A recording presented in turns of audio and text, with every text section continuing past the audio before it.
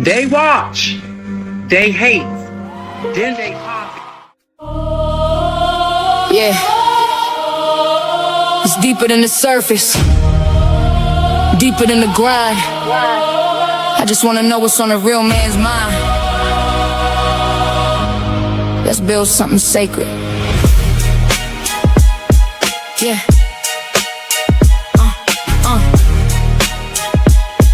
Yeah. I ain't tryna guess you, stress you, or finesse you. I just wanna bless you, see what's really in your mental. Not the armor or the mask that you wrestle, but that inner voice that whispers when it's gentle. Got my ears wide, heart open, no shade. No judgment in this room, you can lay your pain. Tell me what it's like to carry all that weight. Be the rock, the leader, but still feel the strain. Talk to me, king, I ain't here to fix, just here to feel, soaking every bit. You ain't gotta rhyme it or keep it slick. I'm listening deep, I wanna hear what ticks. Blueprint to a man, starts by listening. Let him speak truth, no fear, no imprisoning. Open space, real talk, I'm just vibing it. Tryna know the heart that beats beneath the skin. I just wanna know your mind. Every corner, every climb. You ain't gotta hide behind, just let it go. Take your time. Tell me about your father or the lack of his touch. Did that teach you silence or teach you to clutch? What do you dream when the world ain't tough? What do you need when strong ain't enough? Where's the joy that you bury in the grind? What fears dance in the back of your mind? Who taught you love? Who taught you war? What's the wound you still trying to ignore? You ain't soft for expressing what's inside. That's king energy, that's real pride. I ain't scared of your tears or your cries. I'm here to witness, not just ride. Blueprint to a man, starts by listening, not by pushing, pressing, or conditioning. This space sacred, this bond listening. Truth in your tone, I find strength in it. I just wanna know your soul, not just what you control. This ain't no casual stroll. I'm here for the whole, yeah, the whole. No interruptions, no shoulda said. Just say it raw, say it how it's in your head. You ain't gotta bleed, just speak your thread. I'll hold the story, every word you said. So when you ready, I'm still here. A woman with ears that don't just hear. I build temples with your truth, cause knowing you, that's the proof. Blueprint to a man starts by listening.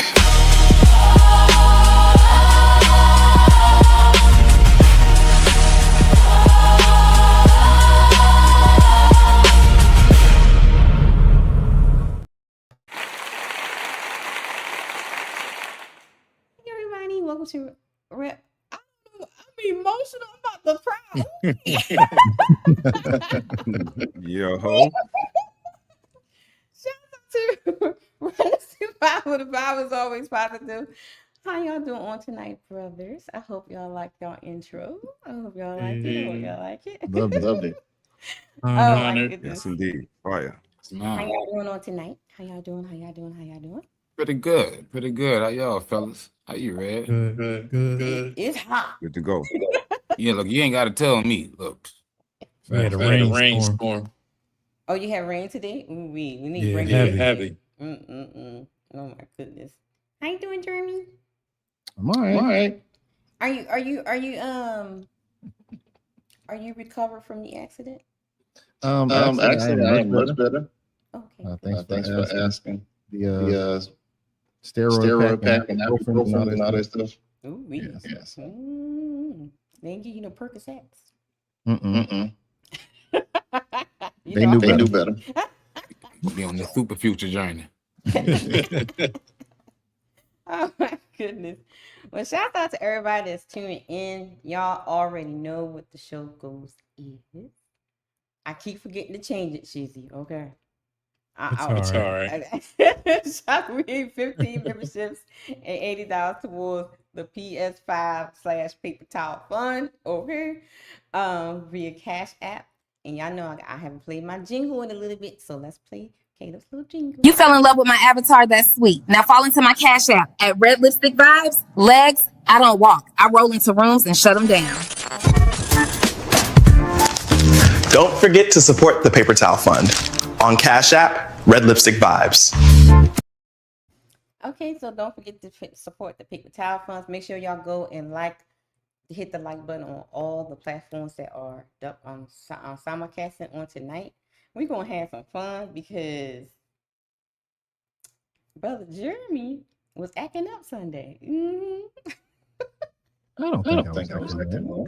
Ah, damn, Jeremy. Brother Jeremy was acting up. I mean, we got some things to talk about.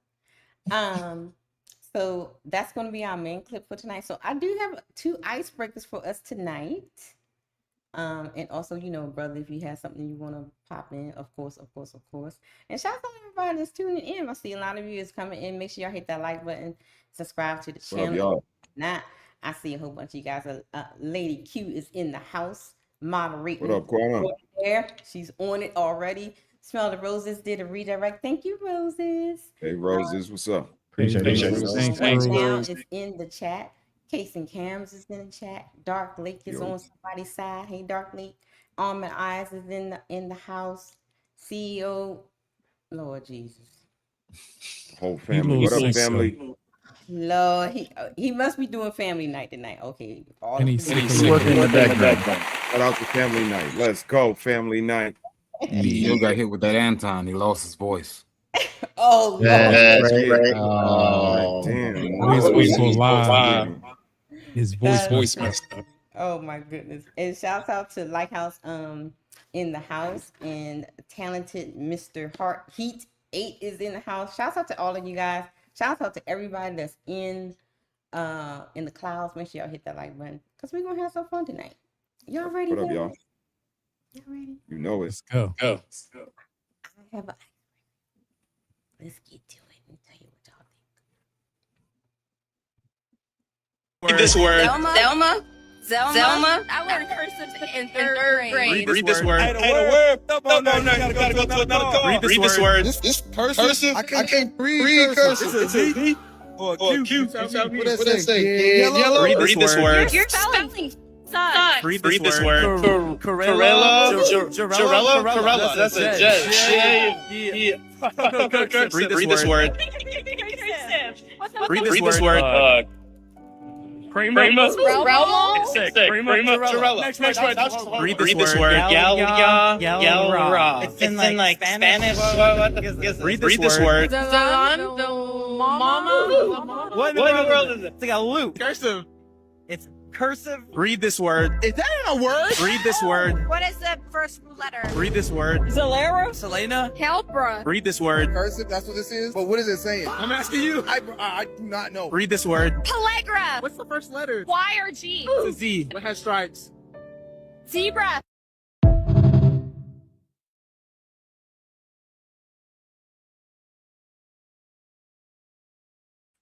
God damn, you on mute, sis. What y'all I'm off think? mute and roasting. I'm not surprised.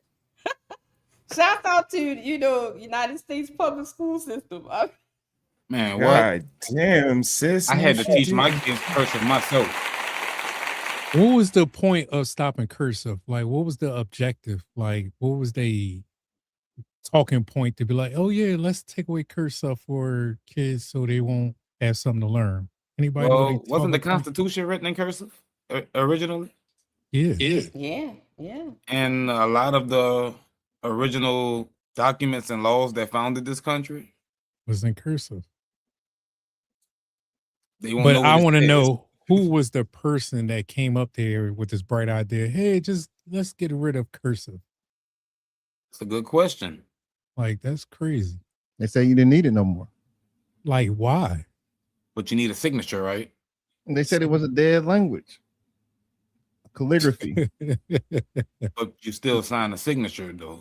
So Your signature can be a scribble. Most people don't even use proper form when they sign a check. It's your signature. Do what you want. So horrible. That's horrible. I guess because of the tech too. I guess the phones came into play. I mean, you expecting people to use calligraphy and they don't even spell words correct? Like, that's why. no, I mean that's just normal spelling. Like, you don't know how to spell. Like, you don't know how to write.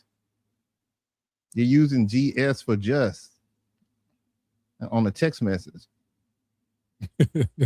You know what I'm saying? Like, Yeah.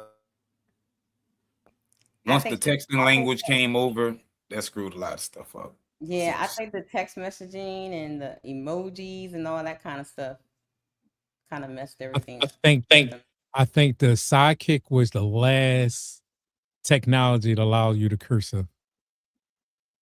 Oh, really? I didn't know it did that. Huh. Yeah. I didn't know it did that. Yep. You can do cursive. You could do all on there. Either you could let it go through cursive or it turn into, you know what I mean, regular alphabets. But you know what's crazy? This text language that we use nowadays came from nerds. It wasn't even meant for the general public. We was using this to communicate on the internet and on video games amongst ourselves, and then people just latched onto it and popularized it. Then it became a modern day vernacular. Yeah, but some of it's just struggle sounding out. And I don't even think I've seen a couple of videos where the words weren't even cursive. They were just, written, just with letters, and they still didn't know what the words were. Yeah, I saw that one too. Yeah, like simple words like earth. That's horrible. Logic. They don't Like teach the them word to logic, pronounce they and like- enunciate anymore. That shit's crazy. Because it was a 10-cent letter. Okay. So, and from what I understand that, I thought, the mothers and parents were the first teachers, right? So is it safe to say that now that parents are waiting for the school system to teach their children how to read and write? Yes. And that, Yes. that's the problem? Yes. That's a fact. That is a fact. By the time they make not even by the time they make anything, by the time that the woman is able to go back to work, they ship them off to daycare. And the daycare that they're probably at isn't going to teach them anything by the time they're 3 or 4. It's just going to let them watch, Gracie's Corner and YouTube and just play outside for a little bit, but they're not going to do what the mom is supposed to do. Right. Yeah. And I get that and you know what? The whole daycare thing is not an excuse either, because you don't send your kids to daycare on the weekend. Are you reading to them at night? Are you practicing them with homework when get off homework? They're at the club and chasing a man. No. Oh my. No, they not, homie. Wait, what they doing? I'm home. sorry. I think my No, they speaker ain't- went they out. ain't- What are they doing, homie? Homie, They're what at are they the doing? club. They're at the club or they're chasing a man. No, I could kill her. They in the house breastfeeding, bro. Must be nice. The kids. Shout out to Athena. They participate in the bust them down culture. That's what they doing. They in the club and they chasing after men while saying they don't need a man. They don't need a man. They don't need your money and your diddy bop. They don't need you. And to clean the house. Yeah, Wait, my and what? a maid. They need a maid. That's what they say. That's what they say, right? Yeah. What else they say? What else they say, y'all? What else Whole they bunch say? of nonsense. They need They're in survival mode. That's They what think- they say today. They're in survival mode. Yeah, and they need people that's got $500,000 a year because they think that's the bare minimum requirement for them, even though they're unemployed or part-time working. And they already made 3 babies. and they need stepfathers. Why they go out with the baby father, Ruth Chris, with your credit card? Dollar store was okay for them before you got there. Nah, it ain't no more. Damn. Brought back a memory. So they've met her at the dollar taken. store. Okay. So the requirements of them actually learning this stuff, the requirements of slowly being stripped away. Oh yeah. Yes. Yeah. Yeah. Yeah. Yeah. But as it regards to cursive, the current young mothers don't know how to write in cursive themselves. Yeah, So what they gonna teach the kids? whatever bullshit they know, which is nothing. Interesting. I understand we're in a day and age of cell phones, right? Shouldn't there be like a check-in with cell phones or something in school, like keep it in like the office or something, let these kids learn? Like you just allowing There cell is. phones? There is a check-in. But you know how kids are. You know how it is when you're a kid. You're gonna find a way to bypass the rules. I don't get it. I had detention when I brought in my beeper. They get it, but they still figure it out. We all did it. Okay. So what's the solution? For what specifically? The lack of calligraphy?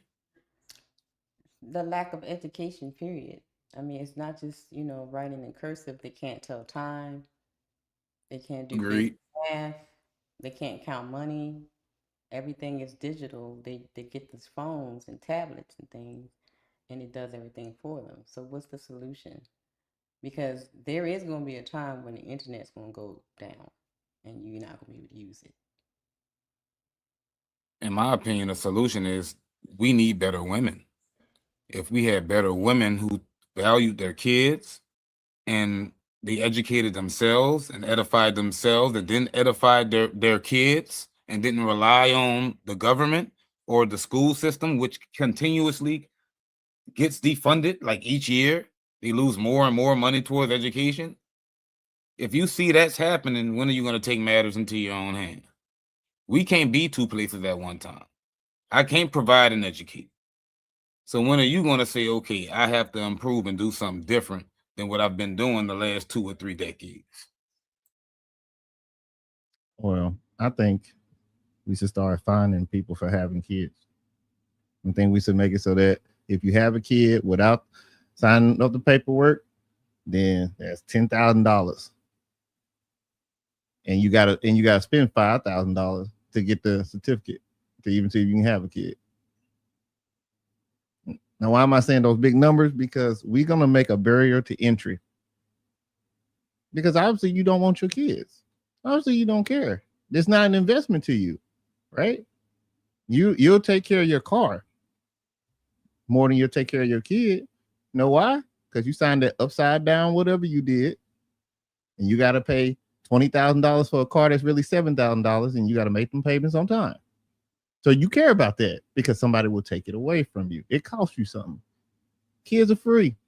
It's free to make a kid. And then the government will pay for your kid when they get here. Kids are free. They actually give you money. Dang. So no, I think we need to do the opposite.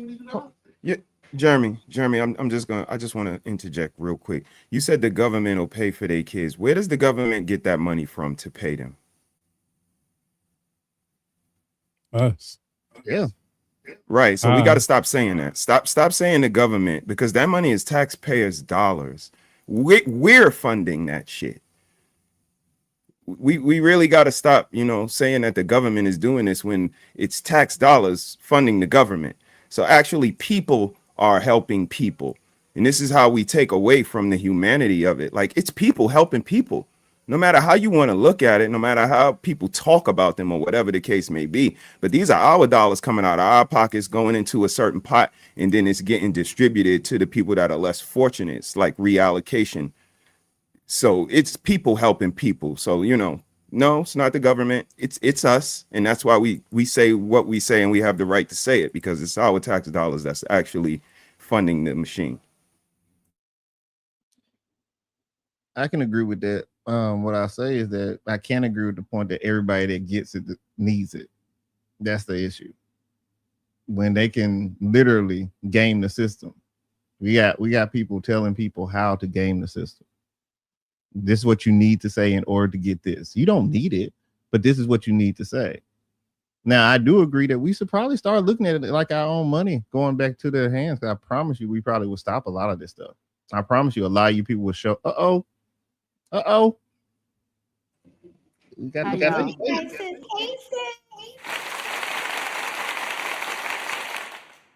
Cake and ice cream. We got one that just made it to 21. Another one made it to 21. And Like a you know, dog. it's why my ears kind of fall short, because right now upstairs in my kitchen, there's 6 ladies up there building, grandma, mommy, and the girls. And they are answering questions and asking questions. And I went upstairs. It was tears in somebody's eyes. And I came back downstairs. Is it time to sing happy? When it's time to sing happy, y'all call me up. Y'all see me run up. And I came back. I got my cake. Miss me with all of that. I see what real women look like. I see my sis sitting there. Look at her. Look at that dress. Look at that dress. I know. So, you know, I get it. All power to the people and all of that. But 21. Congrats. Salute. That's a great thing. Yes, sir. Real talk. All right. Y'all ready for another icebreaker? Yes, ma'am. I'm gonna let y'all choose. I got a messy one. You got JP or body count. Which one y'all want to do first? JP or body count? EP. Okay. Here we go. Shouts out to Black Man on Appeal too. I told y'all that I'm y'all guy. Okay, Why not? Why not? Well, tell me why I'm not your guy. Yeah, Chrissy, what's wrong with Jay Prince? What ain't wrong with him? Tell me. Give me some examples. You live on the government. Every man you live worse than me. They Yo, he rolled his eyes so hard like a girl. That was crazy. Let's go back. Jesus Christ. Government. Every man you live worse than me. They wish they could get on the government. Don't buy no more food stamps from my nigga. Don't buy no more food stamps from my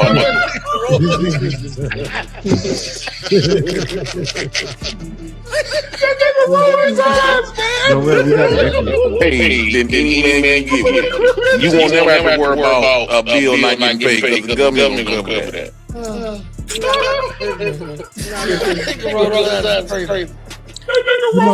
To be fair. We got a pretty bad echo. I couldn't Didn't make none of it out. I couldn't. It was bad. Okay, It's all so right. everybody go on mute when I play the clip. Everybody go, because I was on mute too. So let's do it one more time. I don't.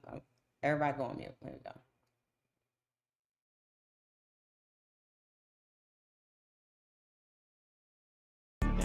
I told y'all that I'm your guy. Okay, then. No, you ain't. No, you're not. Why not? Well, tell me why I'm not your guy. Yeah, Chrissy, what's wrong with Jay Prince? What ain't wrong with him? Tell me. Give me some examples. You live on the government. Every man you been with live worse than me. They wish they could get on the government. Don't buy no more food stamps from my nigga. Don't buy no more food stamps from my nigga.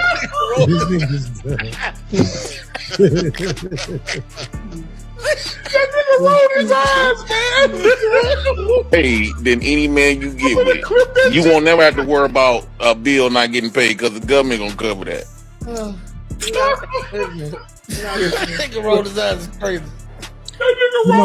To be fair. All right, did y'all hear the clip? Yeah, that boy shout out. Oh my goodness. Shout out to JP, Lord Jesus, have mercy. So I got a question. And shouts out to JP, you know, he doing his thing.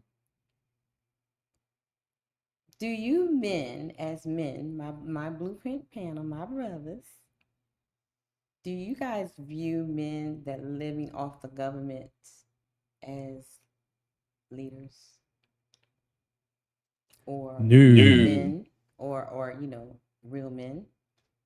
It depends. Okay.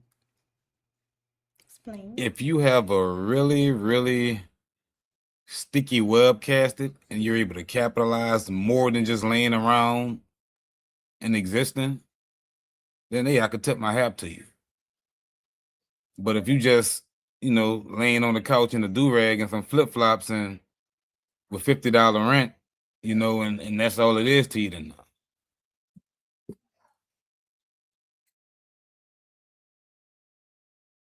I mean, so here's the thing.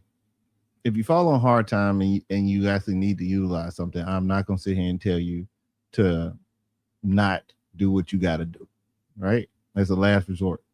But I expect you to do like Rocky Balboa and bring that money back at the end. You remember that? He brought it back. Gave it back to him. That's what I expect.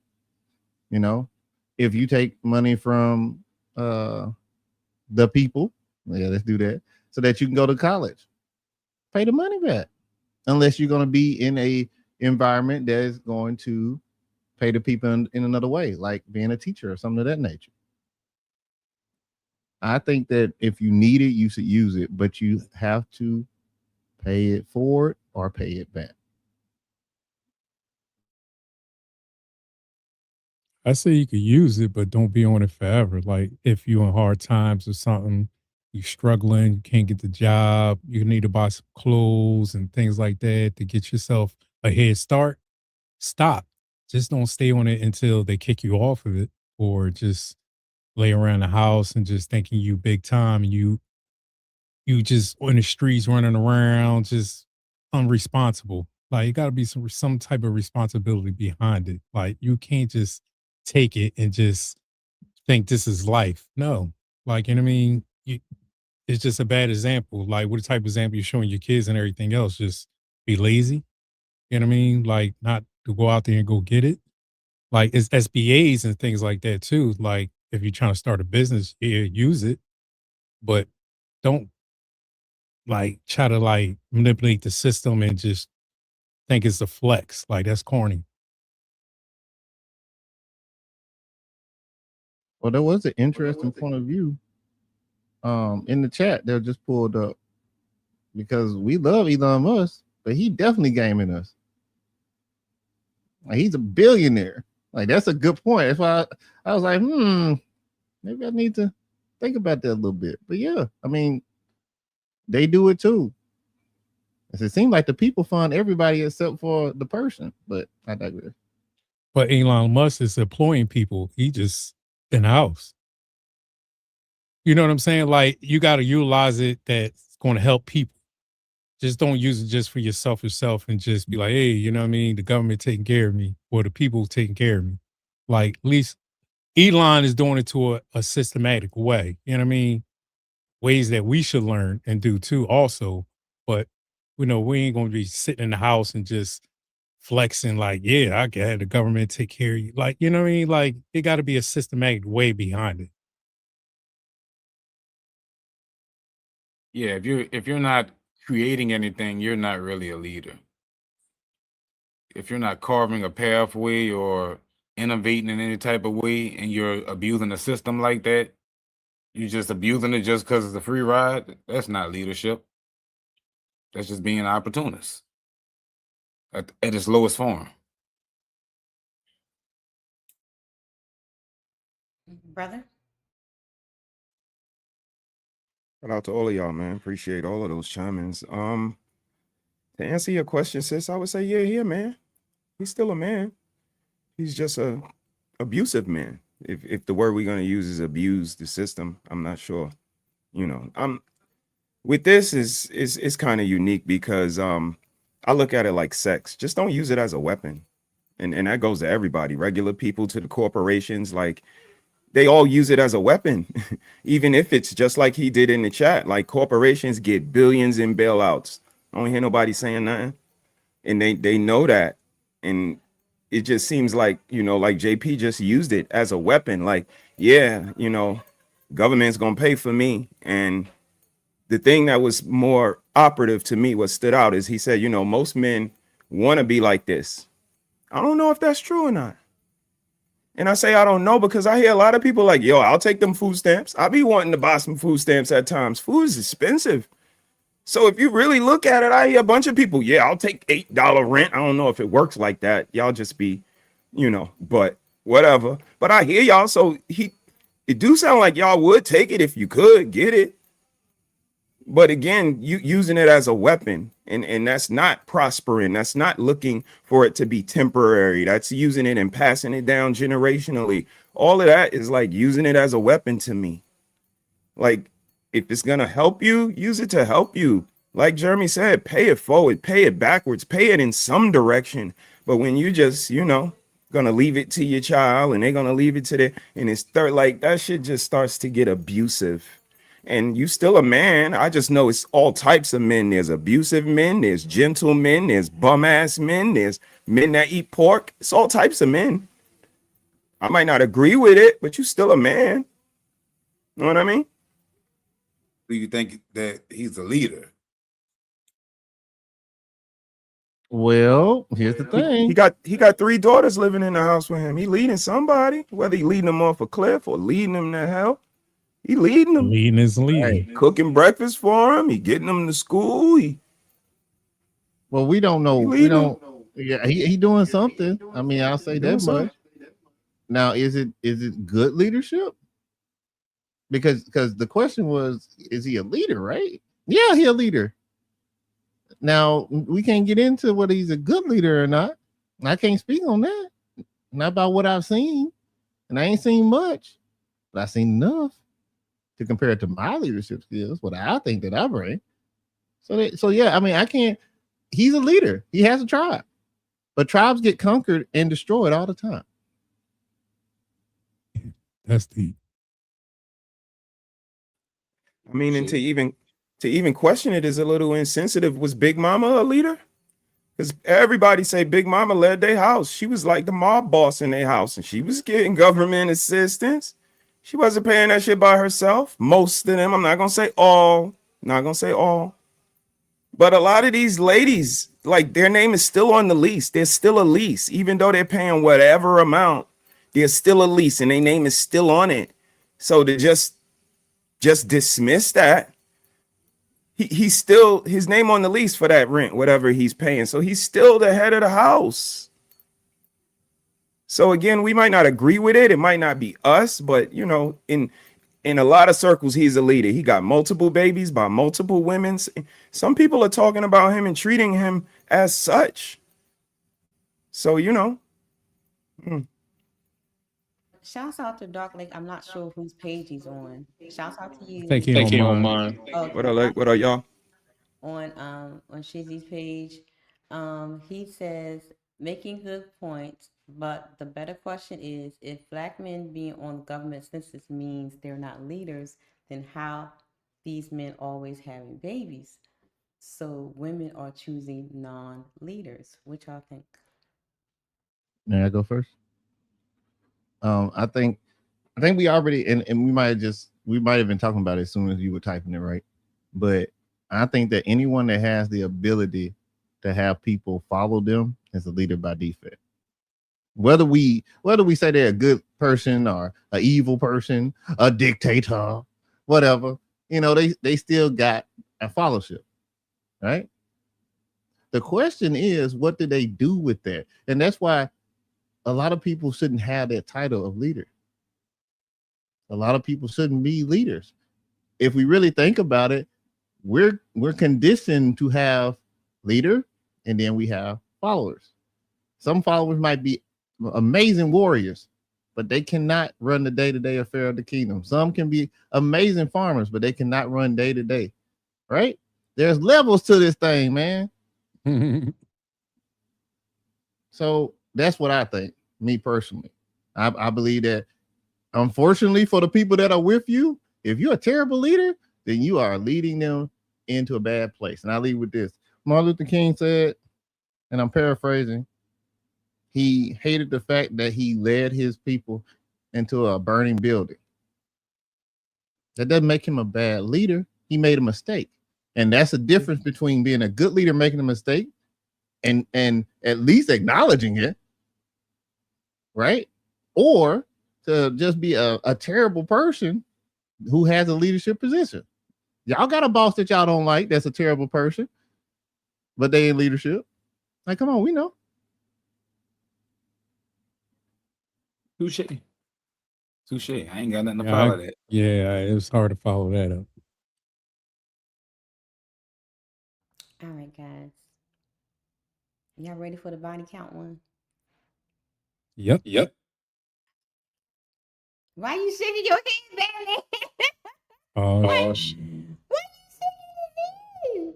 Oh, shout out to BMU in the house. BMU, thank you for the clip we just watched. I saw something.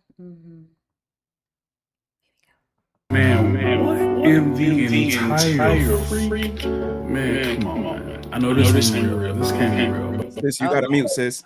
Okay. Oh yeah, I forgot. I'm sorry, but I want to read the caption for me, brother.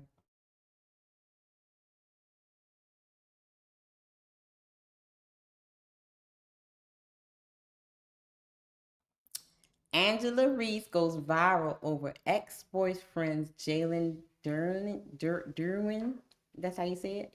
For exposing During. the 80+ bodies he exposed her of taking at age of 23 years old. Okay, y'all got it. Okay. Woo. Ooh-wee. man, what in the entire freak? Man, come on, man. I know this ain't real. This can't be real, but I feel like it is real because honestly, this was on Instagram Live. So it says that Angel Reese is going viral for nonsense.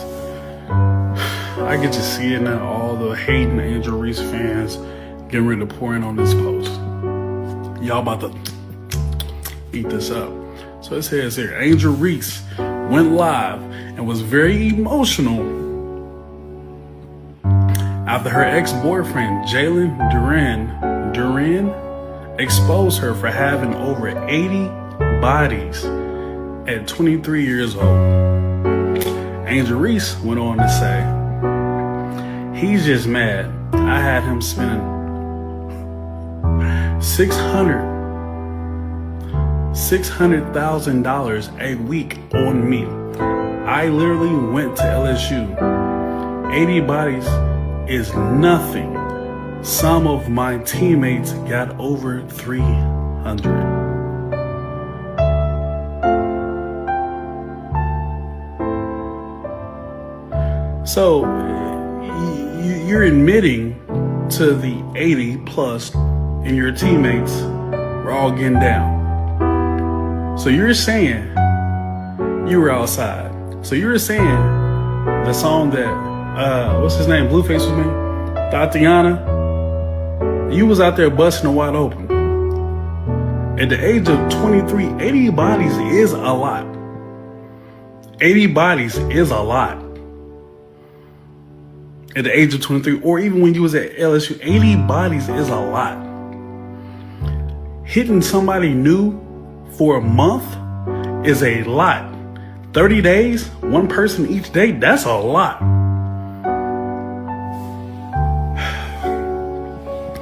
And then to even think that you a Megan Thee Stallion fan too, you a girly girl, you a sister. Oh my God. What's your thoughts, y'all? This is diabolical.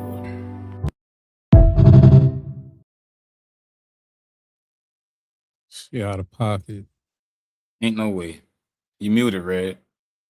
Let me address the elephant in the room. Tony says, I think this is fake. However, Tony, if it's fake or it's not fake, let's just look at the whole from the standpoint of there are young women that's in high school that has over 100 bodies. There are interviews on street interviews where young ladies are in college and high school have more than 80.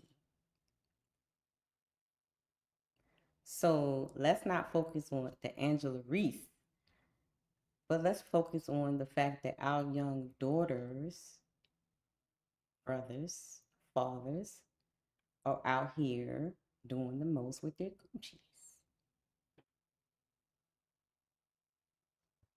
They're out here doing the most with their coochies. What is wrong from a father's standpoint? What is going on here? I'm going on mute. That's crazy. It's just she an athlete. I'm trying to figure this out. Like that means it got to be male and female because the math is like it's kind of crazy. And when you play that sport, I used to play basketball. I remember, you know what I mean, in high school. You know, the program that you have in basketball, you got to be there 6 a.m. You know what I mean? Got to go through school. Then after school, you might have a little program from like 3 to like 7. Then from there, if you're trying to be somebody, you're playing after school programs. So basically, in my mind, the way I'm thinking is mostly girls that she had, and she's counting as bodies too.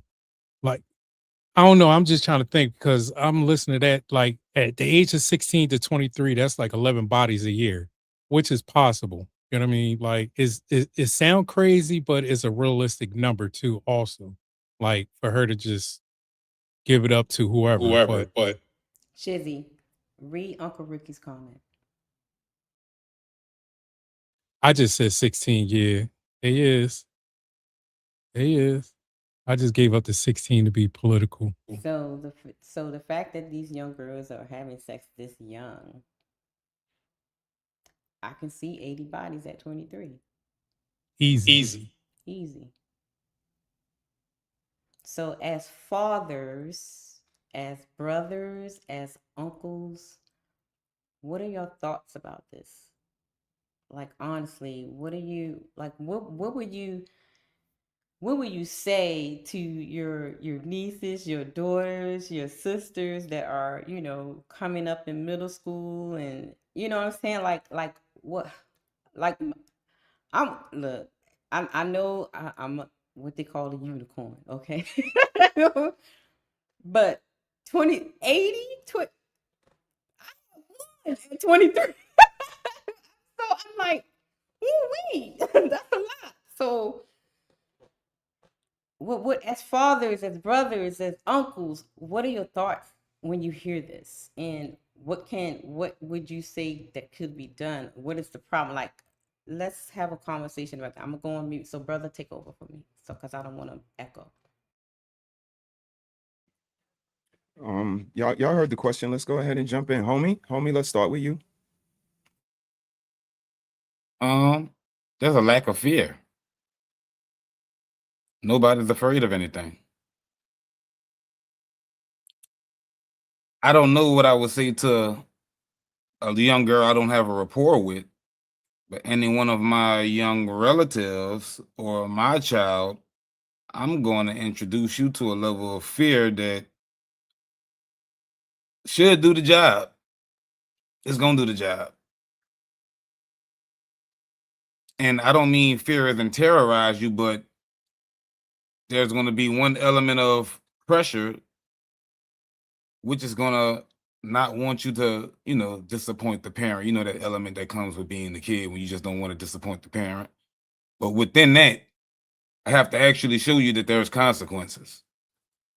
And they don't get consequences. That's why they continuously get away with the stuff that they get away with. From the time that they're born, they get princess treatment. You know? So I think that is the problem. A lot of people don't believe in introducing fear and death, the concept of death, to your kids anymore. But I think that deters you from making certain decisions because you have that respect. You know, behind that fear comes the respect. So I think that needs to be brought back to the fold. I totally agree with you because the reason why I only had one at 23 is because the fear of my father. And the main thing was the fear of disappointing him. Yeah, right. See? It wasn't fear that he would whip my butt or anything like that, but I just didn't want to disappoint my father. And I say that because while I was out there doing my thing, all of my failed attempts came from women that had good relationships with their father, and they didn't want their father to be disappointed in them. They held him in a high regard. They had the utmost respect for him, and that guy did a good job of instilling values into those women. And they would talk about him so much that to the point to where I knew I couldn't even, it wasn't going to work. It'd be a waste of time. You know, so just from running into that roadblock for myself, that's something I can reference, you know, and utilize myself for my own kids or nieces or nephews or something like that. Not out of, you know, the need to be a dictator or a terror, but this is a method. This is how you raise individuals. It works. So why are we trying to reinvent the wheel when we know what works? We've done it before.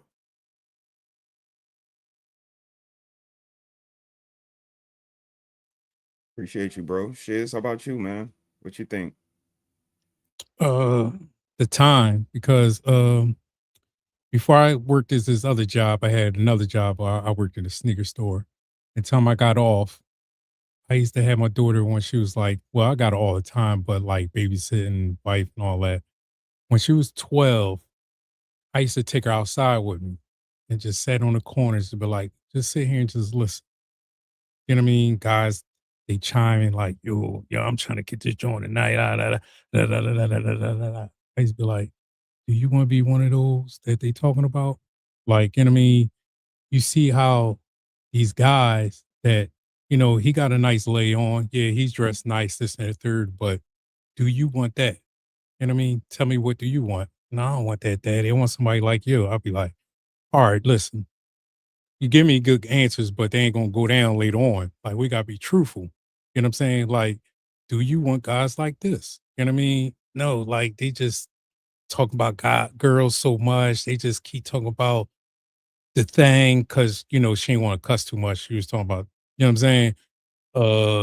You know what I'm saying? I don't want to say too much on air, but then, you know, when she turned, every year I used to do this, like every year she turned 13, 14, I take her different places. You know what I mean? Just sit there and just talk to her. Just be like, look, you know, what do you want in life? Like, you know what I mean? Sometimes what I'm trying to get to is just basically, you got to communicate with your kids. If you don't talk to them and talk about the things that's what's going on in life, like, you know what I mean? I told you might slip up, have sex with one guy. Don't get mad, but just learn from that. Like, was it worth it? Did he treat you right? Like, you can't just always be like, don't go out there and be effing all the time. This and that third. Things happen in life. You know what I mean? I know that much, but the main thing is talk to them. As hard as it is, talk to your child. Like, you don't know how much they want to talk to you.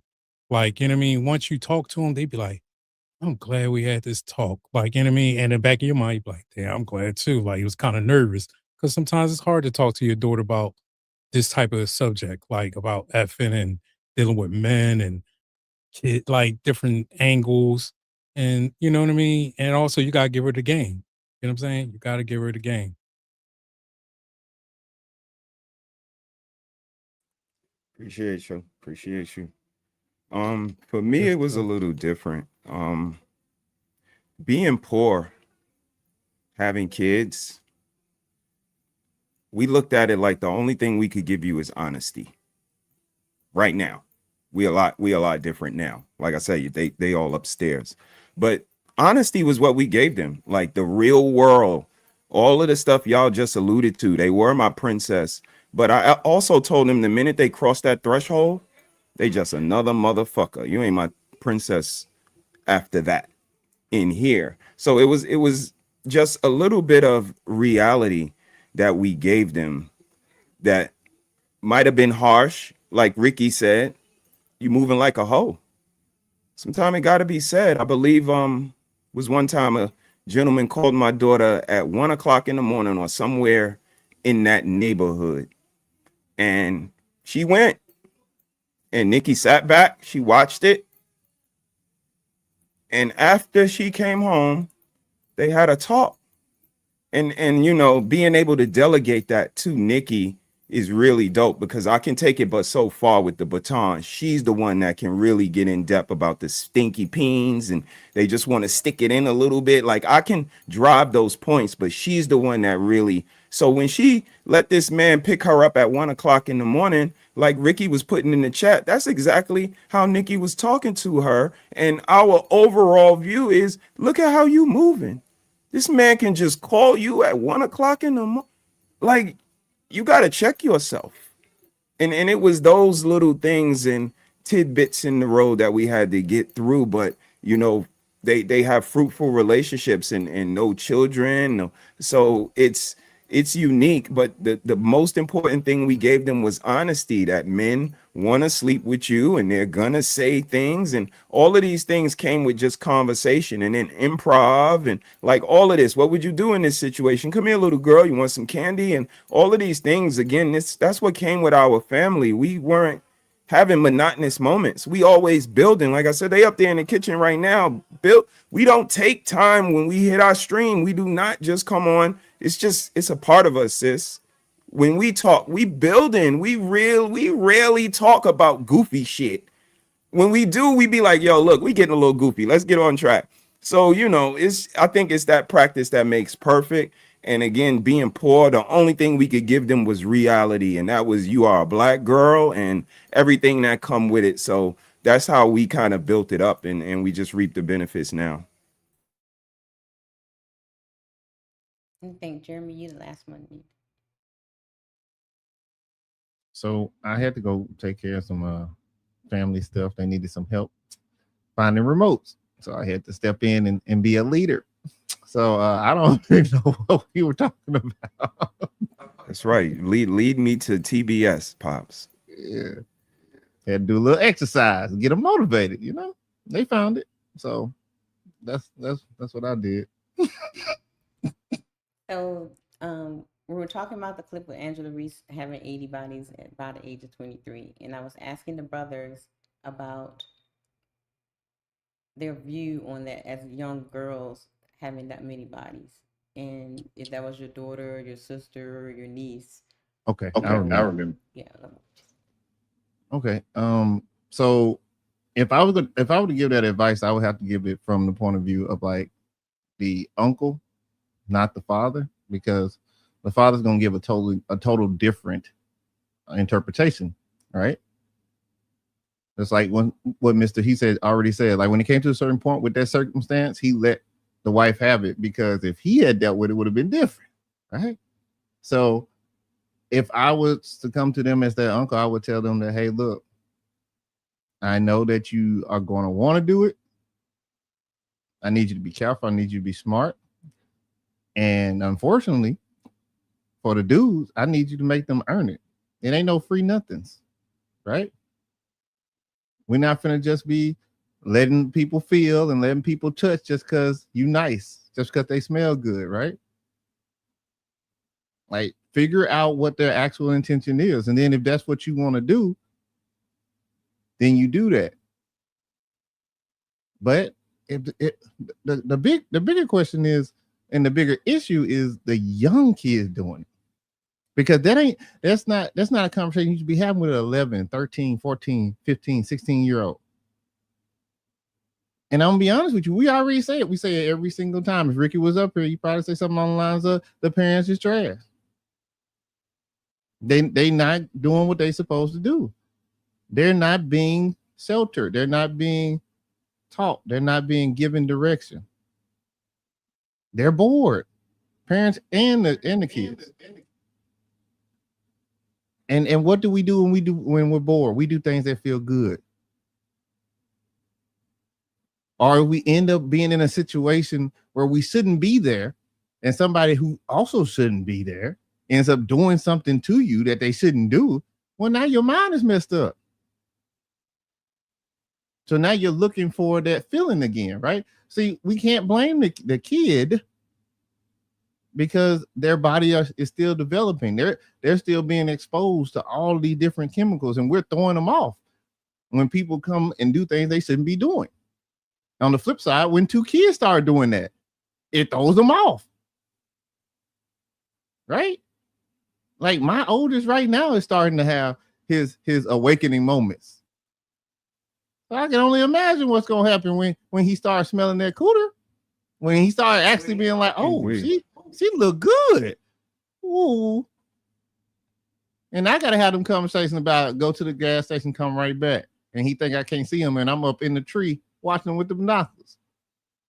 Seeing if you went straight there or came back. I ain't going to say nothing, but I need to know, can I trust you, right?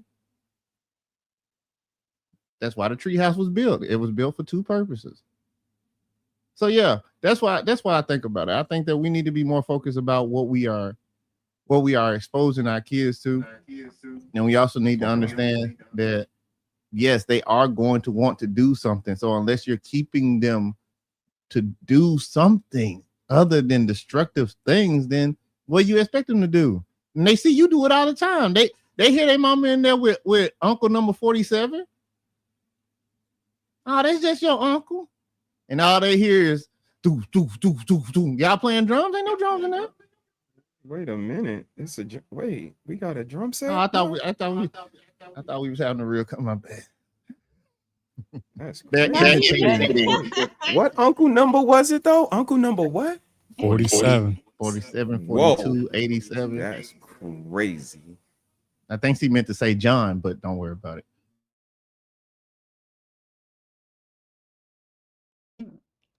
All right, guys. Okay, guys. Is that it? That's all y'all got for this clip? Because then we ready for the main event. Yeah, as far as this clip go, I think we need to bring fear back. What's being a kid without being scared of your parents? You're missing a big chunk of your childhood. You're taking all the excitement away. You gotta have some fear, especially from your daddy. How do because we in the era of soft and gentle parenting, Problem. right? So what would be some of the suggestions of bringing that back? Because we can say bring it back, bring fear back, just like how we say bring shame back, right? But how do you actually do that? Whip ass when ass needs to be whipped. Oh Jesus, okay. We trying to God damn reinvent it, the wheel. homie. We had this I was mastered with you. already. I was almost with you. God damn it. But we had this mastered already. When did the problem start to happen? When we stopped whipping ass? God damn it, homie. That's when the problems came into the fold. We had this mastered already. We got a book that tells you if you spare the rod, you spoil the child. Why are we sparing the rod in times of need? Once you get to a certain age, you have to implement a level of fear. That way they don't trespass. They're the reason you're not supposed to go over here. Now, do I need to show you why? Now, if I have to show you why, I will. But you will know not to go over here. When that was taken away, that's when all the madness started. So, like my dad never had to beat me or spank me or stuff, but I still had fear for him. I don't touch them girls, man. So Don't have to. what are some other ways other putting built to is? Oh no, Your demeanor. I believe in ass whoopings. Your demeanor too could Conscious change a lot. parenting. Conscious parenting, sis.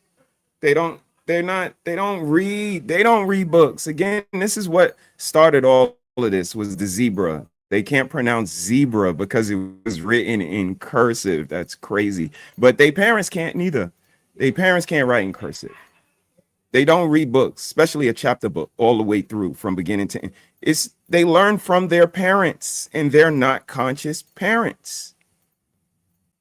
They taking away school requirements. They're not getting degrees or diplomas or whatever. Like they're not. So when they say they care about the kids, it's a lie. And like Ricky said, these kids are being made from fucking, and they're fucking without knowledge, wisdom, or understanding, and then bringing forth children. And without that honesty, without that giving them the cod liver oil, the hard truth of what can happen to them, this is the results. When my daughter told me she lost her virginity, she came to both of us. I lost my virginity, but guess why? She was so proud to do it because she was in college. When I was in college, That's how most stories should start. Not at the bus stop, not in the project hallway steps, not on the roof of the projects, in college, where there's 30,000 kids there like you trying to learn, not 60. Desperation just creates this environment that we see the results of. Everybody just grabbing what they could grab. No priorities, no standards, like just lies. You don't even have to know how to read a fucking book or read out loud for one of these girls to get their coochie. That was one of the most embarrassing things in school. That's what I noticed about boys first. You tell them niggas to read out loud in front of the class, they'll start a fight, go to the principal, get suspended, get expelled, all to not read in front of the fucking class. You fucking dummies. So, you know, if you don't have a parent that cares enough, that got a diploma and then got a degree and got a cum laude degree and got A's and care about getting A's and care about going to school every day and care about washing up and care about having a clean house, look at what we see all week. If they don't care about having a clean house, care about feeding nobody, how the fuck they care about them reading a book? They ain't never gonna have a book like this. Daddy, I want to know your story. Your kid, again, I can show y'all shit. Y'all wives don't buy y'all. Y'all kids don't want to know about y'all. They don't like y'all. Y'all think it's just y'all relationships. Y'all kids don't like y'all neither. They don't want to listen to y'all. Cause you not a Huxtable house. You ain't got no cran apple juice in the refrigerator. You don't make no fresh fucking meals. Why would they listen to you? So, you know, Ricky said it in the chat. They're not conscious parents. And they need to promote conscious parenting because they're promoting everything but conscious parenting.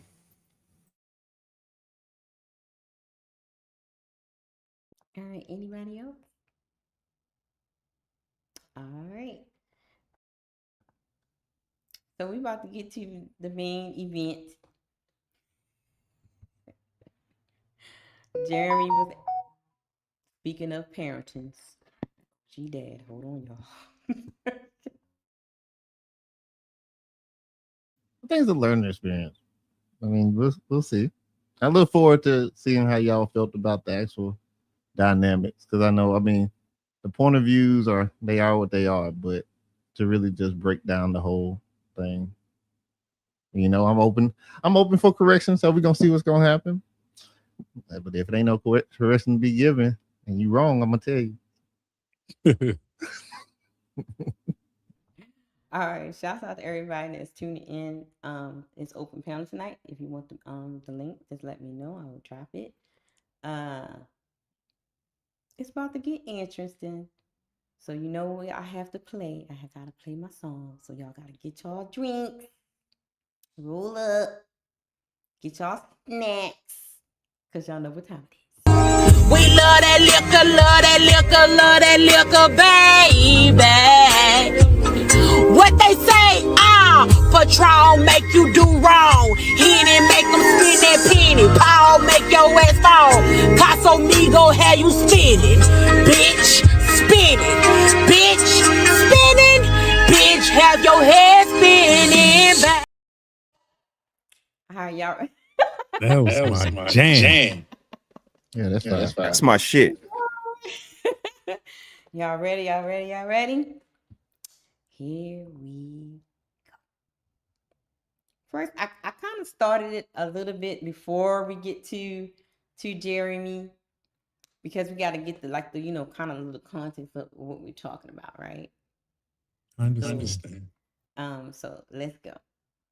So, what do you have to add to this situation before I move to the fellow? Yeah, I wanted to ask Athena, did you wake up on the fourth wave feminist side of the bed this morning? You referred to some stay-at-home moms as like a You mute up, sis. Yep. slave. You said you basically And of woman. So, ABG, Ghosty, what do you have to add to this situation before I move to the fellow? Yeah, I wanted to ask Athena, did you wake up on the fourth wave feminist side of the bed this morning? You referred to some stay-at-home moms as like a slave. You said you basically preached. You said it's worse than a non-believer, and then you started talking about exceptions again, like a feminist. Like, what the heck is happening to you, girl? No. I said that you can't cherry pick tradition. If you want, I didn't say that stay-at-home moms are slaves. In no way is that slavery. Why would you even throw in that word? Why even use that verbiage? Because it is. It's not a helpmate. If you expect her to work a full-time job like you do, to bear your children, to cook and clean for you, how are you the stronger vessel? It sounds like the man's just not doing his part. So there's a difference. How can you expect a woman to work 40 hours like the man, 40 hours, and then do more? So she's doing what he does and more. This has nothing to do with feminism. I would actually say that model is feminism. It's saying that men and women are equal, and this is why women get burnt out, and this is why women have health issues, because they're literally working like a man and also bearing the children. I don't know how many kids they had. It looks like there were like lots of different sizes and clothes. But yeah, no, you're expecting more from the woman. It's crazy. That is what feminism is. Stop the cap. Of course, there's such a thing as gender roles, but there's a completely different thing when you take that to be the infantilization of women, which is what you're doing. You're basically saying like, oh, don't be mean to the poor woman. Oh, she's already got to do all of this stuff within her gender role. Yeah, no shit, Sherlock. And the gender role is for the man to work and provide, isn't it? What is he not doing that? Is it not? He's definitely doing that. Hey, that was hilarious. Hey, I'm gonna flip that. I'm gonna make that into a meme. That was hilarious. That face. Oh my god. You know, that was great. Just 1 second. This man literally said, I came off a 13-hour shift. 13-hour shift. Isn't that providing? Isn't that I did my job? Let me come What's on. he doing wrong? If that's not providing, what is providing? 13-hour shift working. If that's not providing, what is providing? And he's in the medical field. He had scrubs on. He's making good money. She might be also. I don't know what her job is. I know a lot of women You're talking about let's focus on the man. Now let's Athena, let's focus on the man. Let's assume that this is his job to protect and provide. Is that fair? Is that fair in the conversation? When there's information that we absolutely have. He worked a 13-hour shift. It's documented. He said it. It's true. For her to say, maybe she did too. Is that fair to just interject that possibility onto this woman? Of course it's not. But that's having your own narrative in that moment. So I mean, what can you do? Because it could have been a lion in there too. That's why he couldn't clean up the rest of the house, because it's all hypothetical. So we have to go off of what we have in order to make it, because we're not going to be 100% because we don't know what happened 100%. We just going out the clip. It's called a reaction, but you can't start inserting things into the reaction. Not fair. It always has to be some type of comparison or competition. Well, what if she did too? Well, that wasn't mentioned. We're going off what we have at hand. Let's stay on topic, just like Jeremy said. Of course, that's not fair. Why do you have to make the comparison? Why we can't focus on this? Why do you have to insert yourself as well? We always care about you. When you going to care about me? You know? And they do that too sometimes to weaken their arguments. Well, your arguments, like to make their argument point stronger. Like, you know, they can hear their arguments is getting cracked open. Like, now, let me insert this in so my argument go higher than your argument. It's unfair. It's like we talk about one thing and you're just jumping somewhere else. Like, can we finish this one thing? Then maybe we could go through some hypotheticals later on after we finish this one thing. We could play that game, but let's finish this one subject. It's like when you complain about something that somebody does and they wait till you complain about what they do to bring up a complaint that they have for you, when they don't bring it up while they're you know, feeling the complaint is active. You know, it's a disingenuous way to disregard what's going on in front of you. If this is the topic, if this is what we're focused on, let's engage with this. Let's deal with this. Let's solve this right here. But instead of being accountable and dealing with whatever you have to improve on your end, you have to throw yourself in there too to try to derail the, you know, the goalposts. People just don't want to be wrong. That's the honest truth. They get embarrassed. They get up there and they think they got a good point, and everybody be like, your point sucks. Boo, you're stupid. They feel a type of way, so they're gonna make up something, you know. They don't want to look bad. That's what it's all right to be wrong. That's how you No, learn. it's not. No, it's not. No, that's the problem. That is the I problem. don't want to be wrong. How else are you supposed to learn? They didn't come there to learn. They came to teach you. Well, let's let them cook. Let's let them cook. I saw the video. Looked like he's providing just fine because he did a 13-hour shift and taking care of all those things for our utmost degree. Because there's nothing more protective of woman to man when we get home and everything is done. That's actually you protecting my spirit, my mental health. You're not polluting the energy that around the house all fucked up for me to get there. Like, I like to get in. The dog was already walked. The dishes are not on the sink. Like, there's actually ways that we help each other. How did he fail? Like, The dog is your responsibility. I'm putting the dog on the man. No, because you bought that motherfucker. I didn't like him. If it's a little tiny Pomeranian, maybe. But if it's a big dog, that's on you. You taking that dog out when you come home. But the thing, can you answer that? Like, what did he fail on? Like, what did he fail? Like, what was the failure that made? I mean, if she has to work, then she's doing part of his job. You're not saying what he failed on. So he has to pick up an 18-hour shift? Yeah. No, either they need to have I don't think both parents should be working unless the woman is doing something like working from home so she can keep up with all the stuff, household stuff. But if she's going out and she's leaving the house for also 13 hours, how can you be like, oh, well, he worked 13? Well, maybe she did too. I don't know. We don't know. So why do you keep giving her that? We don't know if she's working 40 hours. We don't know if she's only 13 hours. We need to speak. We need to speak from a standpoint of what we saw in the video. Hey, Melanie, 1 second. Athena, 1 second, Athena. Let's assume that because these nurse jobs are it's like 3 days and then 3 days full rest and then 3 days go back again. It's not every day I go to work 13 hours and come back, right? Right. There's some days for the woman, there's some days for the man. If both of them, let's assume the worst case scenario, both of them work 13 hours per day and they're both nurses. If it was the opposite and she came home from a 13-hour shift and she opened the door and the house was exactly like that, wouldn't we all look at the man funny like, damn, bro, what the fuck did you do on these 13 hours? Like, it's 13 hours, at least clean a little bit and let her finish the rest. Like, how is my woman going out for 13 hours? I have my kids for 13 hours and she gets home from a very extremist job just to find the house like I had a motherfucking college party. Like, wouldn't you be upset if the house was fucked up and she came from the 13-hour shift? There's the poop in the sink and the dirty line. Any thoughts? How y'all doing out there? Kids, how you doing, bro? They don't like it when it's done to them. If they gotta come home to a dirty house and they got a man at home all day with the kids, they would be pissed. He would be all kind of bum ass niggas. You ain't shit. You anything under the sun but a child of God. He'll be all that. But of course, we have to give them grace because they're women. Even though we have to, treat them equally, they can't equally perform the task without complaining about it or needing assistance. And most of them aren't, doing 13 hours at their job. Even I'm gonna speak anecdotally. Most of the women I know ain't working more than 30 hours, even if they're in management. And then while they're at work, they're not working harder than their man.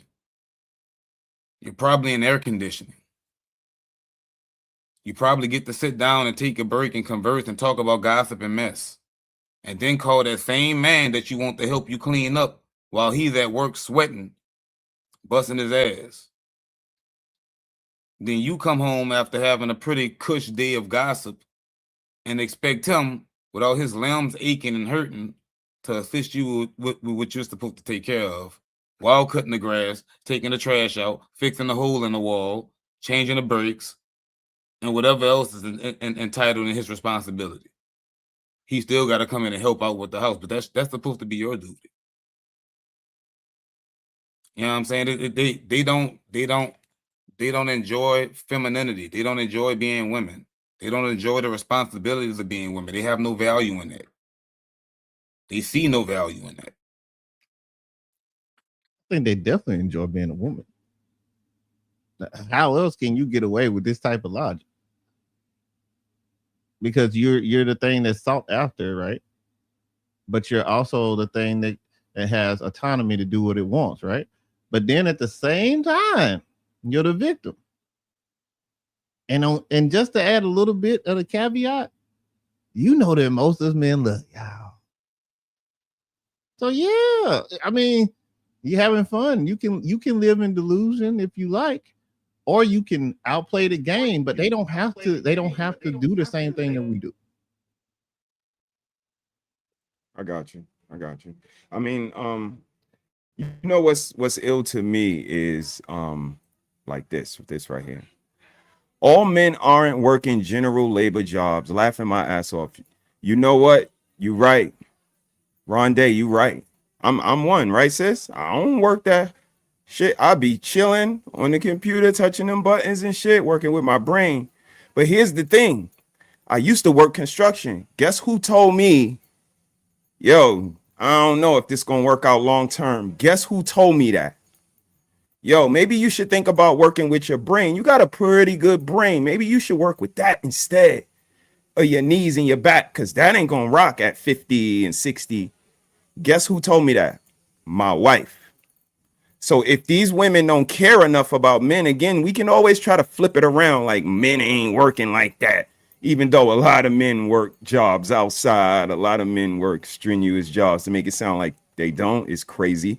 But if they're not inspired by the woman next to them, that woman they had babies by, to think like what you saying right here, to do a job that's, you know, not this hard labor, then guess what? Most men get construction jobs. Most men do fishermen, and most men do the shit they were told as boys to do as men.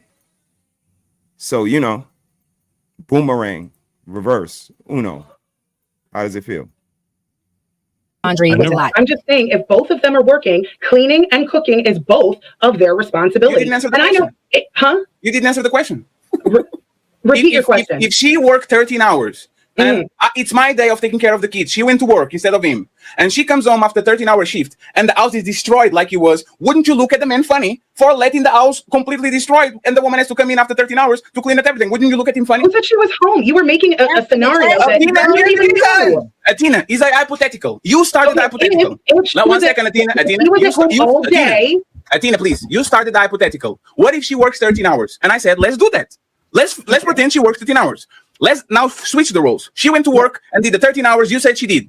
And she comes back home, opens the door, and the house is exactly the same way the guy was 13 hours with the kids for 13 hours. Wouldn't you look at the man funny? Because she comes home after 13-hour shift and the house is literally destroyed. Would you look at him funny? No, if he worked a 13-hour shift and then she gets home right after, no. I think both of them. That's impossible. Who is taking care of the kids on the 13-hour span? It can be you. Like, it is impossible. There was a 13-hour window. Athena, this is just math, Athena, right? Athena, this is just math. If you left home for 13 hours, I have to take care of the kid for 13 hours. So between the moment you leave and the moment you come back, plus driving and whatever you have, that's probably been 14 hours. Everybody's like, what was she doing on the 14 hours that she was with the kids? If flip it, what was he doing on the 14 hours he was with the kids? That's the question, right? He was home, yeah. So if he was home, she was home. You just said if she worked and he was with the kids at home for the entire time, yeah, that would be wild for the house to look like that. Just like if she was home that entire time while he was at work, that would be crazy. So what do you think she was doing? Probably working. How? Who is with the kids? Most people put their kids in daycare and school. Athena, there was a baby in diaper shit. There's literally shit on the sink. The kids are with somebody there in the house. If they're on daycare. You said she worked. Athena, there's comprehension skills at this point, Athena. Every single person in this conversation, if they had a two-parent household, they understand you have to stack shit. Both parents either go out at the same time and you are a latchkey kid, right? And now you would just bump. This is not motherfucking Rugrats, right? This is not Angelica and the rest of the kids walking the house. There's supervision there. The kids probably have somebody there and there's the mom, right? If I work 13 hours, you stay with the kids, I come home, there's my shift, I go to sleep, wake up, I take care of the kids now and you go. That's what actually usually think happen, right? What is the confusion? That's not what I've seen. I've seen most people put their. What's the confusion? Are you guys confused as well? Same way she is?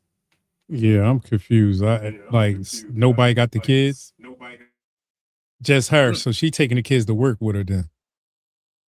I'm not confused. Her house probably trifling. She doesn't like the fact that Fatty now inserted a hypothetical.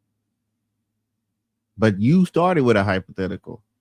So it was like, it's okay when I did it.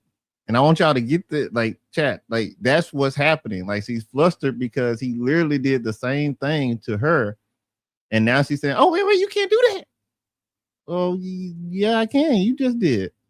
Because when I wanted you to answer the question, you never did. You started giving excuses. So now we giving excuses. And it's like, it makes the conversation feel unnecessarily heavy. Right? And it slows down the tempo because you are so set on being right that your anchor is just down there. Somebody got to literally drag you off the ground because he ain't going to get off of it. And I don't know if y'all noticed or not, but she did a response. So I seen it. She's still dragging the weight. It ain't over. She's set on not telling women they have a duty. Because he reversed it to equate the scenario to see if she'll carry the same logic. Now, once she recognized that what he was doing, she She didn't want to answer the question. Because once you reverse it back, then you're going to be forced to assign a duty to somebody. Well, I know that the response that she was making was in reference to a situation of leadership and a good man, as far as like a Bible thumping man, right? And she was trying to say that men shouldn't be able to lead if they don't have the prerequisites of basically following God, right? But as we already covered earlier today, shout out to Red, a leader is a leader, regardless of a religion that you claim to have. If you can get people to follow behind you, then we still in the same boat. But I think that's what it was. And you know, nobody wants to be wrong. And when you don't have anybody on your side, then you feel like you gotta fight back, you know.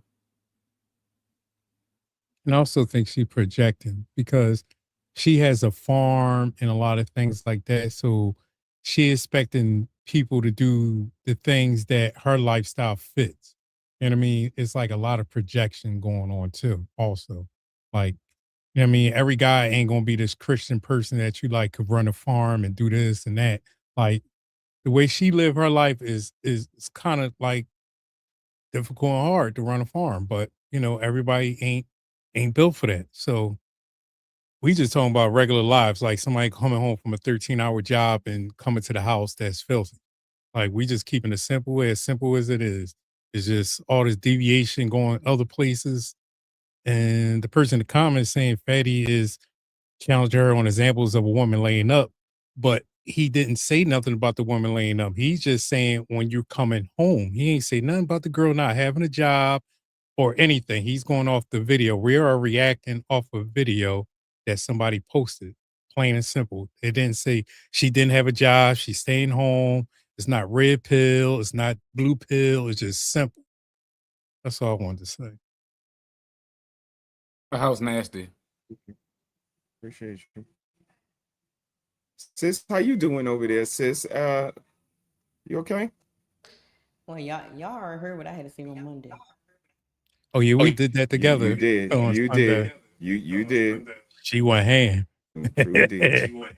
Their kids in daycare or school. Does that look like they are on daycare? I know. Does the video look like they are on daycare? You realize I clean houses for a living. I know kids who go to Atina, school. does this?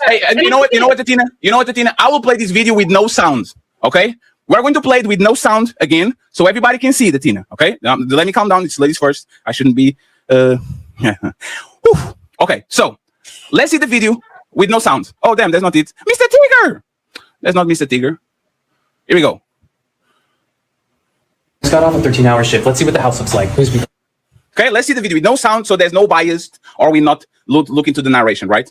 Comes in, opens the door, a bunch of shit on the floor. There's an active diaper, active on the thing. She takes it, put it on the trash. Okay, now That's not a diaper. Them is draws. no, there's I think it's the It was a onesie. yeah. He said there was blood. Right, so the house, see, like that, he's putting the toys over, putting everything in place. Okay, let's see, he's putting shit on the basket. Now there's a towel, I guess. I do have an issue with the entryway being filthy. That bothers me. Why was the entryway like that? Now he's putting the couch in the place. He's putting new bags and all these, right?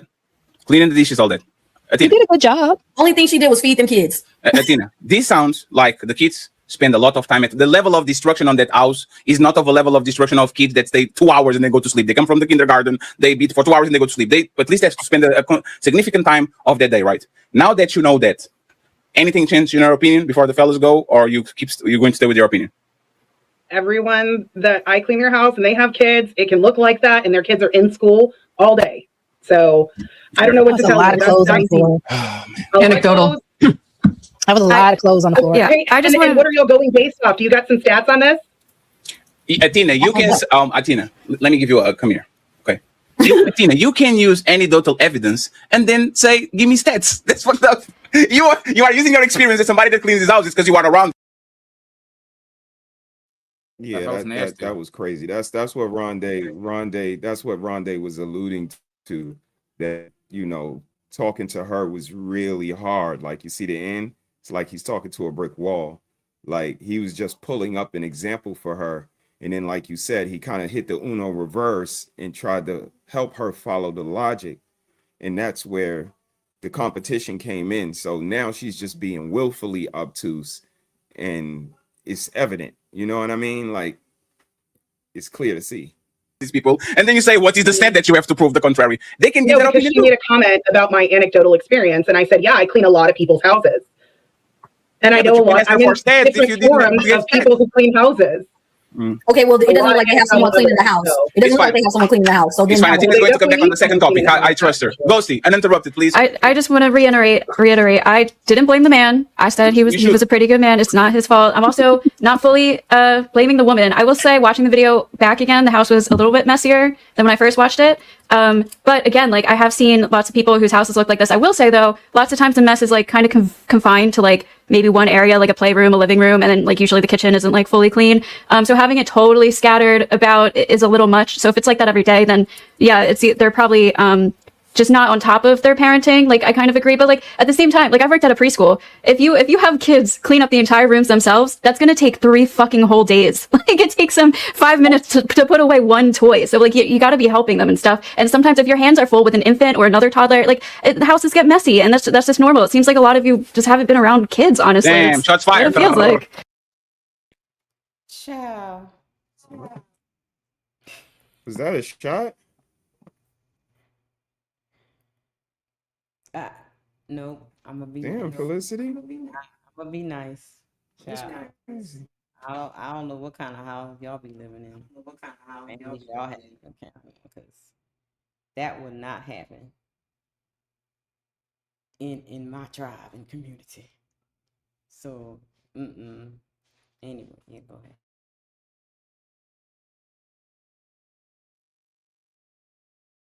How are y'all just nasty?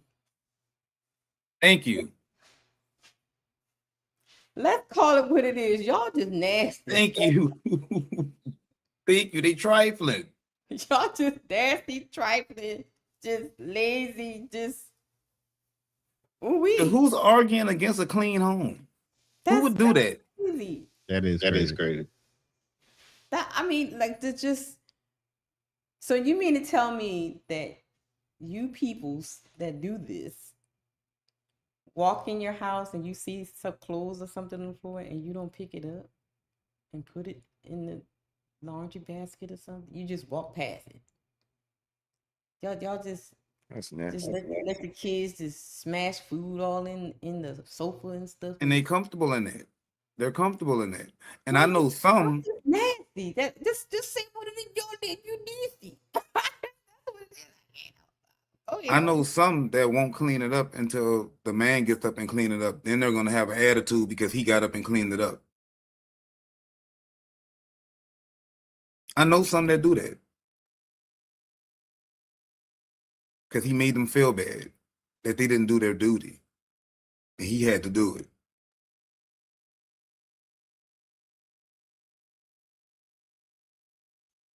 These people trifling, bro. Hey, let me ask you a question. I think you don't have kids just like me, right, Ghosty? I do not, no. Have you ever wondered why these people with kids don't put them on a cage? It was a joke. Yeah. Hey, Best Buy or whatever the thing, you should have like don't they make those things like, it's for dogs, right? But it's not a cage, a playpen. I know, it was a joke. A playpen or I pack know, and play. it was a joke. Yes. I'm talking about the fence that, like, the A thing pack that and play is a thing. Yeah, Yes. but that's the thing, right? If you have so many kids, wouldn't you do like 3 tablets there over the fence and then close the shit out and some food and let them just You just said it's on Rugrats. That's what they did in Rugrats. But there's the point. There's the Rugrats thing, right? It sounds like fun. You put some blankets on if they want to sleep, some food, some tablets, and you just be there and watch it. Kids are fucking crazy. I was at my family's yesterday. My cousin has 5 kids, all under the age of 12, well, except for one, and she's pregnant. And I mean, it's fucking crazy. It's a lot. There's a lot going on. One of But she keep having more kids. them has some like cognitive, like sensory issues. Like, it's a lot to deal with. It's just the expectation that everything is going to be perfectly clean. And She don't got no filter. She don't got no filter. She keep killing her family on the DL on here. Crazy.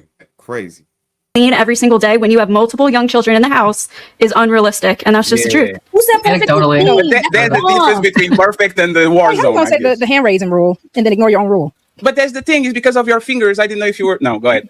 You actually have very long fingers. Be careful with that. Go ahead and interrupt it, and then Batman. Hey, Batman, good job with the scenario. Good lighting, nice background. I see Dubai there, where people shit on women and shit. Good job. On the ladies first. You need to be careful with what you put on this show, okay, Batman? Just respect the ladies. Yo, Batman. All right. Yes, like put the background where women don't have rights. Incredible. Never going to be invited again. Go ahead, Roxy. All right. So I just wanted to Ghostie's point real quick, and then I'll shut up. The only issue, that's why I said it earlier, there is a lack of actual control and leadership in that household. So the problem with that is the lack of family planning. If you know you're going to have all these kids and you know situations can happen, you know children can be born with certain birth defects, all this stuff can always play a role when it comes down to the idea of family planning. So with that being said, that is where organization and leadership does kind of come into play, because again, the poo-poo blow up clothes in the sink, the fact that he even threw it away and said, I'm not going to be bothered with it. I've been there, done that. That is very much unsafe for children. It's unsanitary, and it's problematic because there should be something in play for these type of bad days. If he's saying it's a bad day, first thing coming in. So that's where we as adults have to kind of go ahead and know, okay, if Roxy's having a bad day, Roxy needs to know I need to at least clean up something, because for me personally, worst case scenario, trash and clothes all over the floor makes my day even worse. When I come home from work and I'm like, dang, I forgot to clean the sink, or dang, I forgot to pick this up, that's going to piss me off even more for the day. So even for her as an adult woman, she has to kind of have certain protocols in place if it's a bad day for her. So that's why it's not to put it strictly on the man, but the reason why I did earlier is because he is a husband. So if she's lacking that discipline to know when it's a bad day for her, he needs to kind of go ahead and have a protocol in play as well. Awesome. And don't forget that I'll talk about leadership, okay? Always, that's what I do. Yeah, don't forget to and this is why I'm a great host sometimes, Right. maybe. You're great. Let's go with the lesser sex, the man. The original question was, is he a sucker or a good spouse? And you can react to anything this beautiful lady said on these 50 minutes of show, okay? You have anything to add to what they said, please answer the prompt and then go from there. You want me to go first, Al? Yes. And hey, Batman, I saw change the angles for them, flex on them. Change the angle for them. All right. Woo! Fire! Okay. All right. One more. Let's go, Bruce Wayne. All right. Oh, the third angle. Wait. I saw you, Mr. He said. That's crazy. change I the feel left out. Because I heard Batman one day say, "Yo, Mister, he said switch your angles. That's crazy." Yep. I had but to take that. It's all good. Not the third angle. That's crazy.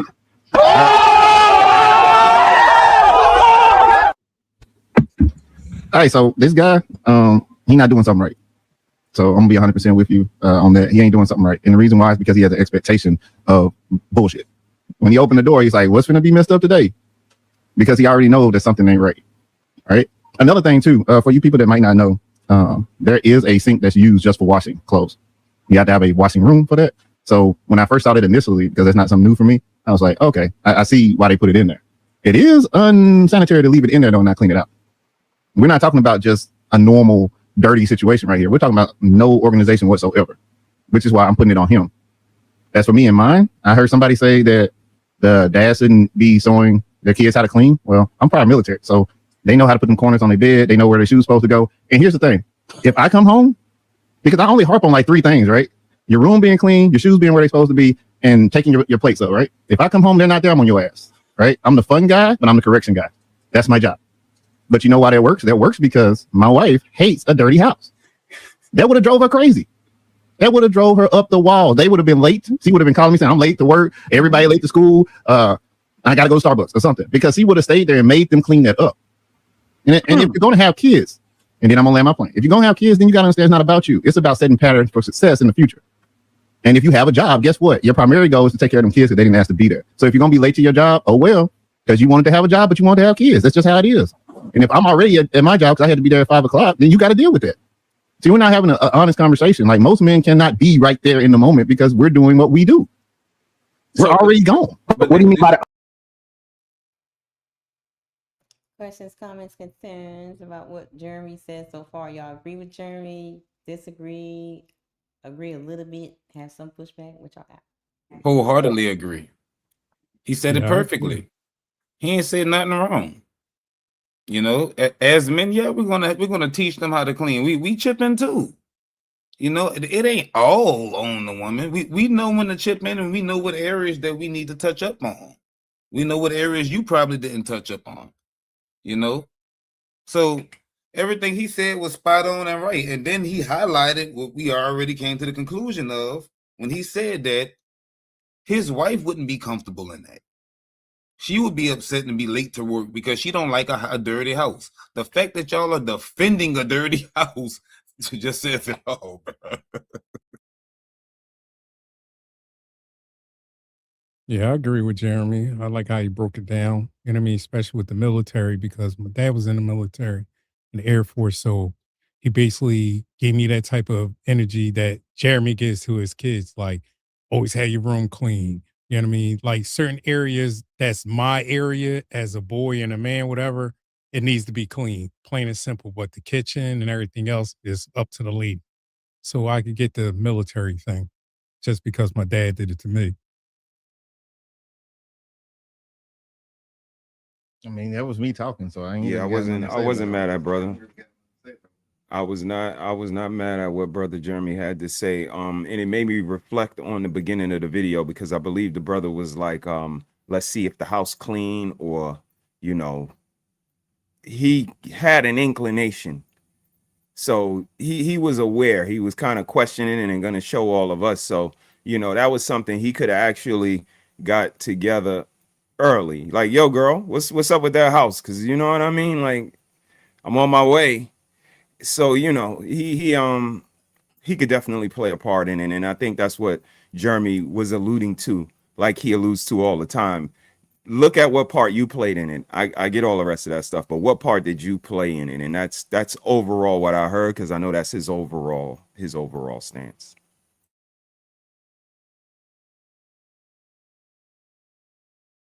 Hold on. No, what do you mean by the last part? Hold on. What do you mean by that last part you just said? In regards to a man, so for me, by the time they wake up, I'm already at work. Right. So what do you mean by that? Can you clarify real quick? Yeah. Okay. So what I'm saying is you gotta have a partner that's willing, able, and understands that her part is to take care of them kids when you're not there. So I was about to cook you, and because I was gonna cook the ladies, but I was gonna have to cook you, but you just cooked yourself. You contradicted yourself. You said she should already know. I ain't hear no contradiction. Y'all heard a contradiction somewhere? There was no contradiction. You gotta at least see what he gonna say. So that's why I was like, all right. What we talking about? Okay, here we go. She should do that when you're not at work. But you flipped it around knowing daggone well where we come from. Granddaddy would have never played that. He would have got rid of that woman. Our grandfather would have got rid of that woman. My father would have got rid of that woman. So we can.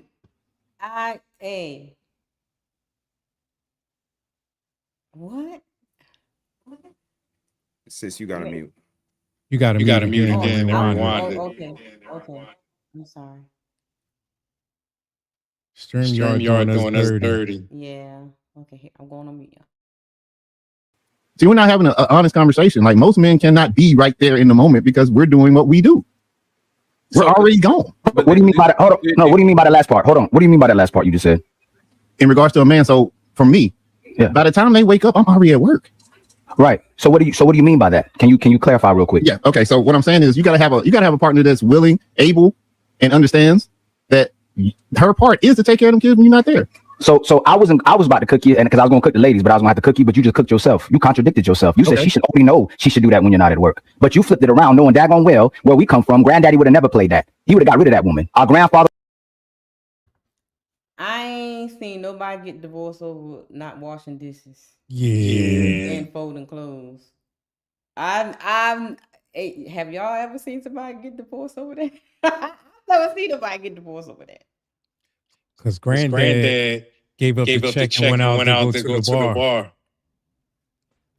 I'm just asking. I mean, But what they got to do with what Jeremy said? Maybe in his culture or something like that. So, but hey, I have never seen in all of my 51 years on this earth a man divorce his woman or leave his woman because she ain't washed clothes or washed the dishes.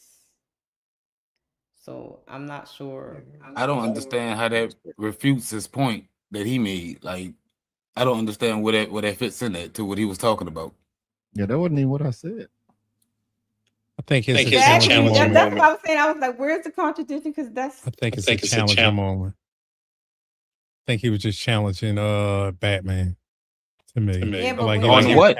But when you challenge something, you have to have the right thing to challenge about. Right. On Because what? then you look foolish when you try to challenge something that's not even been said. So I mean,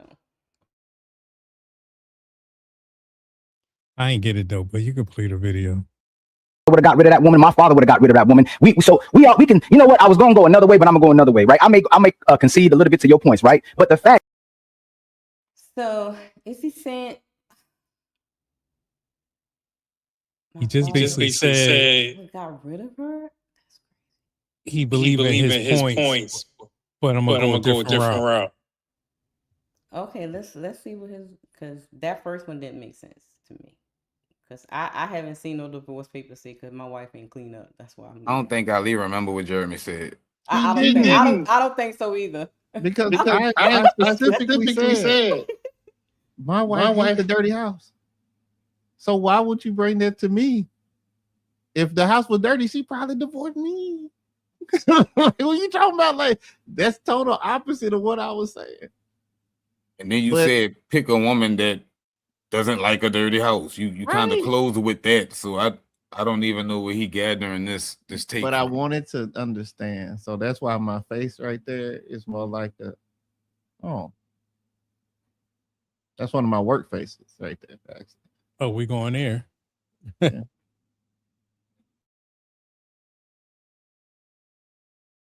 Nino says he's saying he was going to go another way, but he going to go another way. Hey, That's a lot of ways. Yeah. He said I could see what you said, but I'm gonna go another way. That's kind of like I don't know. It sounds like he just want to pick on the fight. That's what I just said. It's just my initiation. Like That's all. Fishing for something to Crabbing. That didn't make sense. That you said that the man is the problem, but then the woman should know her role means that she's the person. That's her job. The cleanliness is close to godliness. Cleaning the house and take care of the home was always the woman's job. It was never the man's job. Women wouldn't even let you in the kitchen. Women wouldn't even let you touch a diaper. The truth is, that's a dirty, filthy woman. And it's reflective of how she treats her man. It's reflective of how she treats her home. And it's reflective of how she treats her kids. Ali's is with 2 kids right now. Ali cooked. Ali cleaned. What he's saying, he should be saying it to Athena. What's that girl name? Roxy and Ghosty and what's her name? Jazz. X. All that he's saying right there had nothing to do with Jeremy said, in my opinion. But you know what happened? Opposite. I got linked in with them because I said that it was a leadership issue and that the guy needed to work on his leadership. His point of view is just the woman's fault. That's what it is. I just got So yeah, he targeted on that one part and then just went mute on the rest of your whole, breakdown. My lovely guy tried. Because what he just said now will go with what the ladies were saying. So let's continue. At the same time, what the hell y'all doing between 9 and 13 hours? You got all day. You can work out. You can clean.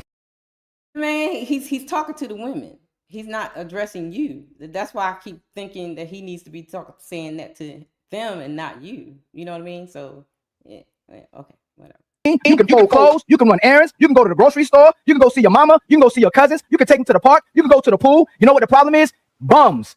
She was a bum when you met her. She's still a bum, right? Most men, like what other men are trying to do, is take care of the women of today's generation that don't want to do anything. They left their positions at home so they can go to work, so they can make money to control the man because they don't want to do anything. So it's reflective of the new age woman who doesn't want to do anything. But like we've been saying this whole time, they ain't special. This is exactly who we thought they were. Now, if you want to crown them, then crown their ass. But they are who we thought they were, and we let them off the hook. Now here's my simple rebuttal to that, Ali. I hear what you're saying, but you also contradicted yourself because you said you already knew who she was when you first got with her. So if you already knew that she wasn't shit and she was dirty.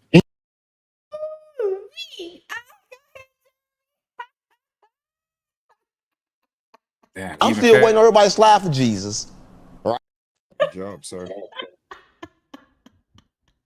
Shout out to Mr. He Said.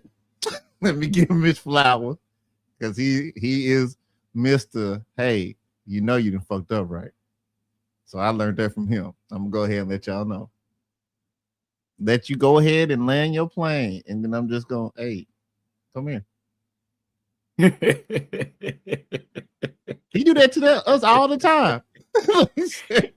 He do it to us all the time, but he do it in love and correction, so it's hard to be upset about that.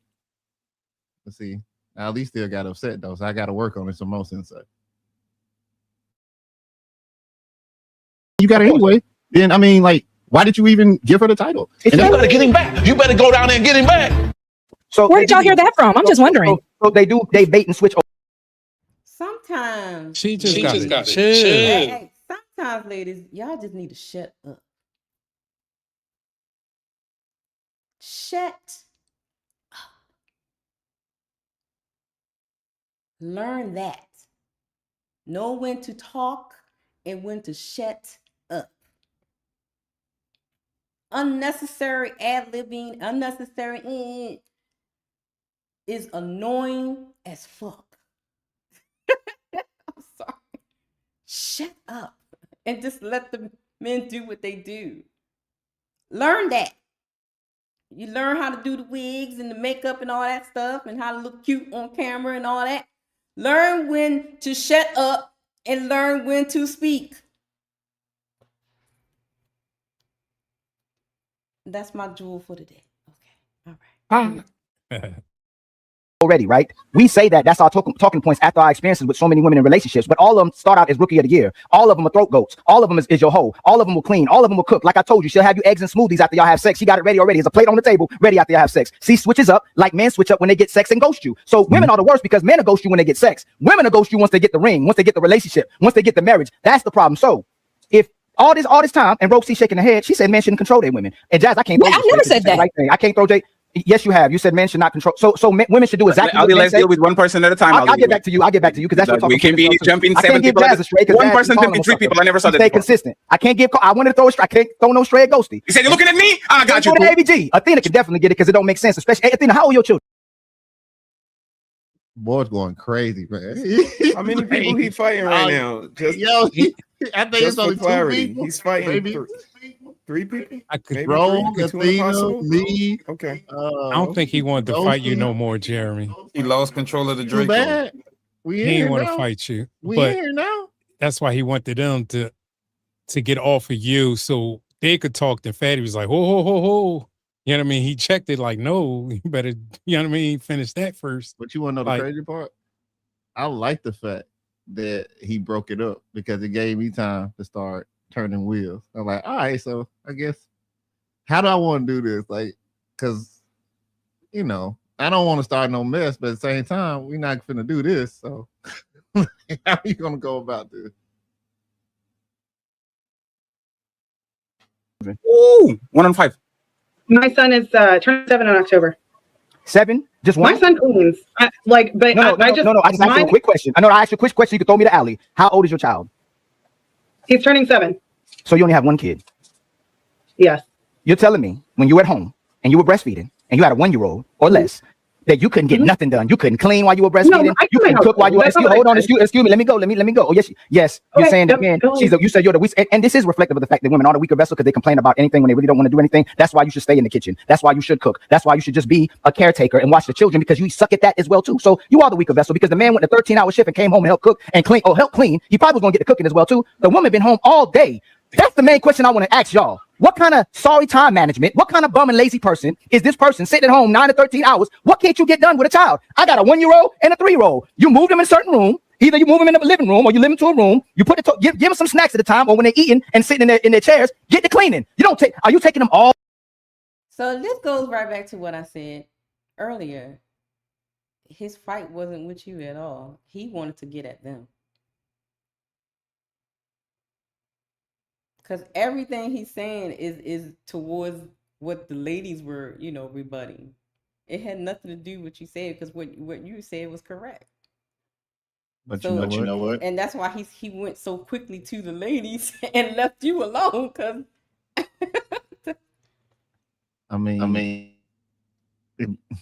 Unfortunately, I'm Batman. I'm sorry that you out here in these streets too. I'm sorry for you. Like, I don't tell you. Okay, well, all over the house. You going to every single room in the house, let them dirty up everything and just sitting there watching. Like I said before. You saw the title of the show, right? Results versus talking points. I made it that way for a reason. Yeah, I know you did. I know. You know, I'll be diabolical. You know, I'll be doing things. Well, what y'all do is All right, Fatty, he want to fight right now. Hold on, Rosie. Fatty, You've been doing everybody there. You want to fight right now. Not me. Hey, it doesn't apply. Let it fly. I know her. Hit dogs holler, right? I don't even have kids. I don't know what he's talking about. Hey, no, you said everyone's name. Ain't no hit dog hollering. What You y'all don't hear me complaining. What y'all saying? What y'all not saying, excuse me, is that the women are doom scrolling all day and taking breaks all day. They're not getting nothing done. Their day is not prioritized. That's the problem. She doesn't have no investment or interest in being a mother or being a wife. That's the problem. No, I'm saying the selection that you got is that. That's what I'm saying. Not you as in you, but as people as a whole. Like, they don't have the right people to choose from. Like, this person ain't gonna do right if you choose them anyway. So they're gonna choose them. No, so they gonna choose them. Because the man wants a woman. A woman doesn't need a man. So women are choosing. Hold on. You ask the question. Our aunties of the last generation, the grandmas of the last generations, they prove to everybody they don't need a man. They can go to the grave with the cat and dog. They don't even need a cat and dog. They really don't need a man. They're the problematic ones. They don't want to serve anybody. They don't want no responsibility. The man still wants a woman, even if he gets a side chick, even if he gets whatever he gets, a woman he can cheat with. He's always paying money or taking care of somebody. Whether it's his hoe, whether it's his side chick, whether it's his wife, he's investing in somebody. These women are constantly investing in themselves. Tag right up here because you'll get cooked. No. But Batman, is what you're saying? Because I'm about to say this, and let me know if this align with you or saying. Why complain about her being dirty? You want to pick the dirty hoe. Why complain about her not cooking and cleaning and doing what you want, and you picked her, married her, wifed her, gave her kids. You can't say that all of a sudden she started being nasty. Nastiness starts young. you can pick it up. So is that what you're saying? Yeah, I mean, that is actually what I'm saying, and I'm gonna say it too when I go back up there, because it's like I didn't quite understand what his issue was, because it seemed like he was like, you need a woman, but they don't need you. My response is, you don't need a woman. You can just do what you need to do with it and go about your business. Ain't your thing song bust them down? Like, what we talking about? You contradict yourself again. Like, what are we talking about? So yeah, I mean, like, do not marry somebody just because you want to be with somebody. Like, real talk. Like, what are we doing? You just gonna pick somebody that's trash because I don't want to be alone at night? Like, really though. Yeah.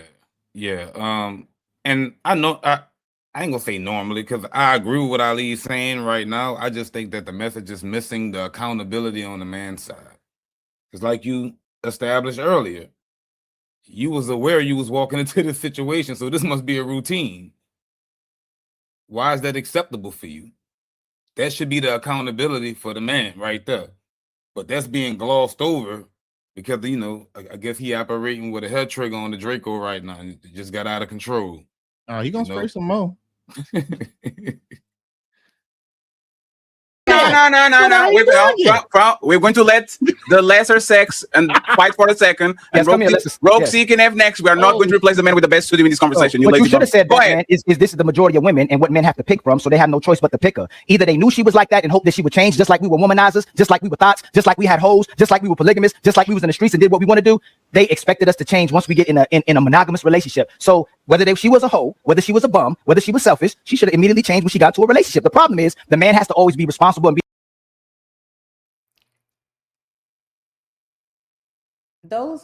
wait a minute. So y'all help me out. So he's saying even if she was a bum, dirty or whatever, when she got with the man, she should have changed and all of a sudden become clean. A clean woman. Oh, pretty much. What? Go ahead.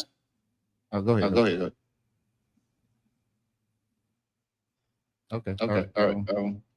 What I heard, and which is why I responded the way I responded, is that he was like, once you get married or once you find a girl, then you're supposed to become a better person. You're supposed to be a better person than you were before. And he was referring it to a man. And that's why in my mind I was like, but you just said they was dirty and trashy. Like how do you get a bigger positive number if you're adding a negative number to it? So that's why I was like, what are you like? What's going on? Like, it don't make sense to me. So only because he's leaving out the accountability for the man, and he's just focused on the woman. With this particular topic, you know, of course, the majority of the eyes is going to be looking at the woman like, what's going on? But like you established earlier, this was routine to him. So you have to look at the accountability for the man in order to fully make sense of the scenario and to make sense during your breakdown. That's why it sounds like he's all over the place. He was changing camera angles, y'all. Like he knew it was gonna be dirty when he got home. Did y'all not pick that up? Like he had different camera angles. He knew it was gonna be dirty. It's a different story if you see me pop up on Instagram and I'm like, man, look at this, and I'm like punching the button and it's all messed up. Like, come on, man. But that's why Ali's falling short at. You know, you have to hold him accountable for condoning that as a man, as the leader of the household. You're okay with this. You let this go on. So we have to address that. We can't gloss over that and just, you know, beat the women head in, because as the leader of the house, you allow this to happen. So I would have probably asked Ali, would you let your house be like that if you came home? Here's the bad part. He already had me in a category. And he gonna tell you what category that he thought he had me in here in a minute. And because he had me in that category, he thought I was being disingenuous. He thought I was trying to set him up. That's why. Why else would you refer to me as Saran? Right? So you were just wrong. I'm a good guy in real life. In real life. The leader, but somehow these women don't know how to be followers or invest in the man that they pick or change like they're supposed to, like the man changed for the relationship. Go ahead, Batman. All right. So I hear what you're saying, and I'll say this: no woman changed me. I made up my mind to change, and then that's when I found my woman. I'm gonna say that first. So I was out doing my thing. I had a good time. I was in the military, but I got tired of it. I got tired of the hoes. Let's just keep it 100. So I changed my behavior, and I found somebody who I have now. Who I ain't got this problem. I don't come to the house to dirty shit everywhere. I don't have these problems. So it's hard for me to even have this conversation as far as like, why would your house be like that? Don't you like your house? Don't you pay for your house? Right? But what I will say, and I don't believe you. You said you was a hoe. You don't have to believe me. I know. I'm telling you, I don't believe you because you say the same story every married man says. God damn. It doesn't matter whether you believe him or not. That's all right. I changed the camera on. Okay. I'm just saying because he says that a lot when somebody's he's asking a question, they answer from their personal experience with it, then he'll say, I don't know. When somebody's answering from their own personal experience, it doesn't matter whether you believe them or not. It is what it is. Now you're talking in general, something different. But when you asking someone on a personal level, anecdotal experience, it doesn't matter whether you believe them or not. So maybe you need to keep that in mind when you're asking questions. You were getting your hoes, you were doing your thing. Then you say you changed when you already knew you were doing what was reflective of the market. If these women, no, what I said is that I was tired. Yeah, you said you was tired, right? And you settled down with the first woman, I guess, that you felt like was a good woman or a woman that was different. If you dealt with the same type of woman, you said you found another woman that wouldn't like that, right? Because you said you changed, right? Mm-hmm. So what does that mean when you say you changed? You weren't, when you was being a hoe, you I stopped trying to just get a girl to fuck her in the first 2-3 days. Why? Because I didn't want to do that no more. So I actually started having a conversation. I said, why did you want? He didn't want. It's like he didn't want to hear. Do you know you're a little whore? You might not say you're a whore, but you is one. Changed. I'm delivered. I think his talking point of saying you lying is a reflection of the women, because the women always come up here and say, oh, I'm this and that, I'm this and that. And No. It's from his experience of dealing with guys that actually be lying. Because normally when he hit the you lying, he normally exposed the niggas to be lying. But it's just this take right here, from what he said, you can't actually prove that he's lying. There's no way to walk down what he said, because that's who he admitted that he was doing what all men do, but at a certain age, he wanted to settle down. And that happens to all men. And I never said it was negative. I mean, what you said is something that is happening to Ali right now. He's settling down. At a certain age, you're gonna want to settle down and chill out. I started feeling that that's urge not like true. around, huh? That's not true, because he also has his own lived experiences. So I ain't gonna put words in his mouth, but he said that once you find a woman, then you change. That's not what I did, and that's why it doesn't make sense. I literally got up and was like, I'm tired of doing this, man. Right, that's what I'm saying. But then you want to go find your wife. What he's saying is that he found her. He's been with her long enough to say, okay, let's change now. That ain't what I did. You changed it first before you got your wife. That ain't how it works. He's changing with his wife. No, I mean, it can look, I'm not judging nobody, because I don't know. Maybe that's the way it need to be for you. I don't know. Like, I did not come up there to figure out how Ali gonna do his thing, right? I'm just being honest about what I did. You ain't got to believe me. But that's how it goes for most men. You get to a certain age where you're like, all right, I want something different, and you start looking for a suitor that can be a potential wife. That's what happens to everybody. You handle your business, you do your thing, and then you just lock in one day. You know, I don't know too many people that, you know, found their wife while they was still playing the game and locked into the game. Like you could run into somebody and hold on the sideline for a while, and you know that's the one. But while you still playing the game, you've been next to me the whole time, and I don't know too many people that's in that scenario. There's some people like that. I know some people like that. That's It's crazy. just different for different That's how the people. game went. So I'm thinking, so I'm sorry, y'all. He's celebrating down there. In my mind, I'm thinking what you were saying, Batman, is I made the right change. I changed in order for me to attract the right woman. Yes. I got you. Because my whole hunting style had to change. I literally said on the live stream, within 2 days, I was trying to fuck. Like if I'm not saying you can't find a good woman doing that. Let me change. But what I am saying is that I was intentional. And it wasn't because I woke up in one day and was like, God, I give my life to you. No, I was literally just tired of dealing with the same old thing. I know she finna be fussing for no reason. I know I'm finna say what I need to say to her to make her be quiet. She gonna be quiet for 2-3 days. Then she gonna be like, hey, big head. Cycle repeats. Don't nobody want to do that forever, man. Hey, Jeremy. Was you in Fort Bragg in 2000? Say again? Was you down Fort Bragg around 2000? Yep. In Fort Lee. Yep. See, come on, man. Like, you know. I was down there. Oh, you was part of the problem. Goddamn. You don't respect your butthole because anybody can dig in it, and they ain't even got to know you 5 motherfucking minutes. He ain't your. Well, you on the top side of 2000 or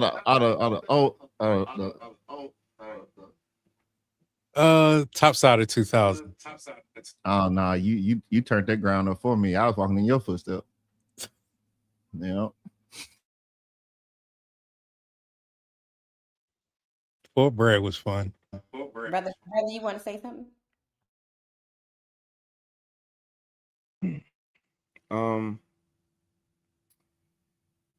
Nah, you good. I'm good. I'll wait. Want to do that with women in the first place? Because I wanted pussy. What are you talking about? Right. Why did you just want pussy? Because I was at a military base and I wasn't gonna be there nowhere. Right. So why would I have a relationship with somebody if all I want is pussy? So, I'm gonna be gone. Batman, you're hiding the identity of what women were doing. You were trying to get pussy because probably a woman compromised you before, a woman let you down before, a woman broke your heart before. Oh, of course. So just tell the truth then. So you say you changed. You said you was being a whole change. How did I say that? You left that context out. You didn't put the context. You want to hear my whole life story? No. I wanted you to. Oh my God. At some point, this becomes annoying. I'm just saying. I'll just say. Can you just say pineapples at this point? What exactly you want him to say? Like, I mean, everybody else got it. You didn't get it. I don't know. Just lost control of the chopper. That's all. He lost control. Now he wanted to catch me in some type of contradiction. That's why I had to continue to tell the truth, no matter what. That look, y'all. Hey, look. If you're dealing with a shock jock, that is the style, right? You gotta keep telling the truth. The second you stop telling the truth, they got you. Now, if you're not willing to tell the truth, then that's when you backpedal to agree. You backpedal down and you agree. You're going to see me do that. It's the de-escalation tactic. I'm going to backpedal down, agree, and move forward. Tell the truth, backpedal down, agree, because I ain't trying to start no mess. Now, if it was an actual debate, that'd be a different story. But it wasn't. It was ladies first. You're just having fun. Be honest and transparent. You left the part out. So what part was I not honest about? You see what's going on? No, I'm just asking a question. You said that you was doing your thing and then changed. You left out the part that probably you was getting compromised and getting your heart broken. You said these women probably ain't ish, and you started doing your thing, and then you actually met a woman who was probably decent, and you changed. But you're not going to admit that's what happened. The woman, That's not what and you didn't even say, Batman, you didn't even change. You treated the market like. How his Was he there, Batman? He was there for a break too. I guess he might have been in Fort Lee. Yeah, he might have been up there. Y'all don't. Hey, listen, Yeah, man. look, players fuck up too. Players Small fuck up world. too. You know, everybody get one. And I'm saying that because normally when he goes on this attack, he normally be spot on. This must just be the time where he thought he had him one, but you missed this time, though. You missed. I'm Batman. Like Batman said, he kept telling the truth. He wanted him to change, and he didn't.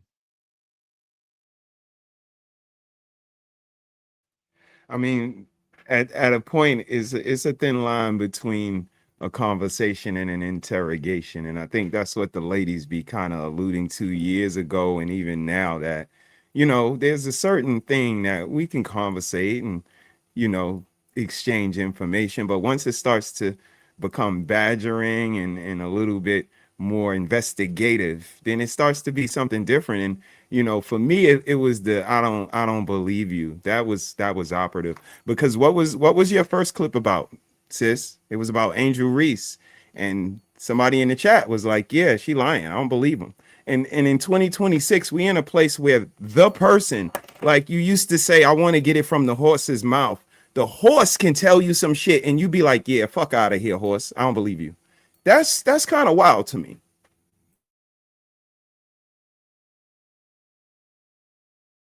So you're telling me that I ain't changed? That's exactly what he's doing, Batman. And Love C gonna co-sign you because they love hearing you say the story. That's cool. So my question is, did you change? Let me land, brother. Let me land. No, Okay, I already knew it. So I started out thinking all women was like my mama. I was treating women like with great deal of respect. I was Captain Saberho. Hey, why you doing that? Why you dealing with that dude like that? Why you doing this? And then I got with some of these women. Them women was hoes. Them women was selfish. Them women was using sex as leverage to use a guy. They didn't really love you. That's why most women ain't loyal. What you did was probably, it's the probability, because you didn't tell the other story. Now you're telling this part of the story, is you met a woman that was different, or you thought was different, whether she was doing something similar to another woman that broke your heart that was similar, and she didn't switch up. She didn't. You could ask me, I could tell you. So you you left context out, so it's gonna be hard to believe for the rest of the show. But you left context out about the fact that women were breaking your heart to make. So, Ali, I like you, but you're not gonna do this. So why'd you do that? No, let me finish. No, because you. Yo, I stole that. I'm just gonna let you know I stole that shit. Took that shit. When I was at work, I used that. Yo, I like you. You know that. But right now, I disagree. Right now, we gotta. So shout out to you, man. Kudos. It's just a light tap. It ain't because he didn't stop talking, but it's just a light tap to let you know, hey, look, chill out, bro. We are entertaining right now. This ain't even a show for us. This lady first. So, hey, come on. I liked it when you said this is more like the shock jock, I want to get you kind of moment kind of thing, and it's not working, so he's working overtime to try to get you, and he's still trying to go at you, but it still it's not landing, and that's making him even more agitated, try to get you.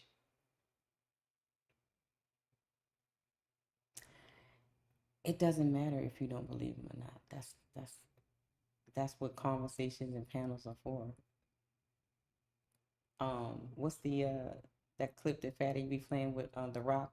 It doesn't matter what you think. Thanks. and to say I don't believe you for the rest of the show because you didn't give detail and context, show pictures, went to your Instagram, show pictures of the women that you was with, and all this stuff. That's wild. And to say that's why I won't believe you for the rest of the show. That says a lot about you. But I digress. Keep interrupting me back. If you like me, you want to interrupt me. I let you land every time. You keep interrupting me, right? If we like each other, we respect each other, right? You've interrupted me the whole time I've been talking. I didn't say nothing about it. If you are having an honest and transparent conversation, why did you say something to make yourself look bad to women, but then you didn't point out to the fact that women were breaking your heart and compromising you to look at to show the reflection of how the market looked and why you was moving how you was moving? Can you answer that to me? Why'd you leave that part out? Can you make that question more succinct so I can answer it? Why were you so quick, like a lot of men, to shed light on what was problematic about you, to showcase your behaviors in reflection to the market instead of shedding light on what women were doing to you to demonstrate that type of behavior? Because he's not a crybaby. Because I'm responsible. We don't need no code signs. Let the lesser sex talk, please. Thank you. Because I'm responsible for my own decisions. Yes, did somebody do something earlier and it caused something to happen later? Sure. But that ain't what the conversation was about. So me not coming. Thank you.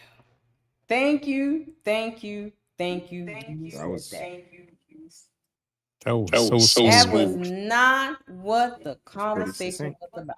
And he has a habit of doing that, bringing things into the conversation that had nothing to do with what the conversation was about. And then try to make it seem like you're being disingenuous. Y'all need to get a new word. I'm tired of hearing that word. You're being disingenuous. Find a new word.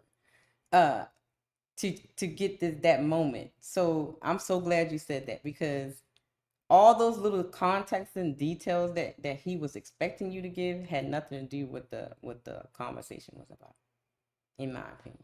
But I don't know nothing. Up here and giving my whole life story about all my sexual exploitations and what I did and who I did it with does not mean that what I said was disingenuous nor not true. Like, if you want more context, then you can ask. Like, I don't have no issue with you. You spoke in it in a way as if you were not a good guy because you just wanted pussy. There was nothing wrong with you just wanting pussy if that's all women had to offer. I never said I wasn't a good guy. But that's how you said yesterday. So now you know it's bad when you got Ghosty saying he ain't say that. He didn't say that. Like, come on, man. You got Rogue fuming over there. It's like all of them. Like, you finna turn the whole all the ladies like, what is you talking about? They two now. Hey, y'all Ladies, stay out of it. love this. Yesterday, Sharon gave the same implication as if, well, you should have known what type of man he was. To seem like the man was he was trying to I'm not Sharon, Ali. Hey, Batman, you see what you keep doing? No, if you're not Sharon, why you doing what Sharon does? You cut me off, brother. You gonna throw an insult and you don't expect someone to say something? Whoa. Yeah. Look at my face. I don't care. Oh yeah, I'm I letting see you your know. face, but I can see behind your not eyes. I can see behind your eyes too. Right. Because we about to cook. You want him to shut up while you insult him. Okay. Mm-hmm. If I'm lying, let me land and rebuttal it. But I'm gonna say this, so I don't over pursue. Our minds allow. You been over pursuing the whole time. Then he said our minds are alike. That's crazy. That's wild. I mean, do A I lot of times- look short when I'm sitting down in this chair or something? Don't worry about it. Logically, and why we react to things emotionally, we do make a certain we do come to a certain result in regardless of how we speak, and we will sometimes speak in a way to make men look bad and make yourself look bad. To look a certain way to women isn't accepting responsibility for your behaviors, but your behaviors is a reflection of what you were going through, and that's just being a man. If they're doing what works for them, you were doing what works for you because it kept compromising you when you were trying to do the right thing. All I'm saying is that you should have shed light onto it before you went straight to the I changed and I picked the right woman, when you know majority of these women weren't the right women, and when you change, it's possibility that she made some adjustments as well too. Not saying anything bad about your wife, or she was just a good woman, but you were already prepared to deal with a good woman because it seemed like you were probably a good man. You got compromised and you were treating the market accordingly. Didn't he just contradict himself? Yeah. 100%. He just contradicted himself. At a certain point, you don't keep going back and forth. What did Uncle Ricky say? Like, come on, fam. I done heard Mr. He say it too. They both have said this thing different ways, same thing. If you fussing with a fool or somebody that's acting foolish, because I respect Ali, honestly. You know, But if you're in this, but if you're in that state where you just want to say some foolish stuff, at a certain point, I just gotta let you stop, because everybody else is gonna think that I'm also a fool too. It's one of Murphy's Law. You looking for me to be like the person that you called me to be. So why am I gonna give you what you're asking for? Like there's a line between having a good show, which we had a great show, and crashing out. I don't crash out. I got contingency plans. I'll get you later if I need to get you. But if it ain't a part of the plan, I gotta let you live. But that don't mean you're gonna get me though. I'm Batman. That was a good trial. I mean, that was a good trial for you. For me, I hear insensitivity because I hear so many people say thank you for your service, and you know they love the armed forces. And when Batman said it, like I was in the military, like I get a certain scenario, like you in different countries, you like you don't want to plant a seed somewhere you're gonna be flying off and leaving in a little bit. These women you dealing with is most likely women of the night or the evening, or like you don't want to plant permanent seeds there. So that's what I heard. And then at a certain point, he felt, I'm done with this. I want to be more intentional. And he did just that. So I didn't hear all of the rest of that stuff. You know what I mean? So maybe I'm off, but that's what I heard.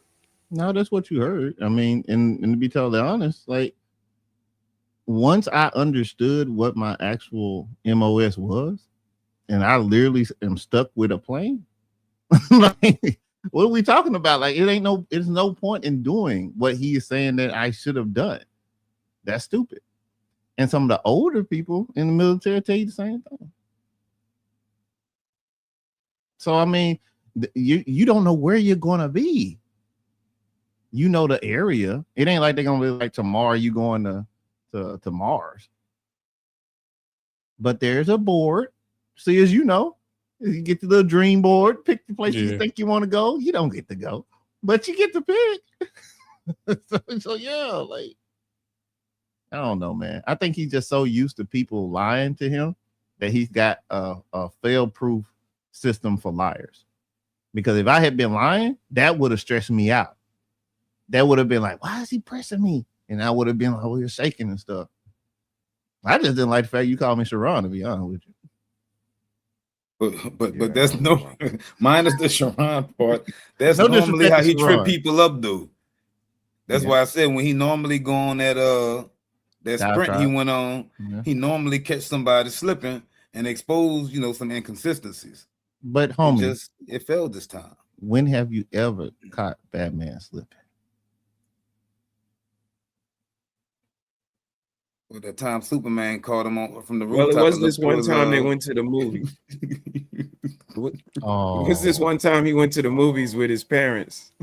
Oh, see, I knew or you. Bane. Or Bane. I was about to say. Hey, chill out. Like, what are y'all doing, man? Hey, Bane grabbed his bag and broke his back. Bane whipped his back. Well played. They're not playing fair. Well played. It's my turn. The geeks start coming out of everybody, start naming all the Batman. Okay, Nino, I hear you. Dang. Superman shot this kryptonite bullet on one time that he caught. It'd be like that. We talking about exceptions to the rules, guys. Yeah.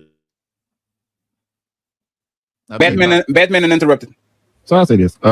First off, Ali, if there's any confusion to what I just said, I apologize. And if you have any issue with what I'm about to say, I also apologize. But what I will say is that no matter how we want to slice it, no matter how we want to sit here and say, okay, so somebody hurt you, when somebody hurt you, and how it affected everything. At the end of the day, because I say this on every podcast. Wait a minute, Batman. That was wild. What you wanted. See, I don't have to put nobody's name on it. If I wanted to touch it, it's gonna touch you. Because now you can't do no more whining. Because if you do, the girl's gonna start doing the noise for me. they gonna do it for me. So Mel, who hurt you is crazy. That's my version. Doesn't matter what anybody else did. It only matters what you did and how you did what you did. It doesn't make you a bad person just because you wanted to go do something. You did something as a man, because men, we make decisions for ourselves, right? So I made a choice that's what I wanted to do. It was advantageous for that part of my life. I got tired of doing that. Now we can have the whole conversation to where I can tell you about the older woman that looked 25 and how she turned me out and then come find out she was married. Yeah, we could do that. I was in the military. I was young. I had fun. Don't regret it.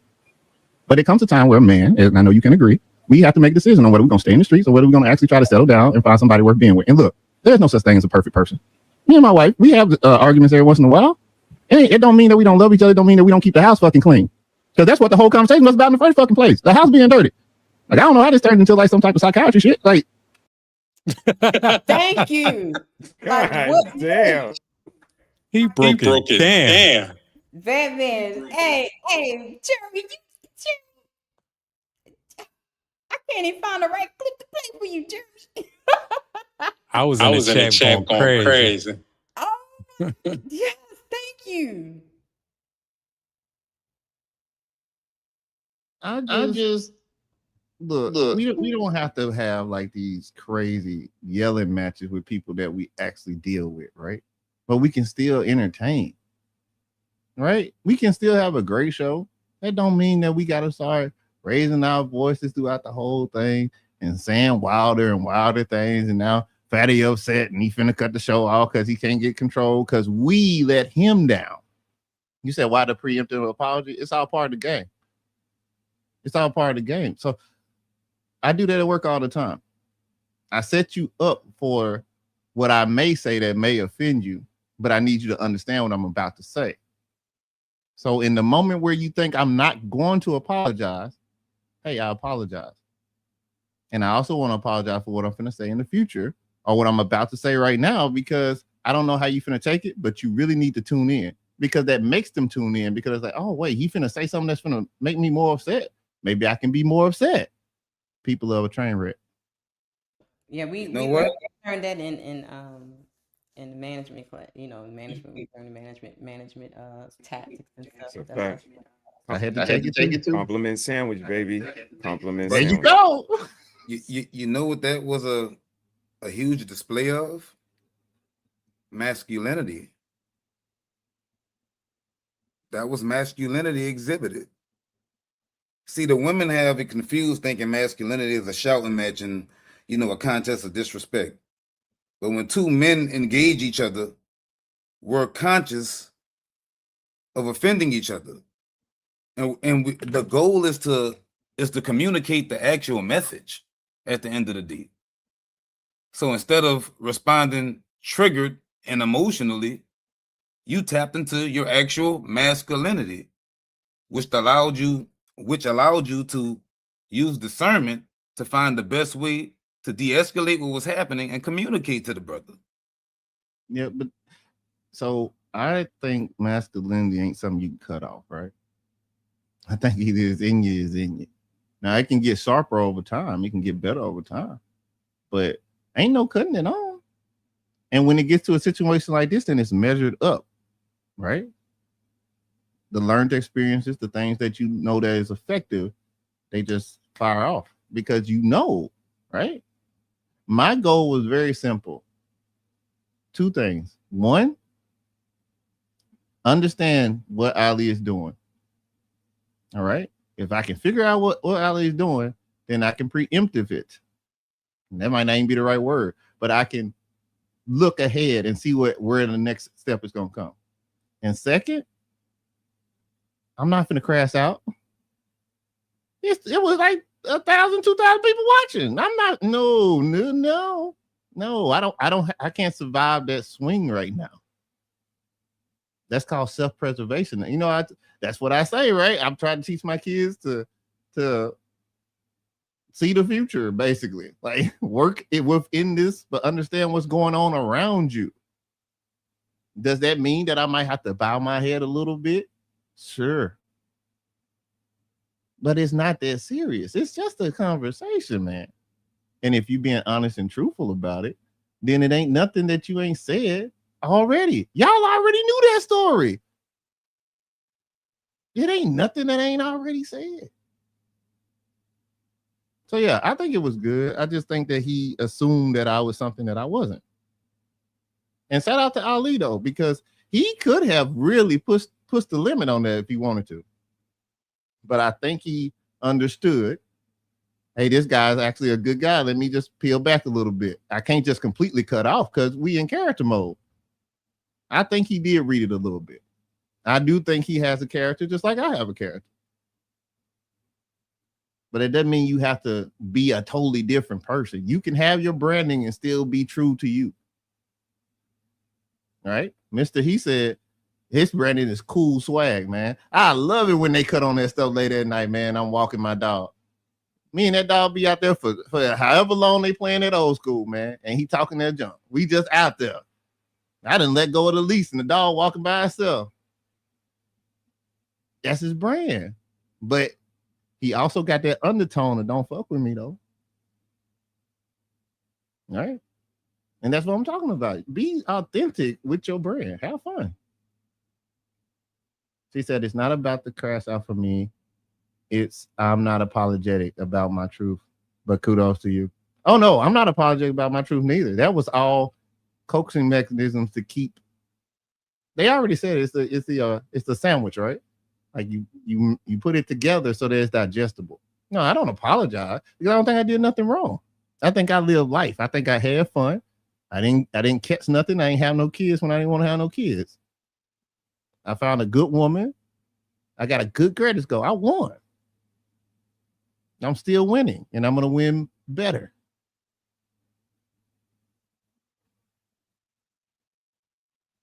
That house is fucking dirty. Y'all need to clean your fucking house. No, she needs to clean the house. She needs to maintain the house, not you. It's her job. See, what we forgot through our history is the fact that we gave her fidelity and you could already cook and clean. For some reason, these women can cook and clean until they get a man. And all of a sudden, Athena, Rosie, all these women got problems. I can't say everybody else on the panel because I can't see their names because I throw shots as well too. I'll put all the names on it as well too. But I don't understand how they're strong, independent, and can cook and clean by themselves, which was all performative. Then all of a sudden you get in a relationship, you can't take care of kids, you can't take care of a house, you putting shit in the sink. That's some dirty, nasty whole stuff, man. To take a dive. When my son doo-doos, immediately I smell it. Even my son, so Daddy, on his poop, I get the poop, get 2 bags of plastic bags, wrap it around, it's thrown in the trash. What the hell you doing throwing it in the sink? What we doing? I agree with that. The fact that women were actually justifying that and she don't got enough time. What are we doing? My kids right now, they right in front of me. They watching TV, playing, eating, like house clean. What are we talking about? What are you doing? So just to make sure, Ali, you think that men shouldn't help clean? Hold on. It's not an obligation. It's a privilege. Now, Red, do you understand why he asked that question? Because I did. What was the question? Fatty said, so is it okay to clean? Basically. As a man. We haven't gotten to the full question. He just interrupted right there. Oh, I thought he'd already said it. Okay. No, he just said it like the first 2 words. House clean. What are we talking about? What are you doing? So just to make sure, you think that men shouldn't help clean? No. It's not an obligation. It's a privilege. If the woman is doing what she's supposed to be doing, I think men can help clean. If you have a good woman and she's doing what she's supposed to do by you. Okay. So that I think he's asking that question, okay, because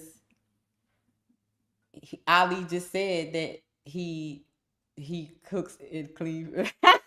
Okay, I got you. Game was over. He just contradicted himself again. Okay, got you. He does it. The game was over right there.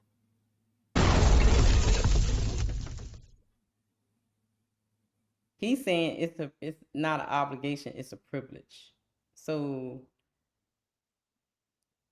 you're doing that with your kids right now, that's a privilege or not an obligation right now? That's just unnecessary words. Right. You still take care of your kids. He's saying things that doesn't. Yeah. You know what I mean? Yeah. Okay.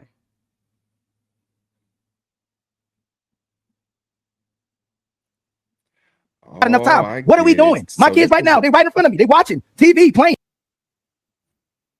This is a hazing. So something. Batman, this is your hazing right here. Yeah. This is your hazing. Yeah. Yeah. That's all that is.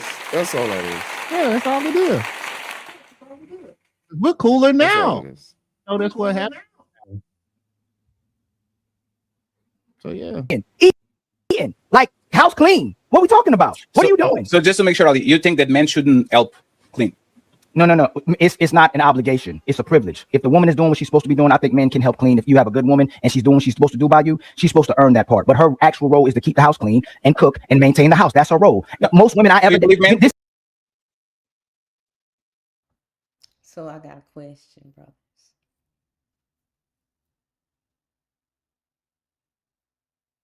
If your wife misses a day or two without maybe some dishes in the sink or something like that, you wouldn't wash the dishes? Yeah. Sweep the floor.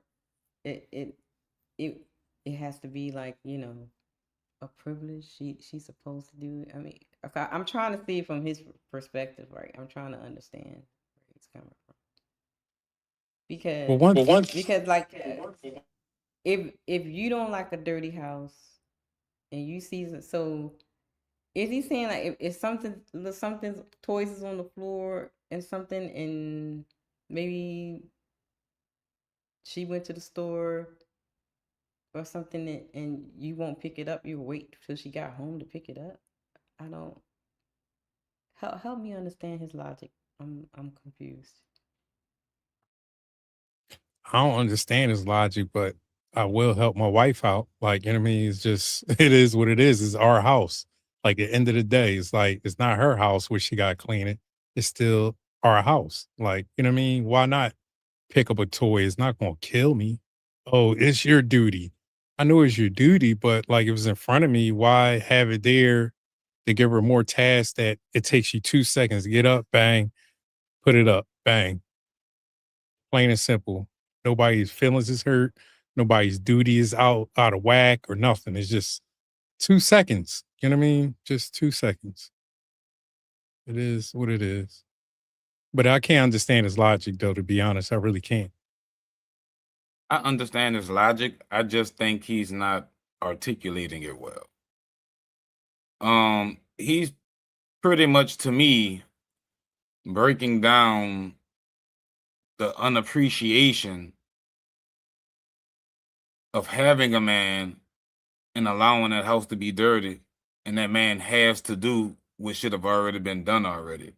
Now, it shouldn't be a problem for us to pick up the slack where we see it at, but goddamn, it shouldn't be a problem for us to pick up the slack where we see the slack at, but it shouldn't be forced upon us as an expectation.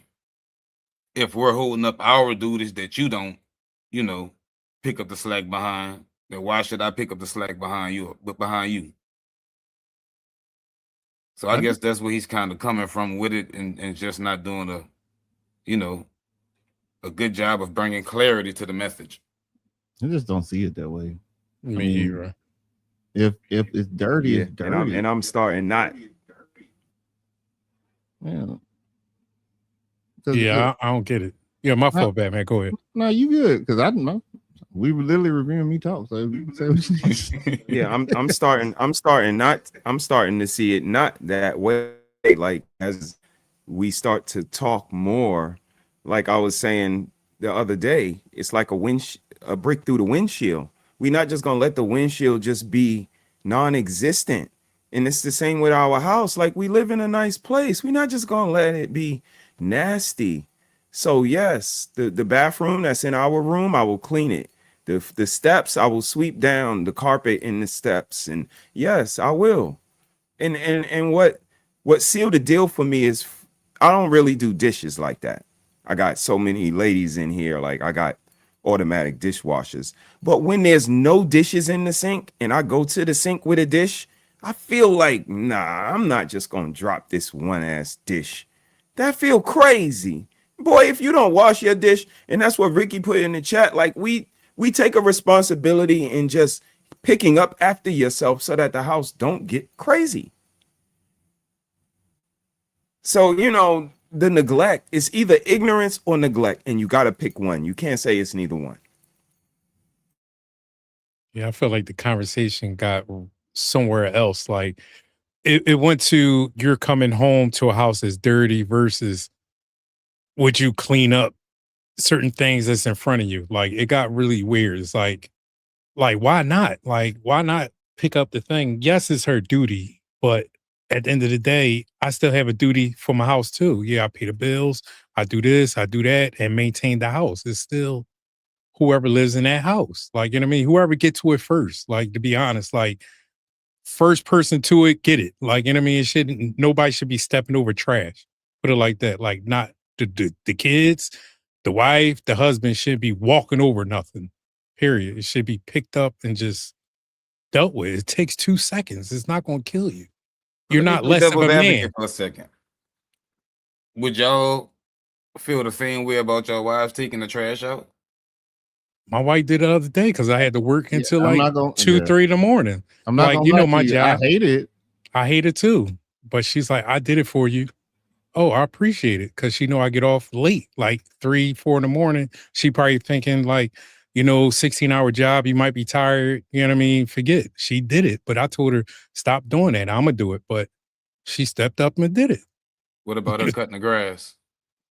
I'm on the street, so I roasted her about cutting the grass, so I don't have to worry about that no more. My girl is a country girl, so she got a whole chicken thing going on back there, and garden and stuff. Like, she don't got no problem getting out there doing it. We got a old school push lawnmower, like just the blades. So like, it's just different over here, man. I don't know what to tell you. Yeah, Okay. a little bit too. We like sis. So sis don't like humans. So we not exactly the same, but we don't want no outside food. We don't want no outside influence. We kind of don't like the outside, but the garbage is right in the backyard. I don't get the big deal. She pick it up, she take it out. It's not like we both get out and cut the grass. It's therapeutic. It's us it's nobody else doing it for us, and that's what we hang our hat on. We really don't need anybody to do stuff for us. If we do, it's okay, but we don't take pride in cooking for ourselves and going to a restaurant and tasting it, but knowing that you could go to your kitchen and recreate it whenever you want just because you tasted it. Just let me taste. Oh, this was nice. Remember that? Yeah, let's put that together. And again, maybe I'm a sucker because I went to culinary school, but maybe I shouldn't have said that out loud. But you should both be able to do shit in the house, like washing clothes and cooking meals and cleaning up. That's not gender specific. And if you live in a nice house and we pay all of this money, like y'all said, the men, we pay the mortgage. So that's the hard part. That's how I look at shit. The hard part is paying this $1,700 every month. The easy part is picking up a fucking sock. The easy part is taking the money to the bank. Do you want me to call the bank for you? No. What I want you to do is put the $1,700 in there. That's the hard part. So all of this shit is this is projection and animosity toward your relationship. And that's something you got to work on yourself. So I asked those questions because I know plenty of women who will agree with the sentiments of, if a man, walks past something in his house and sees it dirty, it shouldn't be a problem to clean it up. But, just how I asked you guys those questions, if I ask those women, do they see a problem with, picking up the slack in those areas, they'll catch a fucking fit. So they will leave their house dirty and not clean up and expect the man to clean up, and they still wouldn't even bother to assist in the areas that he may need assistance in. With whether it be yard keep or taking the trash. I done seen trash cans overflow until the man gets home with the house dirty, and expect him to take the trash out and still help you clean up the house. So I just wanted to see you guys' perspective on that, as But to opposed be to what I've honest, been accustomed to hearing. any of them ladies married? Some, yes. Who's Some, married? yes. Some Who's of married? the I don't women know. I've seen those examples of. No, right here. Who's married? I don't know. I think some of them might have some Not that I know of. people. Not that that I'm they, married. like, See, that's another thing. Partnership, like what Unc said. Like once you get together, start paying bills together, and start doing things together, all that shit doesn't matter at the end of the day. Like, you know what I mean? You just take care of it. Like, you know what I mean? Like, if I slack on something, she picks up. She slack on something, I pick up. Like, this is our house. Like, this is ours. We supposed to cherish this house. Like Uncle said, we paying $17 a month. Like paying $17 a month to make it look trashy. Come on. Like, that's just throwing money away. AOG, they don't like them, bro. They don't like them. Like, listen to what you talking about, bro. That's not a relationship. That's a sibling rivalry. That's some shit we did for mom and dad. Yo, I told Peter to take the garbage out. You see the garbage overflowing and you like, I'm not touching it because she told Peter to do it. She didn't tell me to do it. She told you to do it, nigga. You take it out. And this is how they operate in relationships. They have sibling rivalries. They're not for the family. Again, I'm looking at the garbage. That's the garbage in the house. It's smelling. Maybe a fly, maybe a gnat. Who knows if y'all have fruit? But that shit is just not conducive for the house. So it's going to get out of here, no matter if it's a little kid or my wife or me. But again, I'm a sports guy. We all can do shit on the floor. I told you, I got 30-year-olds, 25s. They was all just upstairs cutting up. Like, we're a team. Everybody could do everybody's role. You could shoot, you could rebound, you could dribble, we teach them to do everything. And this is what I mean about conscious parents. They don't do that. They want their kids to be stupid and dependent on them all the time. So they can either get a check off them, say that they're, delayed or whatever, or keep them around so that when they don't have no husband or wife, they always got their kid to take care of them. Like, it's a whole thing. But they operate like they're siblings. They don't operate like they're, about each other. They're more keeping score. You didn't do this, so I'm gonna do that. You cheated, so I'm gonna cheat. You went out, so like they're more worried about what they're missing out on than growing together. And until they see that, they're gonna continue to get these results. But it's just, it's evident to see when people are operating in a relationship that's just not conducive for them. They hair don't grow, they skin not nice. It's a lot of indicators. You ain't lying on that though. Yeah, it's just crazy how we keep getting into this video, just start making me reflect on things like trash. Like it's a good subject, a good show and everything, but we're talking about trash, about cleaning up. Like, damn. Like, I ain't know the YouTube world get like this. Like, we got to talk about trash. Like, I don't know, man. Really, it was a thing that threw a wrench in all that, because everybody was pretty close to the same, to the same place. I don't know why. I don't know what. Well, we know. We can't say it, but we know. Let me see where we at, because I think I lost Right. place. Men should help. No, not they shouldn't help. It's a privilege if they help. No, I'm not saying they should. One help. second. One second. Let's imagine I go to the supermarket, right? I'm stronger, right? So I carry 10 bags. I believe if my woman is with me, she should carry 2 bags, 3 bags. That's what I'm saying, like the lesser bags, right? No. So we don't have a misunderstanding. So do you believe that men should, like on a perfect, not on perfect on the balance of probabilities, men should help cleaning? If she's a good woman, yes. What if she's a bad woman? No, cooking. No. You just said cooking and cleaning again, fatty. If we go, no, we're talking about cleaning. This is about cleaning. What's y'all thoughts on that? If she's a good woman, then you pick up something. But if she's a bad woman, I guess you just leave the clothes laying around and you leave the bathroom dirty and you still stay with her. That's like what I'm this saying. is what be confusing with me. Like, Me and too, is Unc. this what he was alluding to when he said daddy left and granddaddy left? It's a lot to process, you know what I mean?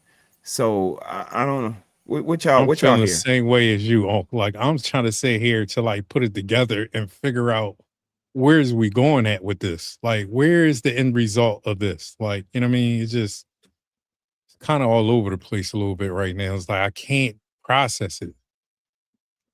I don't think he fully processed it. I processed it in real time, and that's why I was like, And I was like, man, Fatty took my easy kill. Oh, he did. He did. Just like Game of Thrones with But I ain't gonna lie, it was better that it come from Fatty though. Just being honest. And so shout out to him because it was my first sparring match. I can't knock out my trainer by accident, right? Because it would have been an accident. He did the net. Right? He did the net. You remember Ned killed the what's his name? Targaryen's knight. What's his name? The, you know what I mean? The mountain. The tower Doom. What was it? The tower whatever. He killed the knight by the slicing in his neck. Like that joint was crazy. I can't feel his shoes. So. Shout out to Game of Thrones. Do you think that man should help? I don't think he should do it. If you have a man that does it, you have it's a privilege. If you have a man, if he's a privilege, right? Should is a ought, right? I'm not saying men should clean everything. I'm not saying men should clean it all. Do you believe that men should just? No, I don't think a man shouldn't cook. A man shouldn't touch a diaper. A man should stay out. Again, this is how I was raised. Women want traditional men, but they want to go to work. So if you want to go to work, you gave up that trad position to go to work. That's your. Hold on, real quick. So I can't barbecue. Is that what I'm hearing? I'm hearing I can't barbecue. See how you move the goalpost? No, that's not what I'm That's talking about. No, if you should decide to cook all of a sudden some turkey wings, you chose to cook. You shouldn't have to cook. No, you shouldn't have to. Your wife should. If you stop cooking and cleaning today, should your woman leave you? Of course not. That's all I'm saying. That's everybody knows. Everybody knows the barbecue. These are the laziest women in history. Most women. But everybody don't know the shit that they've been saying 3 hours before this. Right. That's what gets me upset. Yep. That's what gets me upset. That's Got what some shows humor in that there. they're just bullies. Yeah. Like they're bullies. Because everybody knows that a man can cook on the barbecue. Yeah, and everybody knows that there's a such thing as wifey material. And you feel them out the same time, you fucking hoes. Like I said, I don't know what world y'all grew up in, but in New York, it was like, yeah, this one is wifey material. But guess what I'm gonna do? I'm gonna practice on her so that when I land wifey, I'm gonna be amazing. Wifey gonna love me. Cause I'm practicing on this bitch, and this one I'm gonna jump up and down on like a bouncy house. Just take your shoes off. Like I don't know. Wifey material was a thing in the 90s, whether it was Aaliyah or Halle Berry and Boomerang, but like we saw wifey material. I don't know if y'all, even if y'all got 9 hoes, I could pick wifey material out. She the one sitting quiet. She's the one that will accept flowers. She's the one that can keep the flowers alive for more than 2 weeks. She's the one that don't have a fear of missing out. She's the one that got to do her hair on Saturday night. She can't just bow down to your every whim. She's the one that don't have her kids on the screen like, mommy, mommy. And she's like, hold up, give me a second. Like, that's wifey material. But y'all don't know that, because again, the boys don't even know how to do this. Look, mute.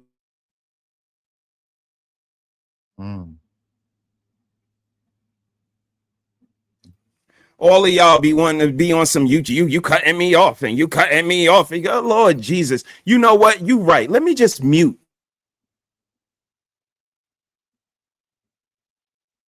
I'm gonna mute so long, you're gonna be like, yo, you still there? That's when I'll chime in. Even you guys act like y'all don't have the ability to do that. And this is what people been chiming in the chat. Like, we act like men can't do no wrong. Nah, they can, bro.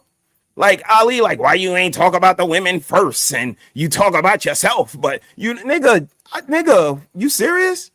I don't believe you, nigga. Like, this shit is starting to get a little borderline disrespectful a little bit. That's why people don't like to be around y'all. That's why people got a certain perception of y'all. Like, that's kind of crazy for the horse to tell you, I'm saying this, and you say, I don't believe you, horse. Fuck out of here. What kind of reply you think you gonna get back from somebody, bro? That's crazy.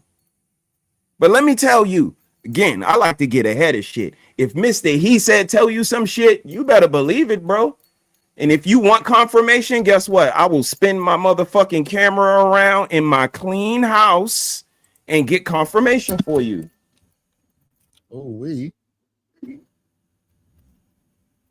But I don't see y'all doing that. Again, you talk a lot of shit. Spin your camera around. Let me hear Mrs. whatever the fuck her name is confirm the shit that you be talking about, bro. And it ain't no shot, but that's the only person that can confirm it, because I don't believe your mother.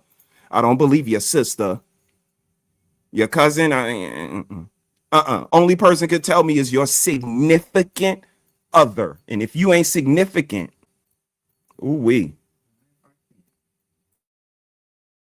were raised up not to let that man touch anything. That was something you did to show and demonstrate your man that you loved them. These, you know what women are bragging about on top of cooking and cleaning? I got a man that cooks and cleans, and I got a man that's cooking now. Most of the dudes I come across now, they doing most of the cooking, and women are bragging about it. But in the same way, That's men should be able to, a man that can cook is hot. Now we have to do that. We should be house husbands. That's what I'm bragging about. You started bragging about. I know a lot of men who are great chefs that cook way better than a lot of women do. I don't see cooking and cleaning as gender specific. Yeah, we're not talking, one second, friends, because the conversation is sliding. We're not talking about Michelin chefs and I'm not even Michelin chefs, just a person that knows their way around a kitchen. Let me explain what I'm saying, right? There's the fun cooking on the weekends. My dad, for example, was the fun cook. When we wanted to eat something, like he would go and do the barbecue, the specific thing. But there's somebody that needs to be doing the day-to-day. It's not every barbecue every day. So I'm saying somebody has to do the day-to-day cooking. And the same thing with the cleaning. I believe, it's my opinion, that a woman usually have the primary job of cleaning, but I believe that a man should, everybody in that house should be helping with cleaning, from the kids to the grandpa to the grandma to the man. I believe this shouldn't be solely beyond a person, even though I believe that the woman should be the quarterback. She should actually be grunting the most of the decisions. And I think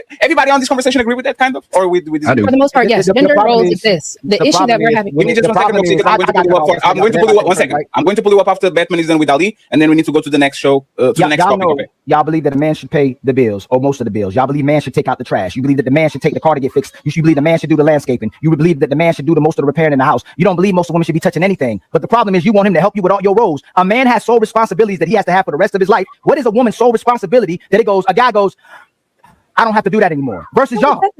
No, I asked you. No one said, answer what I just said. Should a woman cut the grass?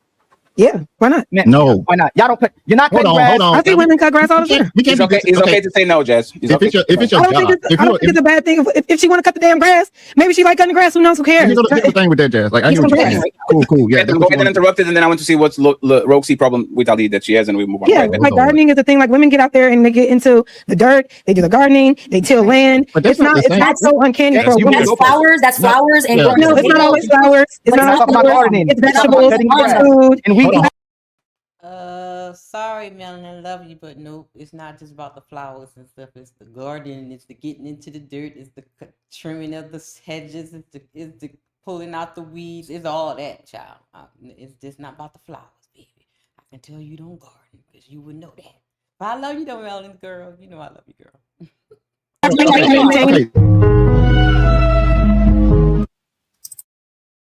You're muted, fatty.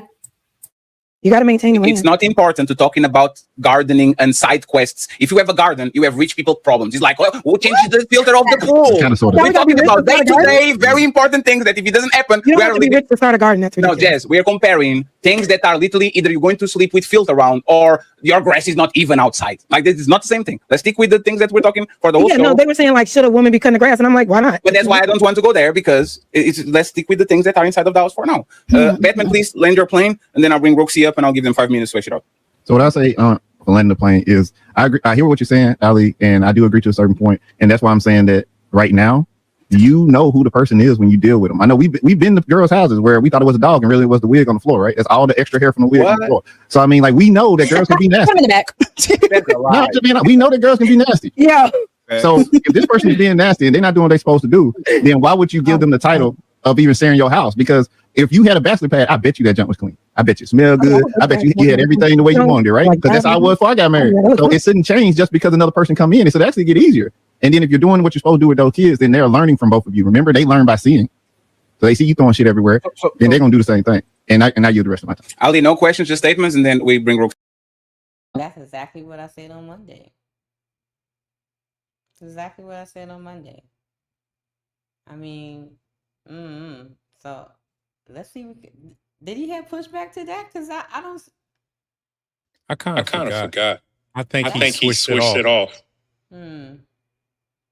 Because I mean, I don't see nothing wrong with what you just said. That's exactly what should be done. Like I don't know. Okay, let's see what his rebuttal is. See right over. Think So about it. so when I say we know these women are bums, I'm talking about the reference in regards to our experiences. What men are talking about continuously now. Just like you don't know a woman's body count, you don't know if she was a hoe unless she literally tells you. Most women, like now, we can talk and go, hey, Regina, y'all know about Regina, you know about Michelle, but there's quiet hoes as well too. But most of these women don't lead with being filthy and disgusting. You find that out later when you get inside of a relationship where she was. I don't know about that one though. I could spot a filthy and disgusting hoe in a minute. Like Facts. you just weren't paying attention. The moment you go to their house, you see everything. Like my daddy told my brothers and my cousins, hey, check out that kitchen in that bathroom.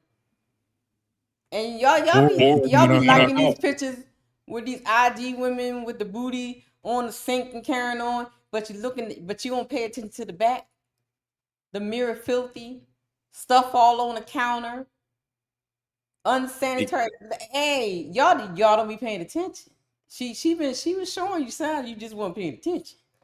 Makeup stains everywhere, just like Jeremy said. Hairballs all over the fucking floor. And we all done been there. So open the bottom cabinet up, you see a bunch of weave, everything everywhere looking like a bird's nest. you literally thought they had a dog sleeping behind the door. A little mini dog. Hey, Go facts. here's the better question. You seen all that nasty shit. Did you leave?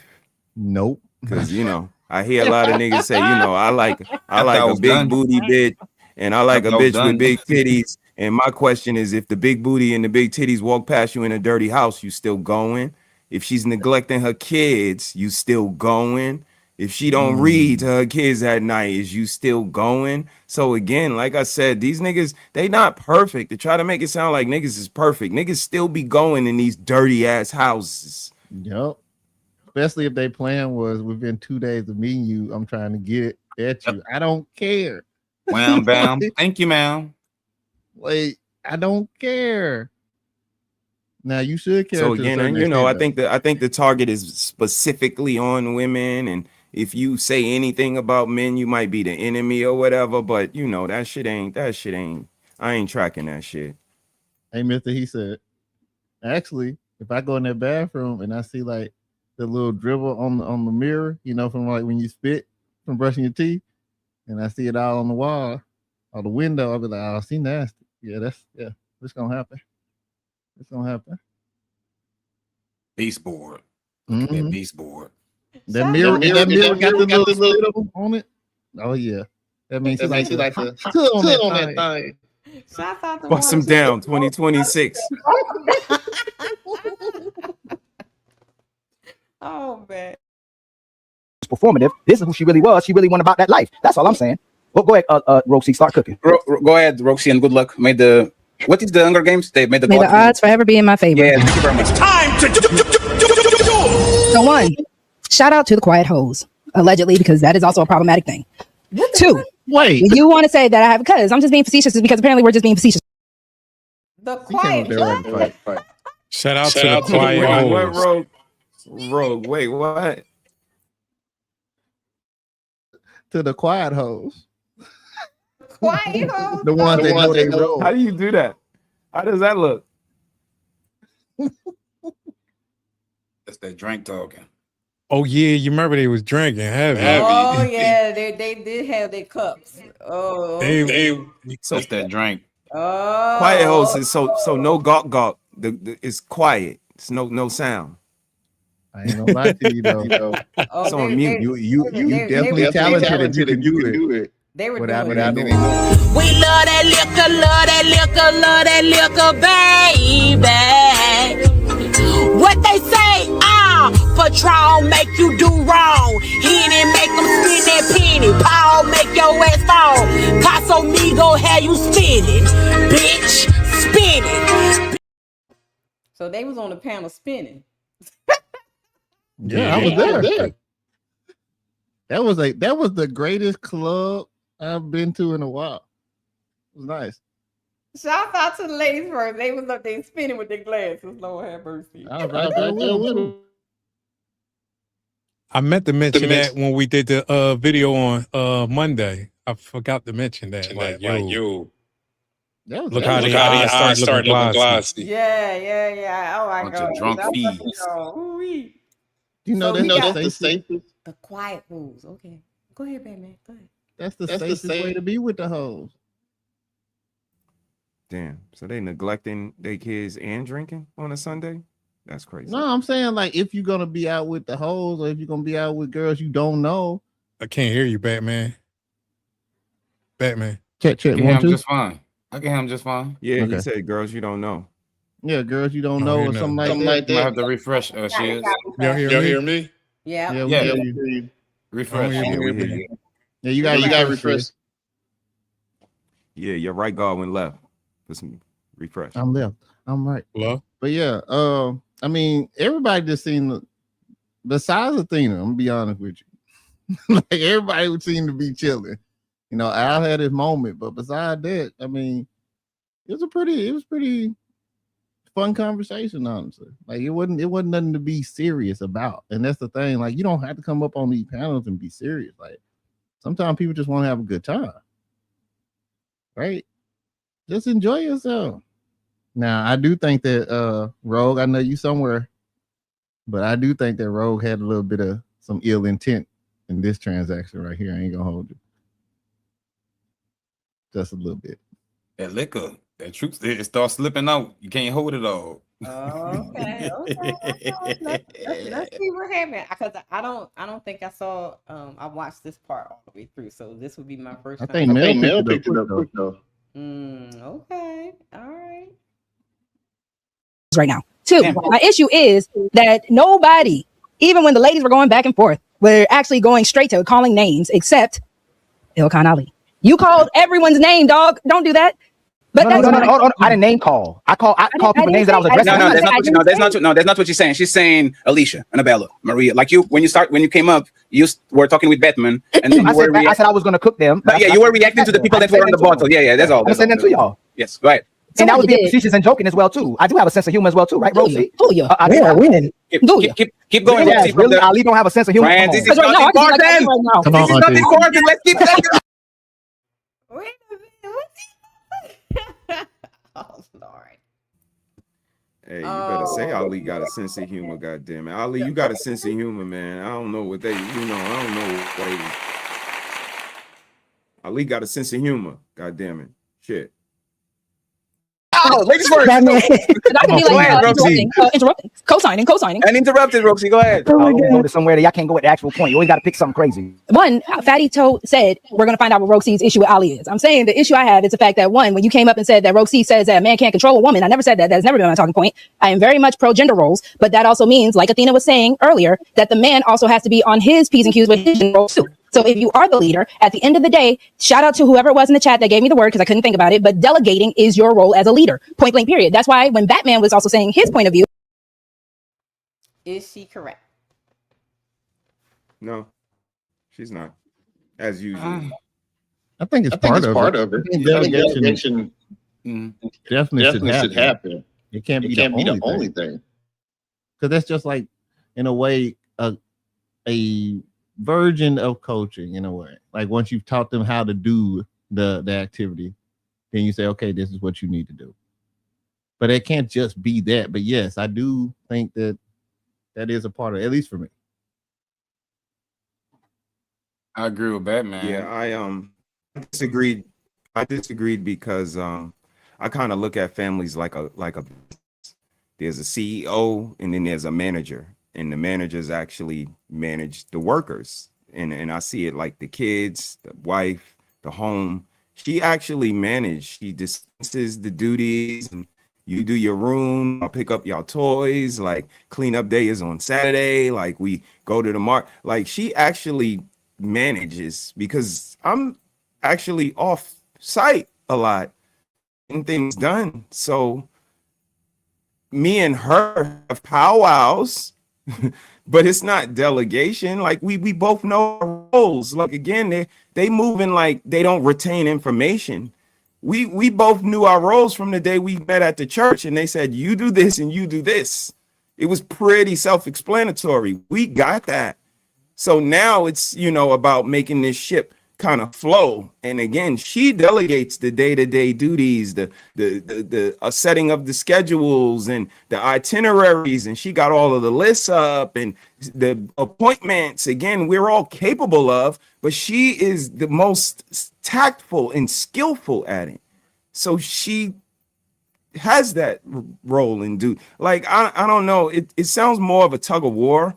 What these people describe versus a relationship and people that's down for each other and all that. It's more like brothers and sisters, like fighting and being jealous because you got more than me and I didn't get a toy for Christmas and you did. And it sounds more like that to me. So maybe I'm wrong, but that's what it sounds like. Nah, you ain't I don't wrong. think you're entirely wrong. So for the most part, I agree with Batman. From what she's saying, she's correct. And then when she alludes back to what Batman was establishing about, the guy, you have to delegate. You have to delegate. Like I said, he shouldn't have allowed that to even become a trend or a habit. So right there is where I would give her point at. But she's wrong in being disingenuous at this point, where the focus shouldn't be on that particular man per se, because he's cleaning the house up.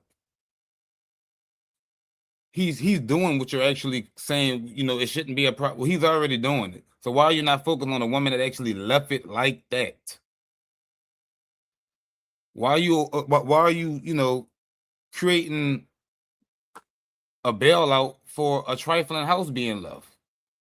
As a woman, just like Jeremy said, his wife would not allow his house to be dirty. That should be the first thing that comes to your mind when you start to give your point of view. You wouldn't allow the house to be like that. But the fact that you have all these different thoughts and different reasonings and different scenarios of how things should and possibly could go, that's where you kind of lose me at. I think she's using that delegation to push blame. Like it's a push blame tactic. It's like, delegate what? Like you're in the house and being dirty. How can you delegate somebody to be clean? Like, you know what I mean? It's like leading by example. I think we talked about it on Monday. Like coming in the house cleaning is leading by example and delegating it after you clean up and be like, look, you see, that's how you delegate it too, also by showing by example. You know what I mean? But if it's, you know what I'm saying? I think she's pushing the blame on the man to escape the responsibilities. It's just like, oh, it's the man. He needs to delegate. He needs to do this. He needs to do that. But ain't you grown? You never cleaned up before? Like certain things could be delegated, but certain things just need to be just what it is. It's like, how can you delegate to somebody to be dirty and not dirty? You should not be comfortable existing in a place like that. That should be the first sentiments felt. This has to go. Somebody, I got to get this up. It shouldn't be a point of fingers or, rock, paper, scissors. Get it up. I don't understand what the confusion is. I don't know, man. So, I appreciate that. Now, I'm sorry.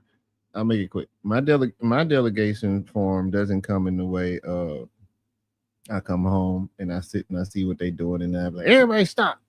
You do this, you do that, you do that. No. That's not what I do. Actually, when my wife needs help, she calls me on the phone. And once she tells me what's going on, I said, put me on speakerphone. And now I'm delegating. And if it's something that she might have done in the moment that she might need to adjust, then I'll say, hey, but you do understand the reason why this may have happened is because of this, right? Never in front of the kids, right? Never in front of the kids. But yes, that's how we do this form of delegation over here. To where like if she needs that extra support and she calls me at my job, just do reinforcement. Yeah, just do it. Reinforcement. Because if I get home and it's not done, or if she tell me that you said something else, you ain't got to worry about your mama no more. So But that's still different than what she's portraying, though. Like what you're doing is lead by example, I be mean, a they just leader. You know what I mean? But what she's saying is delegated for her to clean the house. Like what? You don't Like want you, to take responsibility. yeah, it's just it don't make sense to me. Like you want a man to tell you to help clean the house. I can be wrong. No, what you're saying is like correct in your way you're saying it. Right, but the way she's saying it. Yeah, the way that y'all interpreting it, the way she's saying it, then yeah, okay. Yeah. What you're doing is correct. Like most of us do that. It's only because it's two different words. The word you just described, Jeremy, is reinforcement. Because your wife said something, she delegated, they didn't follow through, so now she calls security. They didn't listen to me, CEO. Yes. I told the workers, I'm the manager. I told the workers to do something. They didn't do it. I'm calling the CEO now. Someone's getting in trouble. Because she's the manager. Again, they don't even understand that their role in relationships. They're the secretary and the manager of the home, and like they're the nutritionist, and like they want to be, I don't know what they want to be, whether white women or men or us. I don't know. You want to shoot the gun and protect the house. What do you want to do? You want to buy dogs, and what do you want to do, fam? And again, this is why I'm very lucky, because my wife says, you know what? This is what I want to do. I wave my flag on teaching my children and loving my children and nurturing my fan and curating my home. This is what I want to do. And I said, you know what? Wifey material, want her. So the rest of them, what do they prioritize? Again, and I'm not taking shots at nobody, but I see them on a Sunday at 5 o'clock talking to men, strangers, for hours while they children grab on them and reach toward them and say, mommy, and they don't pay them no attention. So again, I'll land my plane. It's either ignorance or negligence, but you can't pick both. Dang. That's like the same thing I was said on Monday when we were reviewing the first part of the show, when they were talking about the clip. And Rosie and Melanie was going back and forth about the father, her father role. He's the enforcer. Mother gives out the tasks or delegates, and when they don't follow through, we call dad, because dad is the enforcer. So it's like what brother was just saying, like you guys was saying. So it's the same thing Melanin was saying to Rosie earlier. So It's what brother said. It's sibling wars. That's all it is. Well, I'm not gonna do it. Well, you gonna do it. I'm not. Then it turns into a petty tit for tat, back and forth. That's all it is. It's sibling wars, and then he put a bow on it by saying he don't know what they want to be. They don't know what they want to be. They don't know if they want to be sluts, whores, wives, teachers, professors, entertainers, podcasters, dancers, porn stars. They don't know what they want to be. They want to be something different every day that they wake up, while convincing themselves that they're something that they're not. So it's negligence. I don't think it's ignorance. I think it's negligence. Because they know everything else but what they want to be. So they negligence and negligee. Oof, crazy. Nikki sitting across from me, she said, look at Cliff Huxtable on the Cosby Show with Denise and Rudy and Vanessa. Just him. God damn it. The shit he had to go through. It's there. Girls, she started by saying boys know what they want to be when they little. I want to be a fireman. I want to be a police officer. I want to be girls. That shit changes almost every day. Especially the older child. She was all over the place. Especially when she went to college too. Denise was all over the place. Not only as a man does he understand his role as a leadership, but this man also has discipline that the military also gave him. So it's almost like he's got a double down at that point, where even if he picked the wrong woman, he could kind of make sure that woman got in line. But also, to Batman's point, he picked the woman that was going to follow his role, his leadership. A lot of men aren't doing that because, again, and I'm always going to say this over here, y'all want to go to Big Booty Keisha and tell Big Booty Keisha you need to obey. Big Booty Keisha ain't even obeying her own daddy. Big Booty Keisha ain't even obeying her mama. So at the end of the day, you either find you a good Bethany, you find you a good Sarah, you find you whatever Dolly housewife, Martha Stewart woman you want, and you let her get under your covering and follow your leadership. Stop taking Big Booty Keisha and trying to make a hoe into a housewife. That is y'all's issue. And then y'all want to say, well, these women are heartbreaking. These women don't, they're bums. You picked a bum. You picked a bum. So either do something about it or go pick a better woman. She flipped the Ali point back on him. Yep, that's what I'm trying to tell you. Like she flipped it. Y'all better watch out for Ro, man. She's you starting to better learn. watch it. She's Yeah, she flipped that thing on him. And it was perfect. So you just said you believe in gender roles, right? So and you're blaming a man, and when it's problematic if he's a bad leader, right? Right, without the antics and the body language, the facial expressions. There's a lot of I know it hurts, right? It hurts, right? But it doesn't hurt. Ali. Never mind. You said even gender roles, you believe that a man should be the leader, correct? I did, and I do. That means if she's a hoe, she should know how to be a wife as well, too, correct? She should be a good follower if you believe in gender roles, right? If it's problematic that he's not a good leader, it's problematic that she's not a good follower and don't know how to play her position. Wait a minute, what did you just say? Yo, hey, I'm gonna say what I said to the ladies on Monday. Sometimes y'all just need to just because y'all just be saying stuff that don't even go. Just saying. Just it. That didn't make. Did that make sense to what he just said? I didn't care. I'm not touching Let's now go it's back. about race. I need to go back because that was Right? Without the antics and the body language, the facial expressions. There's a lot of I know it hurts, right? It hurts, right? But you said you believe in gender roles and you believe that a man should be the leader, correct? I did, and I do. That means if she's a hoe, she should know how to be a wife as well, too, correct? if she's a hoe, she should already know how to be a wife too. What?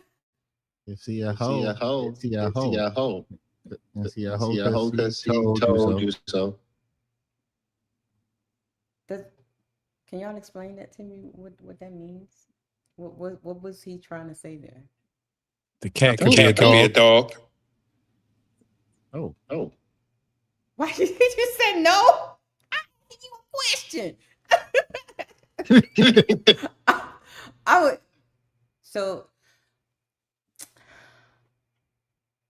if he's saying just as her being a woman, not necessarily her, I think what he's trying. She still should have like wifely duties. Is that saying? I think what you're trying to say. What did you mean by that? Because I'm confused. If a man knows how to be in the streets and turn into a husband. I don't know about that, Ali. You got to pull up and debate that one. I don't know. Well, not because what he's trying to say is man change, a woman could change. Is that what you're saying about them changing into a housewife? I don't She should be her husband's whore. I think maybe she should be her husband's whore. I don't know. A freak in the sheets and a lady in the street. Is that it? That's the analogy that I go with. I'm not sure. Now with everything, there's an exception, but I don't know if I would make that a rule. Yeah, I'm confused on that one. Like, unless he talking about just like gender roles, because they talking about gender roles, right? Because a hoe would know how to. He said he about to pull up. He said he on the way. Because a hoe would know how to clean up, right? You know what I mean? Yeah. Okay. He just you don't think hoes clean? Wait a minute, y'all think hoes don't know how to clean? What? They do. I would think that someone know how to clean the house. How do they get returning customers then? Yeah, I was going to say that. How they get clients. They got pussy. They hire clean. Fuck, you got niggas that fuck crackheads still. Fuck, pussy gonna sell. It don't matter where it's at. Athena just told you that. She go clean houses. So yeah, So I mean that goes back to everybody's original premise. What you say, brother? Go ahead. I says that goes back to everybody's original premise. Jeremy's, he said you got to check your part that you play in it. And I said some of these men be going even in dirty houses and all types of conditions, and they still be going. So if this is the case, they don't have some consideration at hand. Like y'all clapping cheeks of dirty girls, B. Like they houses is dirty, they kids is dirty, they like, and y'all still clapping their cheeks. That don't say nothing about you. You just gotta have cheeks. Then that's, you know, that says more about you. The accountability on men. He not wrong. Like I said, man, they don't get alleviated from this. You know what I mean? Like, that's what it sounds like to me. It sounds like, son, if you say anything about men, he coming at you. And that's kind of wild. You know what I mean? So I'll be here when he comes. Yeah. What the sound effects, Jeremy? I'm on. I don't know. Do you think? Shit. Hold on, y'all. Can y'all hear me? Do you Yes, think ma'am. he's responding to when she said like shout out to the quiet holes thing? Is it? Oh, there he is right there. I don't know. I was confused on that one. I really don't know. Shouts out to Ali in the house. You on mute? Yo, What up, sir? What up, Ali? What's up, y'all? How y'all doing? How y'all doing? What's up? So one day, y'all am I got an echo? No, I got StreamYard. So when you talk, we all everybody got mute. Yeah. Okay, how about now? And So it's one not day y'all go. StreamYard. It's StreamYard. StreamYard, dang, is StreamYard echoing? Then it's gonna be hard to do this because when I hear myself, I'm like, it's like I'm debating me. And then when that happened, you know what I'm saying? I start clashing with me. But oh, there you go. I think we good now.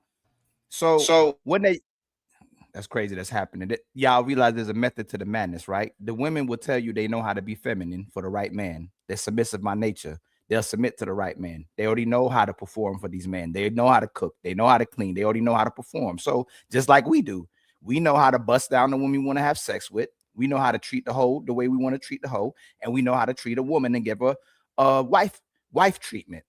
That's why they'll say you shouldn't give a man wife treatment, because they know how to give a wife treatment. We have to stop being playing down women's intelligence. So if she gets with a man, if she's a hoe, she should turn into a wife. They refuse to turn into a wife because she's still in her whole mentality. She still wants to use the man, or she finessed the man. The younger woman is a whole off jump. As she matures, she understands men more. She has to bait the man before she gets with him. So she's going to try to look the part of what that man is looking for, especially if y'all have a conversation. That's why a lot of times when people say you sit at the table, don't tell somebody what you want, I still disagree with it. You tell them what you need and what you want. If they fail at it, then they're not the right person. But a lot of times people say if you give the people the talking points and what you want, they'll perform until they switch up if that's not really who they were. But if men can be thoughts, womanizers, hoes, bust down everything in front of them, and then expected to be monogamous, expected to treat the woman with respect, provide and protect, the women know how to do it as well too. That's what I'm saying. So if she says the guy picked wrong, looking for the right woman, then the wrong woman should have been the right woman when she got picked. I hear you, but I still don't agree when with I that. hear you. That's you don't have to talk. If you don't agree with it, then there's no reason that we should wife up the women that we wifing up, because we're taking the risk that she no longer a hoe. Most women we get with, over 95% of women are hoes when we meet them. We can deny it all we want to. We wifing up hoes, and we're wifing up previous hoes. They already knew what they were supposed to be doing, and now that they want to settle, they'll switch up for this guy at the moment. She may switch up at any moment, but she's acting like a wife to this guy. So we have to accept women truly for who they are. We can't keep saying they're women. We can't keep saying they're emotional. We can't keep saying they don't know better. They know exactly what they're doing, and they're hoping we either dumb or play dumb to be with them. I heard you. I absolutely heard you. The most operative thing in there, it wasn't the whole part for me, because we all want our wives to be our hoes. So ultimately, whole knowledge may be beneficial for them. That may be debatable. What I'm gonna hang my hat on is the fear of missing out. like you said, they want to now start jumping ship and going somewhere else. And that's not the characteristic of the hoe. That's the fear of missing out. If they're always going to be thinking about what's going on over here and what's going on over there, and I wonder what they doing over there, that's a characteristic you need to hone in on and see that this bitch is never satisfied when I got her in this moment. She's always in her phone, or she's always off into space, or she's always looking for the next opportunity. That's on you to see. So again, you know, I hear what you're saying, but sometimes we try to alleviate men from them being responsible and cognitive of what's going on with them. You can put that up, even when I'm not mad about that. You can put that up. Them kind of comments, that kind of stuff don't bother me. You can put them comments up. I like the criticism. I like when people going at me. I love all that. You know what I'm saying? Most people are on their phones. He said, we're not in 1990 where we didn't have phones. Most of the people you're gonna come across is gonna be doom scrolling, gonna be on their phones. I see old people that I thought never be on their phones. They're on their computers, they're on their phones. My main point is the fact that at any moment, any of your wives could switch up in any given time. That's the problem we have with women, is that they change their mind. They know better.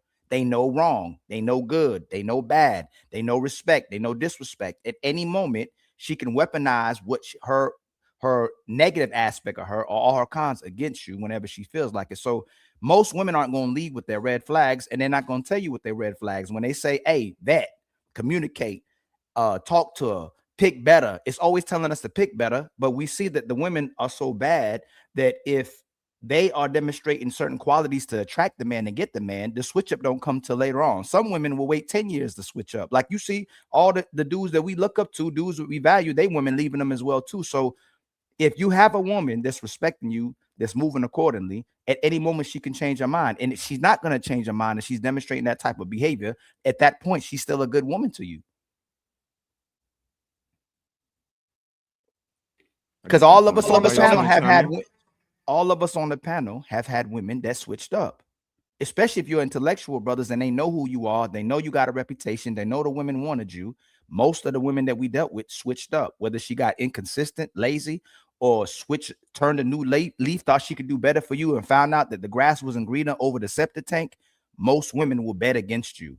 The real woman will stay beside you and stay loyal to you. That's why I say most women aren't loyal. You give a man 5 hoes, he'll be loyal to his hoes. You give a man 5 wives, he'll be loyal to his wives. You give a woman 5 men, she's not going to be loyal to those men. You gave her 1 man, she's not going to be loyal to that man. She's not even loyal to herself. Most of these women make disastrous, horrible decisions for their own selves and put themselves through hell and then hope someone saves them and gives them heaven. I have a question. So I thought y'all said you can't change a hoe into a housewife. You can't. She has to want to change.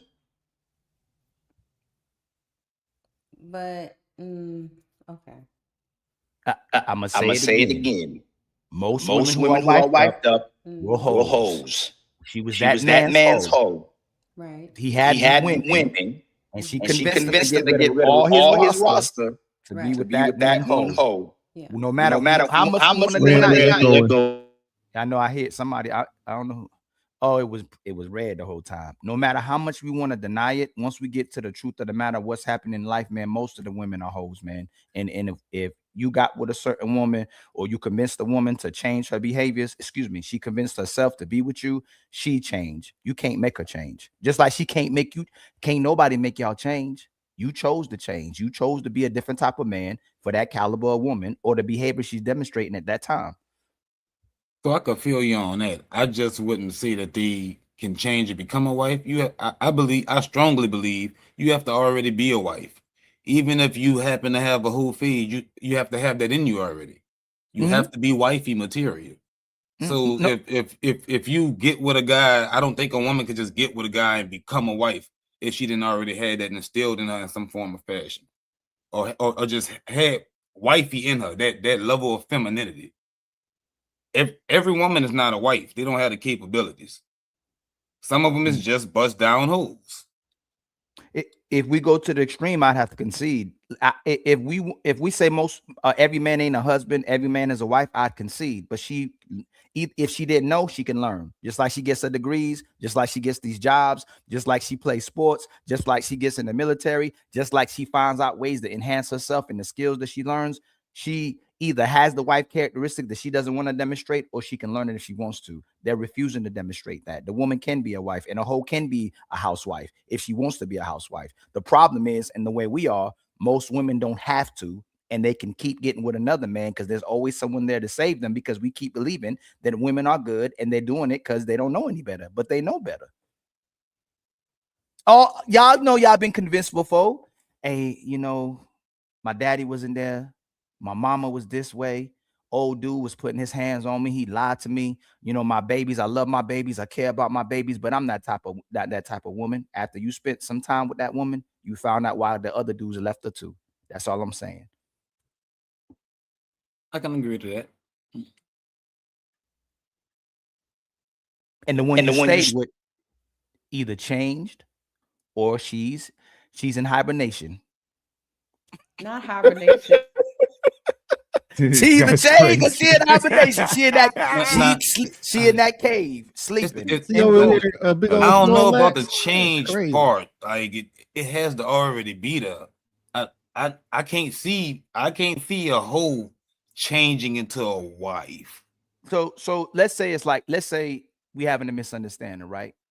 The same way a person that was a crackhead will always be a crackhead even if they stop. You always be alcoholic even if you stop. You always be a smoker even if you stop. Addicted to nicotine. Men are addicted to hoes. Men are addicted to women, and we love women by the pounds. We ain't gonna say we change. We'll say we'll control ourselves. Let's change it. She can control herself. I don't think control has to do with it, because I think more comes with being a wife than just control. I think being a wife is a skill set. Yeah, but you can learn. But that, homie, you keep going right back to the beginning. I didn't disagree with you. It's just like making. I just learned how to make Indian food a month ago. Now I can make it. You know what I'm saying? I want to learn how to make Indian food. Now I can make it. If she doesn't know how to be a wife, most women have the skills and traits to be a wife if she wants to be a wife. It's this simple. But she does know. As much as we think she doesn't know, she knows how to be a wife. It's the first part is cooperation. You trusting and allowing this man to lead your life, and you comply with this man because you actually like him and love him. It ain't got nothing to do with nothing else. I love this man. I love homie. I love shiz. I love brother. Whatever he needs me to do, that's what I'm going to do. That's the first part about it. She didn't know how to make a sandwich. Just like Uncle Ricky be joking about, she making another man's sandwich. Hey, I don't like my sandwich like that. I need extra mayonnaise, some pickles, some tomatoes, some cheese. She will learn if she didn't know how to. But most of these women have characteristics and traits to where they can comply with people in their lives. They just refusing to comply with a man. She has that wife. She got the wifely characteristics and traits and skills to do it and capacity to do it. She's not demonstrating it, or she's not investing in it. Okay. So I just got one question. I use a statement, Ali. I say they do it with who they can do it with. Would you agree with that? No. They'll try anybody. And they'll put anybody on the chopping block. We've had the experience. Now, that's an egotistical thing that we've done over, and not saying you doing it. I did it before too. It's not intentional. Yeah, that's what we think. Yeah, you good. But they'll put anybody on the chopping block, off with his head. It don't matter who you are. At any given moment, if she loses respect for you, even though you're a respectable man, if she don't value you, even though you a value man, you could be put on the chopping block at any time. Just like Ray Rice. Old girl was trying Ray Rice. And they got into the encounters they got. Even if we're gonna go to Cassie, knowing she dealing with Diddy, playing with Diddy, put her hands on Diddy, but they know they may not play with you at the beginning, but they'll play with you in the long term if they feel like it. At any given moment, she can put your hands on you and she can disrespect you. Let's go back to the clip, guys, because I want to hear Ali's explanation.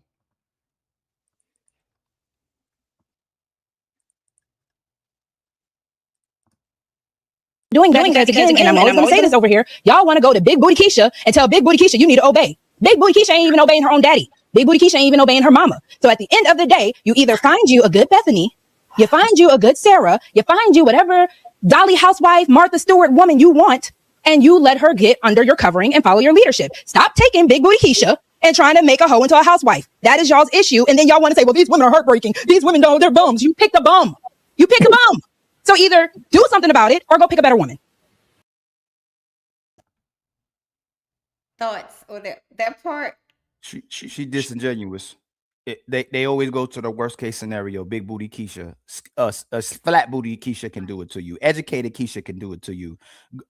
Preacher girl Keisha can do it to you. She, in order to corner the conversation and make it go their way, they always got to go a complete opposite way and become extreme. So any woman can do that to you. The good girl is good until she goes bad. So no, she that was a disingenuous conversation. And they can corner the bad women. They can corner the man that can lie and cheat and abuse, but they'll never talk about the women who do it as well too. She has to show it to you in the beginning. No, the worst type of women are the manipulative one that hide their true characteristics and wear a mask. It don't come off till it comes off. Most women are performative. You don't get to see who your woman truly is until them doors close and you spend some more quality time with her and you get to see who this real woman is inside of the door, not outside of the door. And then the world may not know who she is, but now you know exactly who your woman is. So what do you think that it's not okay? So you said once you get her behind closed doors, you learn who she is. Yes. So but can we say that maybe you're giving them the title too soon before you get them behind a closed door so they can show who they are? Just like we fight for sex, she fights for the title. She don't start acting up till she gets the title. She gets the belt. She gets the belt around her waist. She Mrs. Homie. Oh, she homie's girl. Then that's when she starts performing. And if she's really a manipulative, she wants to get that ring on her finger and get the marriage. A lot of women can't make it that far, and they mess up. That's why we say almost these women can get everything they want, Petty, just pretending. Just pretend you like a guy. Just pretend you listening. Just pretend you cooperative. Shiz, homie, brother, he said. Batman gonna put everything on the table that you want. Just pretend. But they know that we'll do it regardless, that they don't even give us one or two of the things that you're asking for, and they'll even do their men that love them wrong as well too. So again, if women even lied and pretended, most women can get everything that they want. If men lied and pretended, most women still ain't gonna give you what you want. For some reason, she gets worse the better you get. So you saying you love up on them and they get worse for being loved correctly? Absolutely. Most women today.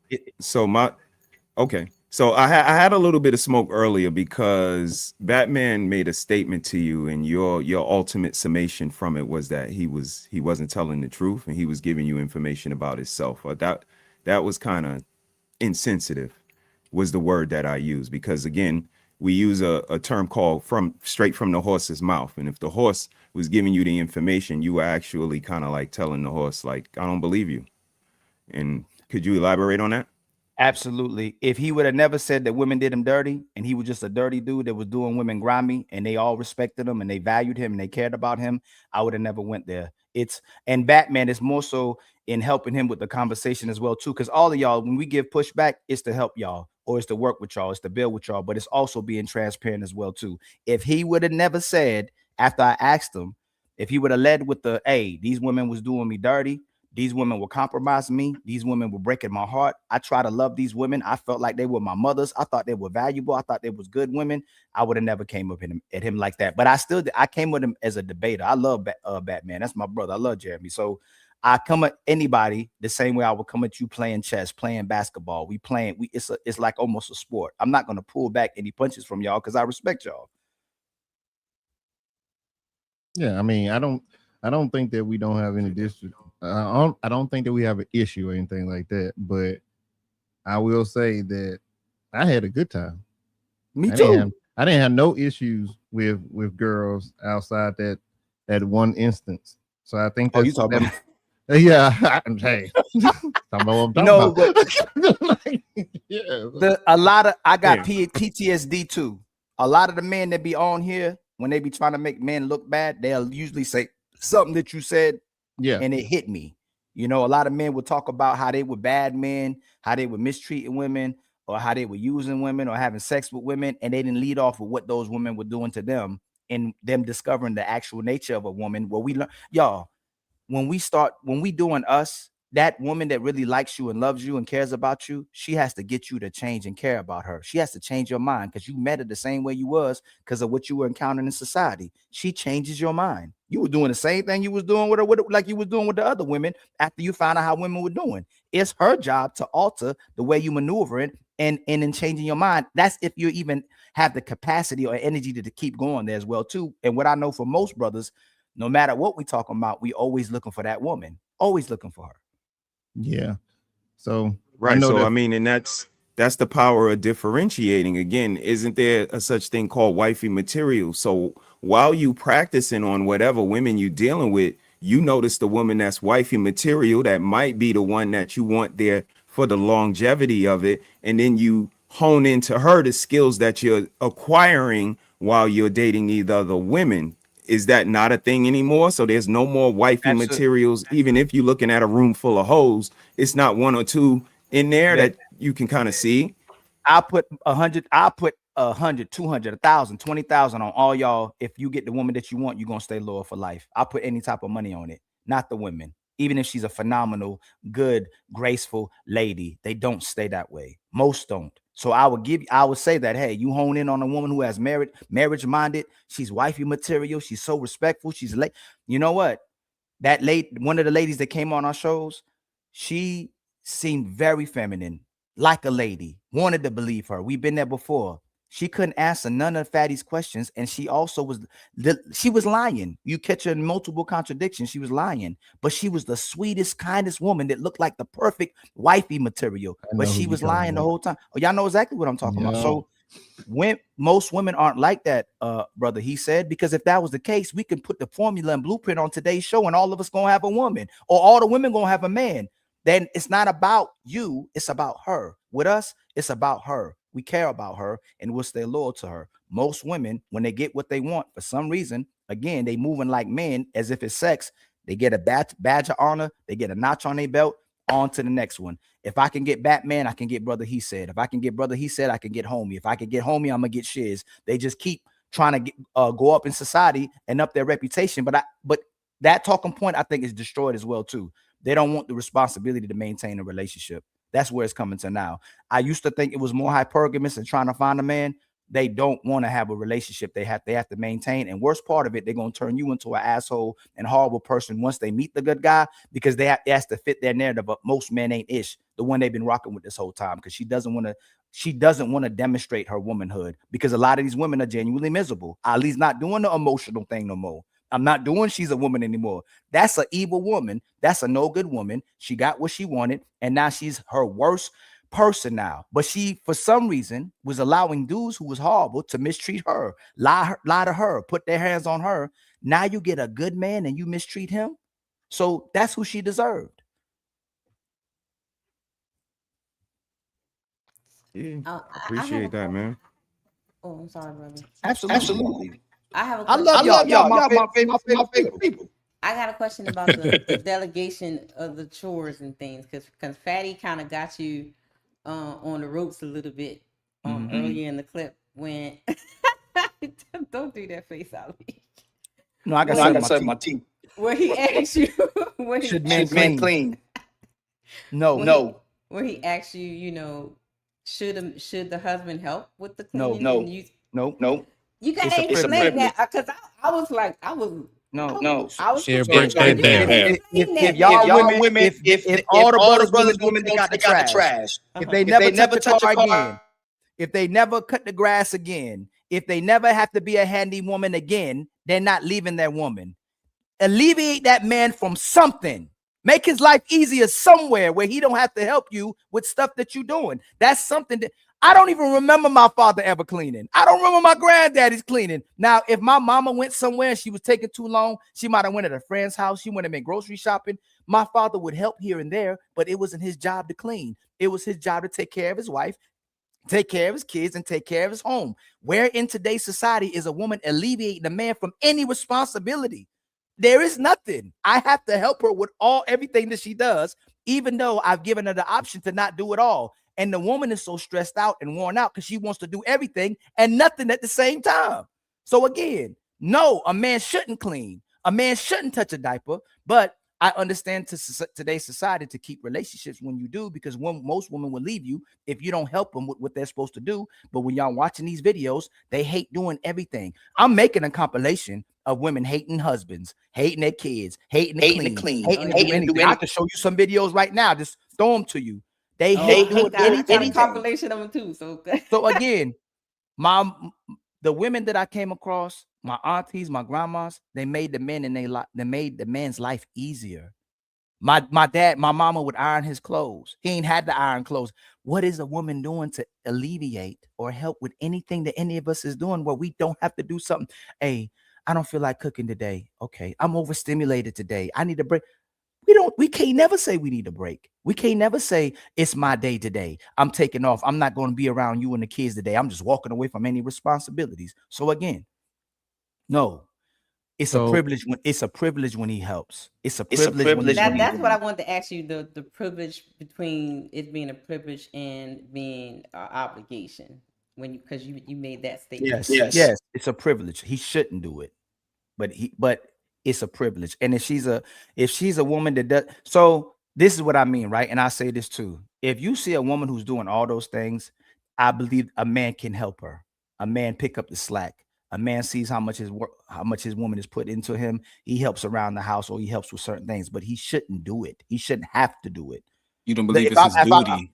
If I'm outside cutting the grass, should my woman come out there and disagree with that? My woman come out the grass? What's that? What happened? What you said, brother? He said that we don't. Yeah, that's all I'm saying, man. We don't disagree with that. We do everything, and we still happy at the end of the day, and still want to have sex with our lady. Our lady is choosing to do all these things, and she's always worn out and tired because she's not supposed to be doing all those things. Yeah, at least main gripe is that they're abandoning their essential duties. That's it. Yeah, that's the new dynamic now. Yes, I mean, but again, but I hear that. But where do we don't come in nowhere? Again, maybe I'm an anomaly. Again, my wife, she schools my kids and she grows our food. That's not possible for men. Men can't require that. It's very possible, but is it crazy to make it sound like it's nothing that they could be doing, or is it us as men that are kind of not having the requirements for whatever reason to not, like I said earlier, they do it with who they can do it with. You said they do it to everybody, but I come from a different place. I don't see that, bro. In the style, they do it with who they can do it with. Some niggas they can't do that shit with. They have requirements. And you're gonna get this done, or you gonna be on another team. So, is that not a thing anymore? Men don't have the right to do that, or they don't have the nuts to do that. You're not gonna have a woman.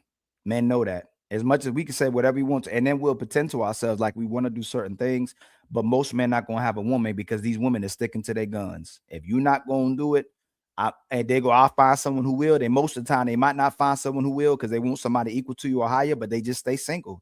Look, we're not having families, Mr. He said. The birth rate's going down. Right. So the value going down. So the results ain't showing. Do you remember the beginning of the Bible? Adam said, well, God, I'm going down with Eve. He didn't have to eat it. He went down with Eve. Most men going down with Eve. Most men want women. Most men want to smell and sniff on them, feel on a woman. There's nothing more. Ain't nothing better. Like, that's why I'm saying when they be like, you don't like women or hate, ain't nothing better. There's nothing better that I've come across on this earth than the touch and feel of a woman that you actually love. I mean, it's nothing better. The feel of it, the body, ain't nothing better. So I mean, honestly, I maybe to y'all, and I don't think it's to y'all either, but to her, because she's the epitome of love, she don't need it. Or she pretends she don't need it and lie about it, but they go to the grave. I'm watching aunties and grandmas and women go to the grave without no men.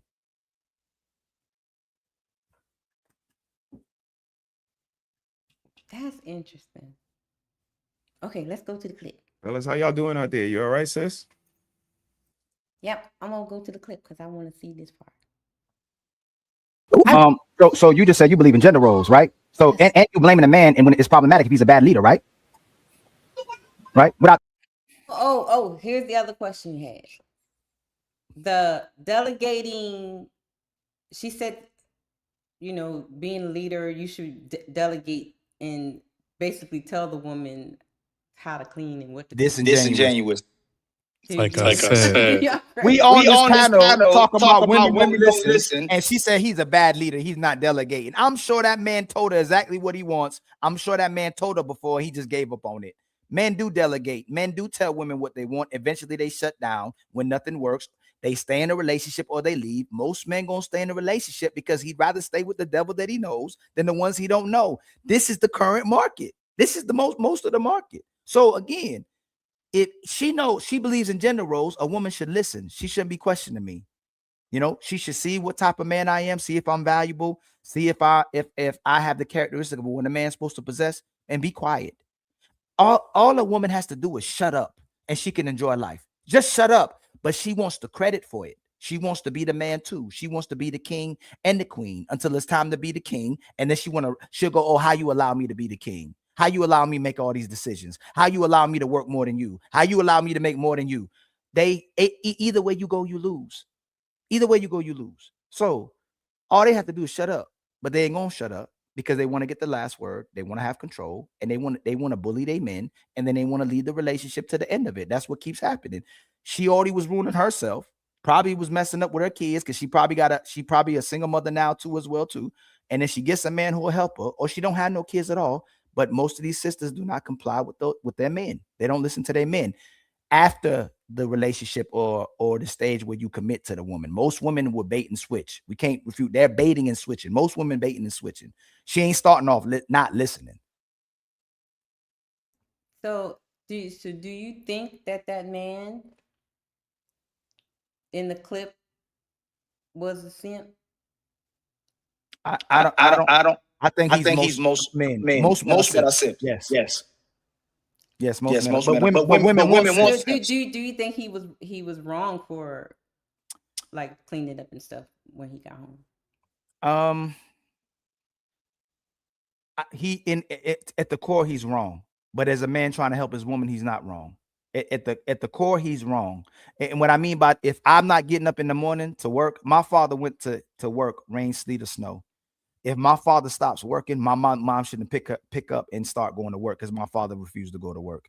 We keep trying to pick up the slack at where she's supposed to perform, and we're giving her out. And men are starting to do the woman's responsibilities. And we are supposed to call that a good man.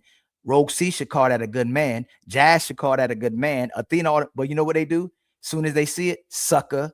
So, okay, if you can get me to listen to you, if you can get me to comply with you, if you can get me to do everything you want, now I'm a sucker. But that's what you said what a good man was. When you ask him what a good man is, he's a leader, he's righteous, and he does what's in the best interest of his woman. He takes care of his woman. Everything they talk about is what benefits them. But when they caught in a conundrum and they can't look bad and it's the need to be right, they have to say that man's a sucker, but they want the sucker. But they want Superman to be the sucker. They don't want the sucker to be the sucker. They want the man that they can't control to be the man that they can control. No, I wouldn't disagree with that.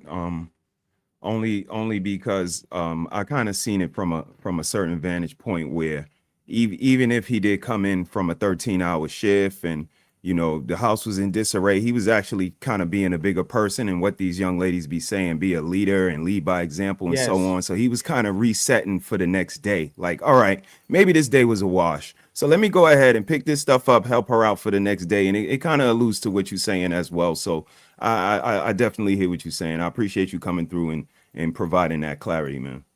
Absolutely, man. Y'all know we ain't gonna do like everybody else. We try to have a conversation, man. Okay, let's listen to more Rogue C.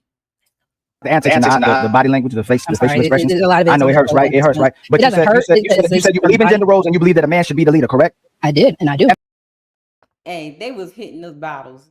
They was hitting the bottles. You can see their eyes was all glossy. Glossy as hell. They was. Ooh wee. What she's doing is plausible deniability. That's what the women do. Women should submit by nature. We'll submit to the right man. So she's not submitting to you. She's not cooperating with you, but she'll ask something from you. She's using you. Most women are using men. So why are you around a man that you won't comply with and respect and value, but you still will take things from him? That's the problem with society. So now all of a sudden he's not a delegator. He's not a good leader. Oh, he was a leader and he was delegating till you didn't want to listen to him anymore. That means if she a hoe, she should know how to be a wife as well too, correct? She should be a good follower if you believe in gender roles, right? If it's problematic that he's not a good leader, it's problematic that she's not a good follower and don't know how to play her position, don't know how to cook, don't know how to maintain. So what makes you think a hoe? No, I answer my question before you answer anything else. You wanted to smoke, so please answer what I asked you. You said this real quick for me. She contradicted herself because she tried to take a talking point that I said the last show that she had and said, well, Ali says women should be with the fun girls. And my brother, he says too, if she's my hoe, stay my hoe. So you can be my wife. That's a hoe. Do the same things you were doing. Give me sloppy toppy. Listen to me. Make me my food. Just be my hoe. Remain the hoe that you was when I got with you in my relationship as well too. You my wife. My hoe that I wifed up. You ain't everybody else's hoe. You my hoe. But she said that Ali said that men should stay with the fun girls. So it don't make sense. If you want the fun girls, that's gonna be my hoe. We're gonna have a lot of sex too. So it's just not making sense. They run away from their own talking points, and then we'll have to come back to it later. So either way, again, if it's caught into catching them and where they're making a mistake, they're never gonna admit it. They're not gonna concede. They're just gonna keep talking and rambling about how they're right about being wrong. Screenshot. This is a good one. Look at this. That's a good screenshot. That face is crazy. Man is not delegating, which you can't prove that. I'm sure that man. I also said that if he's picking a bum. I didn't cut you off the whole time. I didn't cut Are you going to ask a question and let me answer it? You said you believe in gender roles, so that means you should be quiet while I'm talking right now. To my man. No. So Your outside, according to the rules established on the treaty we signed 2 weeks ago, Not a treaty. on our panel, your man is not in charge. That was the rules. That was the rules that you signed for. Don't come in and say now that your man is. Did he not answer the question? Ali is in charge. He's the man.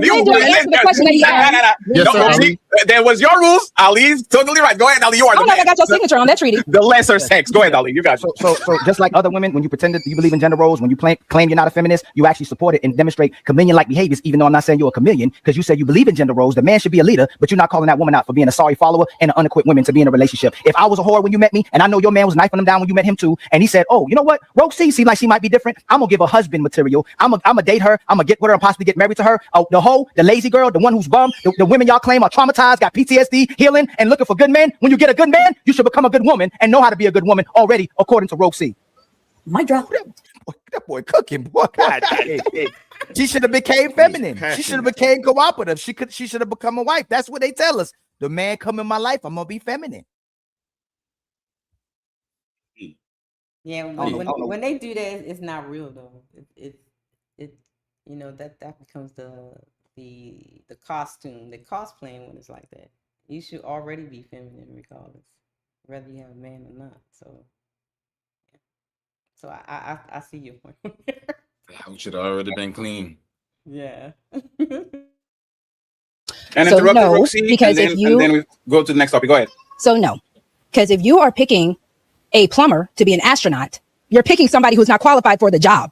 So that is the issue that I'm having. So once again, if you are picking a woman who is not showing, because that's the whole point of dating, she's supposed to be showing you just as much as you're supposed to be showing her. So if you are picking a woman who is not hitting your qualifications and you're still saying, I'll get on one knee for her.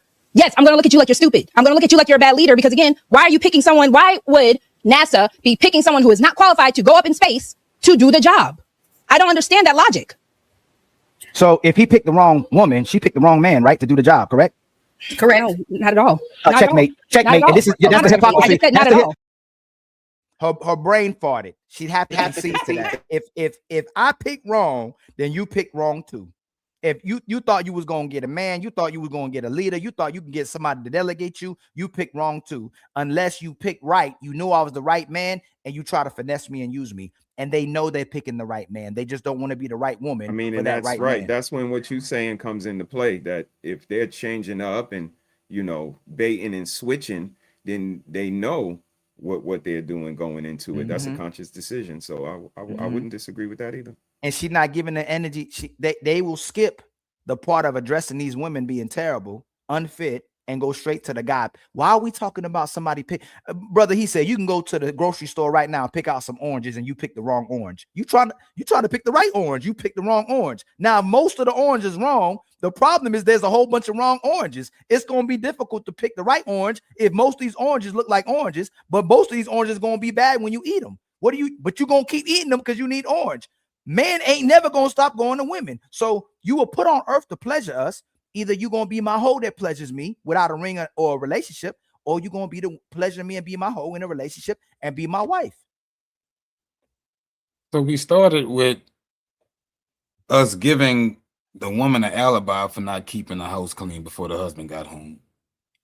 And now where we are, she's pretty much saying that men need to pick better instead of addressing the topic and saying women need to improve. If this is how your house look and you have a good man at home. Absolutely. That's pretty much what I'm getting from her attacking angle. And we know what we need to do. Every time they talk about deadbeats, every time they talk about men putting their hands on them, lying, being abusive, being manipulative, being womanizers, oh, you just picked wrong. Suck it up. I just want to know why Melanie is the only woman on the panel that wants women to be better and improve. She's the only one that held the woman accountable. Why goalposts change? moved so far to blaming the man and talk about picking better and maybe she worked too. That context wasn't even given, but it was thrown in there.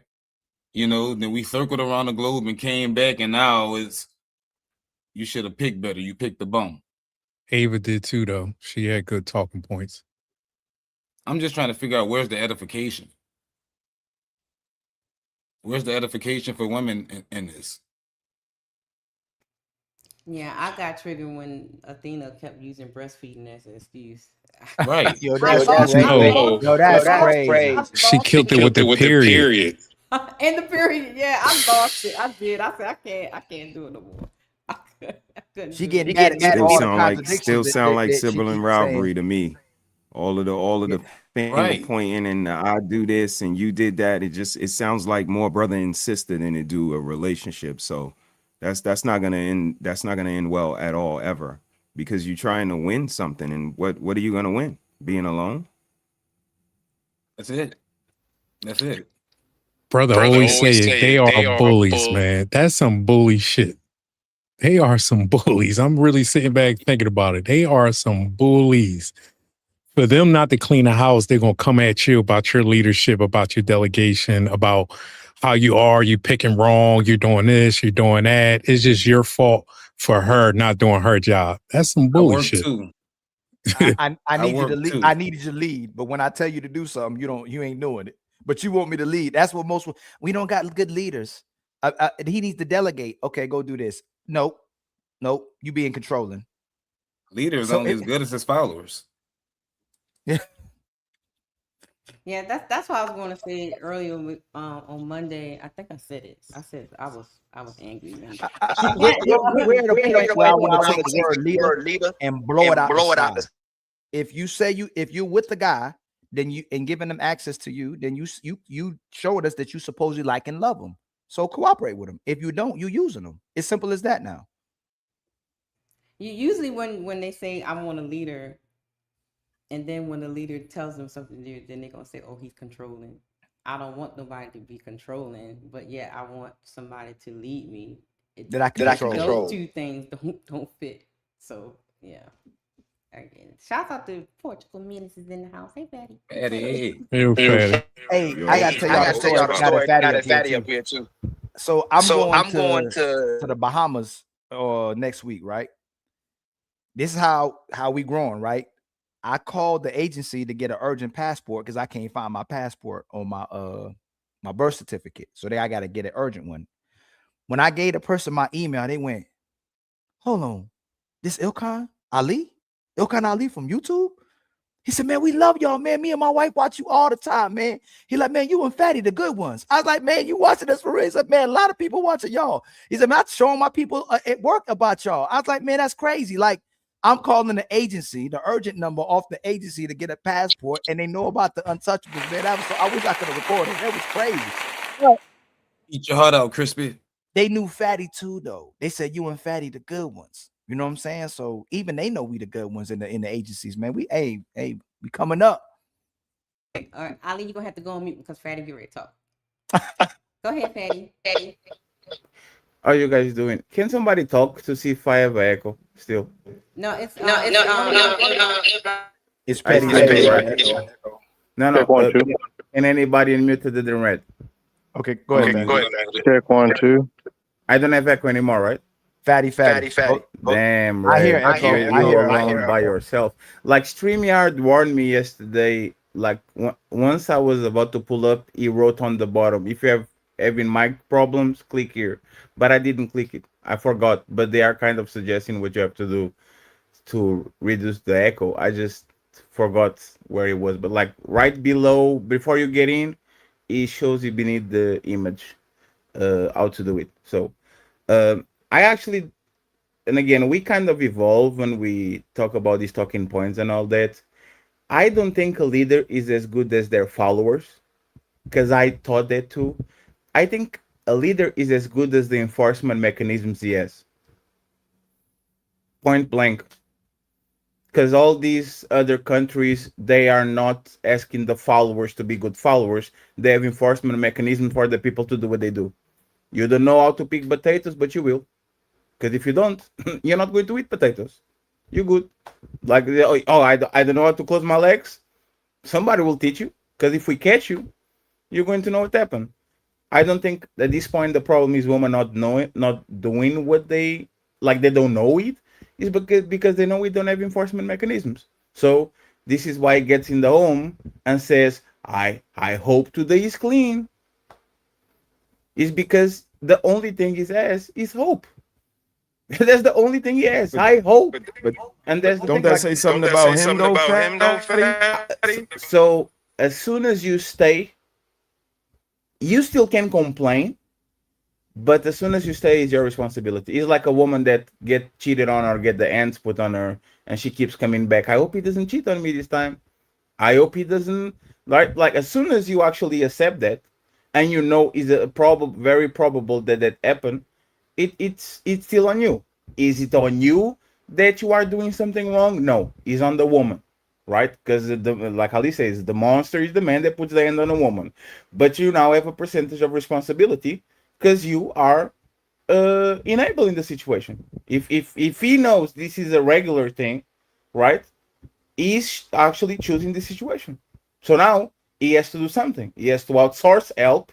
He has to make an ultimatum. He has to write in the wall with blood, whatever the ritual he has to do. But he has to do something. He does. And if he doesn't, it's on him. All the brothers on the panel. If 9 out of 10 women had one leg, and you want a woman with 2 legs, would you stop dealing with women altogether and stop? Do you think? Oh, I won't even say y'all. Do you think most brothers gonna stop being in relationships with women with one leg? Or they're gonna go, I'm gonna keep looking for the woman with 2 legs. I would have a woman on a wheelchair. I don't have to keep her. I don't have to stroll her around the park. Let's go. And like, I don't have to do it. I will still knife her, but I wouldn't put her on the next to the plates and all those things. I don't have to. There's no more responsibility at all. So once she shows that she's not of use to me, I don't have no responsibility to keep her. But if I do, it's like bringing a stray dog home. You bring the stray dog home because you felt pity or you think he's a good thing to do and all that. If he bites you and you keep him, that's on you. He show you who he is. Why you say, no, I'll teach him. He poops on the couch. He keeps whooping on the couch. That's on you now. Now he's the couch pooper. You know who he is. If he keeps pooping on the couch and you don't give him somebody or to put it on a dog pound, that's on you. So it's about the owner, not about the pet. No, it's about both. I didn't make him be the couch pooper. He for whatever reason decides to poop on the couch. It's my responsibility when I keep him. Is it all my fault? Absolutely not, because I'm not the one shitting on the couch. But I am complicit because I don't do nothing about it. It's you accepting it now, but most men, Mr. He said, go and accept it. I don't care. Men can say whatever they want online. Most men gonna accept it, man. That's the market. That's what most men, most married men, most men in relationships will not come online and tell you exactly what's going on in relationships. And when they do bring their woman in relationships on the panel, you see exactly how it goes. That woman will disrespect them on the panels. And y'all seen it countlessly on men who decided to bring their women on the panels. They'll show you exactly who's in control. Most women is in control of these relationships, and men would rather be in a relationship with the relationship that the woman controls than not be with no woman at all. Even if he can be even if you should listen. There's so many brothers, man, that I come across that are phenomenal brothers, man. They great brothers, but the woman don't even respect them to that level. She just sees him as somebody that's useful. And Fatty he don't say that as much as useful, that useful idiot. He termed that coin. They just want a useful idiot. They don't care how great this man is. They just want somebody they can use, man. And most men go, okay, I'm just gonna go along with the ride. Glorified trash dummy. So to answer your question, I would say if they only had one leg, I just get the best looking one leg one and buy a leg. So you can walk around with two. I get a prosthetic one. I make her look the way I want her to look, and I put her, the way I want her to be. But yeah, I just get one with one leg. Somebody's gonna be grateful and want to be a part. Yeah, but that's problematic too, because it's not about the leg or the arm, or these women are faulty. We know. Oh yeah. It's about seeing that that she has one leg and say, "Hey, bitch, dunk, run." Damn. Go ahead, do some jumping jacks. I'm gonna get her the leg with the curve in it then, so she can run. It'll be all right. Sure, but this is what I'm talking about. This is your job. You give her all the tools for her to go ahead and run, even if you have to buy those blades that they do for the Paralympics. Right. If you give her that and she still crawls because she doesn't either know how to run or doesn't know how to run, you take the things that you bought and you give her to another woman with no legs. And you take her leg. Right. That's all. And I know it's very simple. It's very simple, but at this point, woman and man know, man. Like we all know. Like, you know how the woman on our panel were all against us? Because who is going to make me do this shit? I know Ali's saying I should do it. Who is going to make me do this shit? I'm going to turn off this shit. I click on the X button, and then I'm going to the street, and I'm going to get a civilian that has no idea what's raised in this modern situation, and I'm going to get away with whatever I do. So I wonder if I could get away with murder. Like I'm saying, that if everybody knew they should get would we do it? And men know if they do something wrong, they're going to be penalized. If I knew I could just get away with everything I do and pick another one and another one, I wonder if I'll do the same.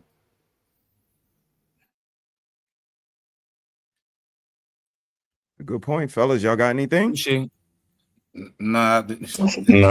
He beat me down before I could get started. Fuck. Damn, you were here for like 3 hours. That's crazy. Yeah. Goddamn, I'm gonna get you next time. I love you too, homie. And by the way, the echo thing I think is only Red that has if she unmutes, you start to hear echo, but I think everybody else is actually good. She just didn't want to be lonely. So she said, everybody mute when nobody talking, but everybody cool until you unmute yourself. So it's your fault. I just wanted to point that out so she feels bad about it. That's the hypocrisy. And I'm speaking. That's checkmate, and that's the women's hypocrisy. So did you want the answer or no? You saying he picked wrong. You're not saying he's the wrong. Let me finish.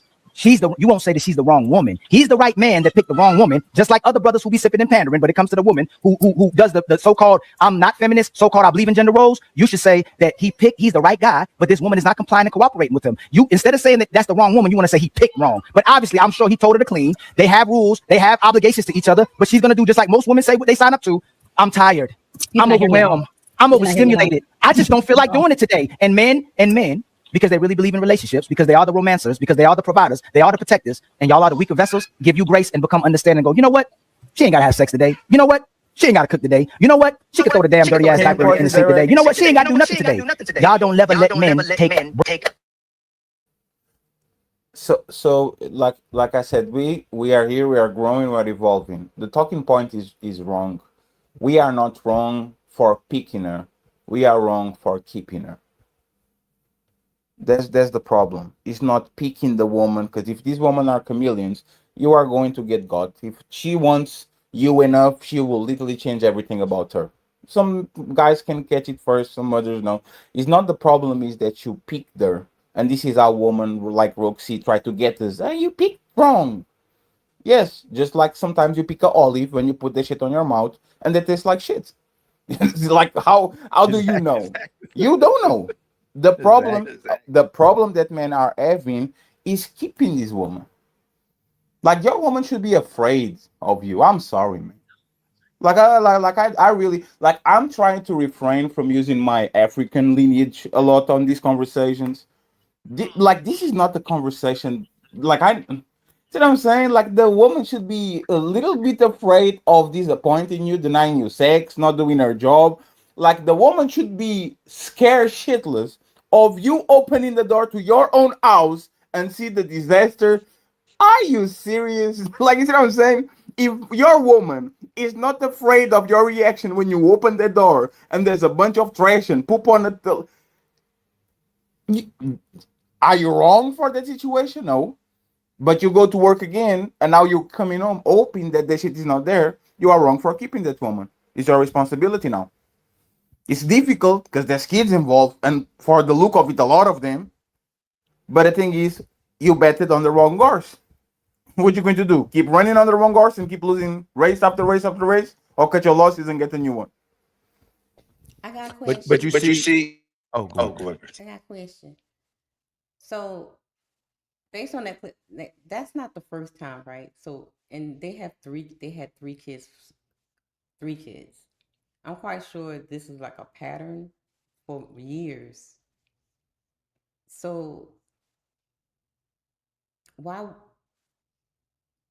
at kid 1 and she had this kind of pattern? Why didn't he kind of try to nip it in the bud, or like you say, leave? No. Fatty told you what it should be, right? But women, once the man is in control or she fears the man, she no longer wants to be part of that relationship. She don't want you in control. The things I saw that our fathers or grandfathers used to do at least would give the woman the illusion of control inside the household, right? But he controlled it. But the woman at least felt like she was in control, but she still knew that man was in control and she respected him. The women are leaving relationships even in predicaments like that. Soon as this man has an expectation and standard she has to meet and she knows he's in control, she doesn't want to be in there. She don't want to be in a relationship where she has to truly respect and honor this man and be responsible and accountable. So you're going to lose either way. We're going to get called a sucker if you do the opposite way. And if you do it the other way, she's going to go find somebody else who will. So it boils down to whether the woman respects you as the husband. No, it's her. Petty Red. Ali. No, Either I'm a good her man. respecting you. You said It's an echo. have respect for you. That's why she does. No, but she's selective. So just because so I get what you're saying, Petty Red, right? It's the core of it. It's if she's gonna respect you or value you, she's going to do it, but it's up to her. Like you could be an extremely respectable, valuable person, but it's up to her to go, hey, this man has consequences and he doesn't play with it. I'm gonna respect him. He puts his foot down and he's serious about what he's saying. I'm gonna cherish this. Nope. This is too much control. I have to show up every single day. This is going to be stability. I can't just do what I want to do. There's going to be consistency. This is boring for me. I'm going to call this boring. Soon as she get a situation like this, this is something she's going to try to outgrow and get away from because she has to maintain it. Well, wouldn't this show up before it gets to 5, 6, 7, 8, 9 years and 3 kids? Petty Red. Look at all the conversations we've been having about the men losing their women in 10 years, 20. There's men getting divorced at 39 years. She stayed as long as she wanted to stay, as soon as she was done. So they can do it in 2. They can do it in 5. Women have a way of mastering pretending relationships way more than we can. They have the art of chameleon behavior. Maybe the man you'd be like, man, I try to change this man. He will not change. Women, they can change whenever. That's the problem. You don't know. They're not the same person every day. And if they are the same person every day, you don't know if after 15 years she's going to change. If after 20, you don't know. And then you have the no fault divorces and anything where there's no accountability on her. She can use the irreconcilable differences and all these other things. We grew apart. You don't know. So either you have a woman that's loyal to you or you have a woman she's waiting. There's a time. Like I said, she's in hibernation. So Ali, do you advocate for men still wanting to be married and having an actual family, or are you just like you just find somebody that you might want to have kids with, and then you have kids with them, but it's always that giving her like the carrot on the stick. Like, yeah, I plan on marrying you as long as you continue to do what I want you to do, but you never really plan on marrying her in order to keep her on her toes. So Ali's in the perfect position in his life with brothers and we're having these conversations, right? I'm still brainwashed to a certain extent to where I want us to be married. I want families, right? But when you realistically looking at what's happening, the relationship ends as soon as that happens. It's over. That's when you lose all range of the relationship. And then the man's now afraid of what this person does with your nuts. So no, I'm not advocating for it to happen unless there's new laws that are going to go in place. There's prenups that's going to go in place. I'm not going to push for it. I'm not going to push for it, but I want people, I would hope that people can still risk in love, but we're seeing that it's not working. So no, I'm not pushing for it. I'm not promoting it because I'm going to run you into a burning house, but I still believe in it. And what Ali is saying is actually, it's a real thing. This year alone, I've talked to about 3 men that was married for about 40 years. Ironically, they all had similar stories. Randomly, they got a subpoena, they got served, and was notified that their wife was divorcing them right after they retired, got all their 401k pension and everything, just randomly got divorced. Wife took everything, and they had to buy the wife another house, and took their $1 million worth of savings they had from their 401k and pension. After 40 years. So is it really random though? Because like I'm gonna keep it honest. Like sometimes we get comfortable too as men in a relationship, and we don't continue to do what we were supposed to be doing either. So then they get to this point to where it's like, all right, well, he's not really doing what he was doing before. So yeah, I got a timer on. Or you don't keep your relationship when you have kids. You focus on the kids. The kids become first priority. The man becomes third or fourth priority. And then why would she want to stay with you after the kids are gone? She don't know you no more. Somebody left a comment. Because it's comfortable. That's how it should be. Right. Comfortable. Just like you described, comfortable. No surprises, Repetition. boring. That's how it should be. Are you going to be more comfortable without me?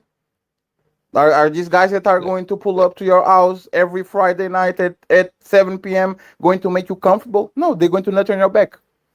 It's not about this like this again. People have their life upside down. The life that I live right now would make a woman go crazy. Nothing happens. That's how it should be. Go out, eat something nice, walk a little bit, go to the mall, buy a stupid doll, come on the internet, call your friends for 20 minutes, do your job, go to sleep, repeat.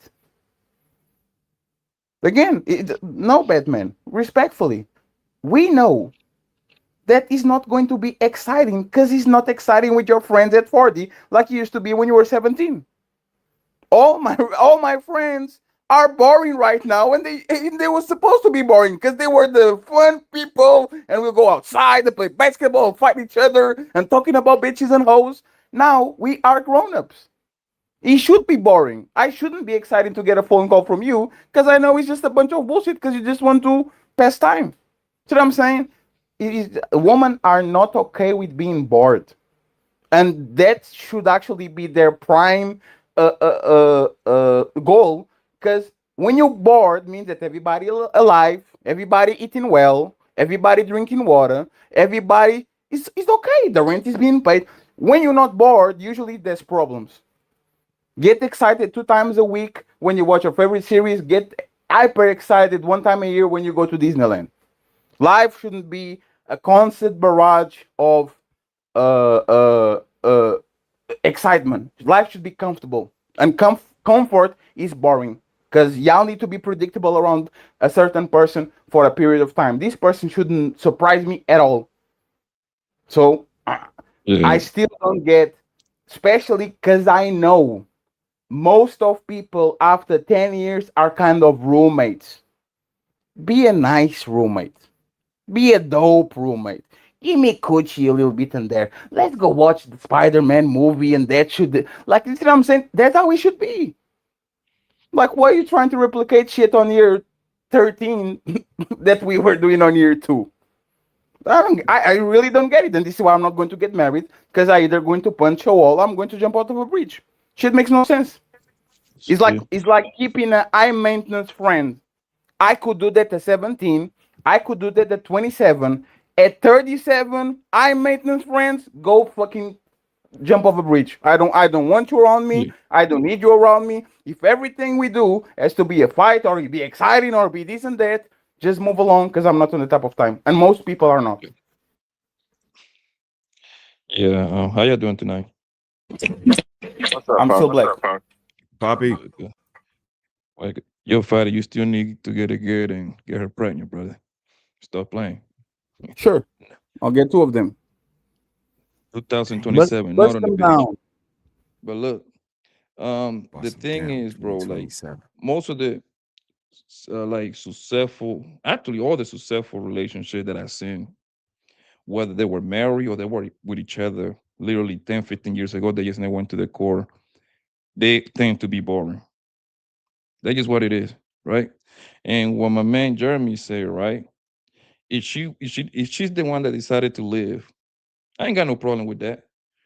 Why are you taking the man's stuff if you don't want to be with this guy? You can leave. Why don't you leave with nothing? Because that's why she got with you in the first place for a Muslim woman. Because you had stuff. Why would Is that Family Guy skit? If you I want if stuff you- too. You go Yeah, to if nice you- places. I want to go to nice places too.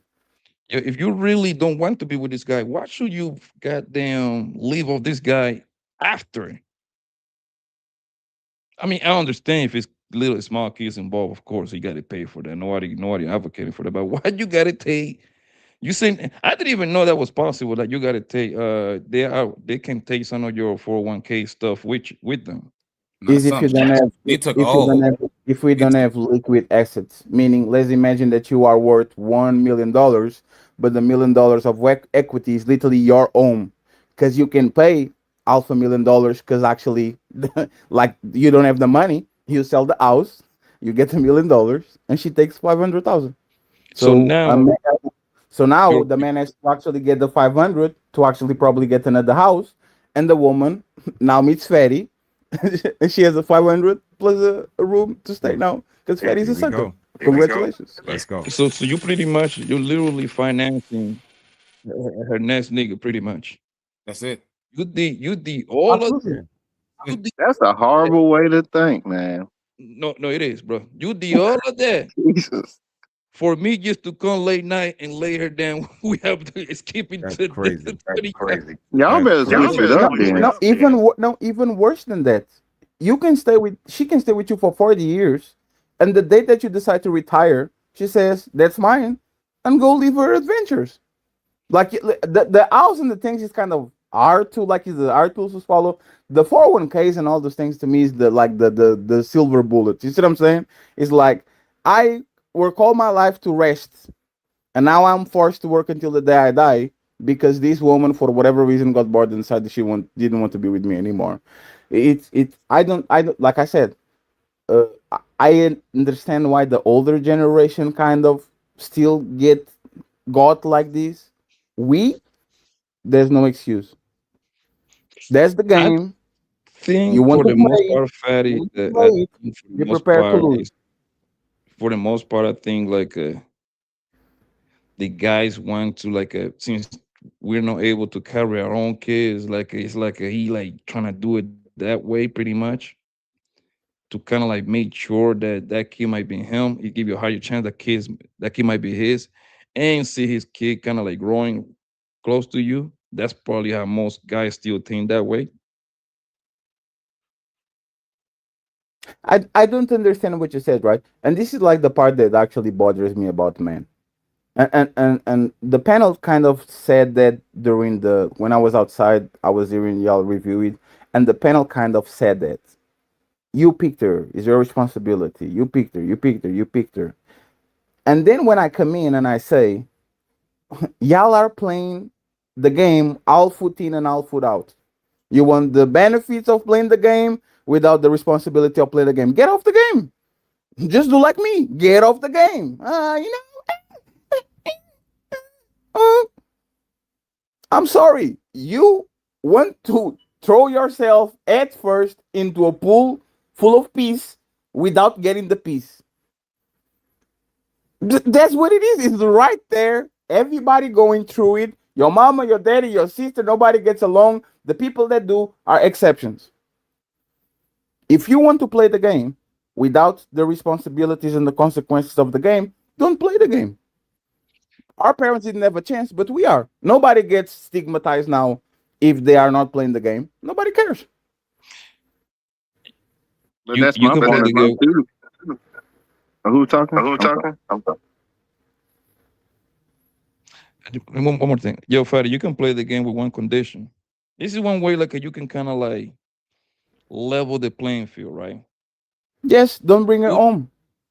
No, Drive you the need bike to and leave it at the door. you need to do what my man A$AP Rocky did. Yeah, find the billionaire. Absolutely.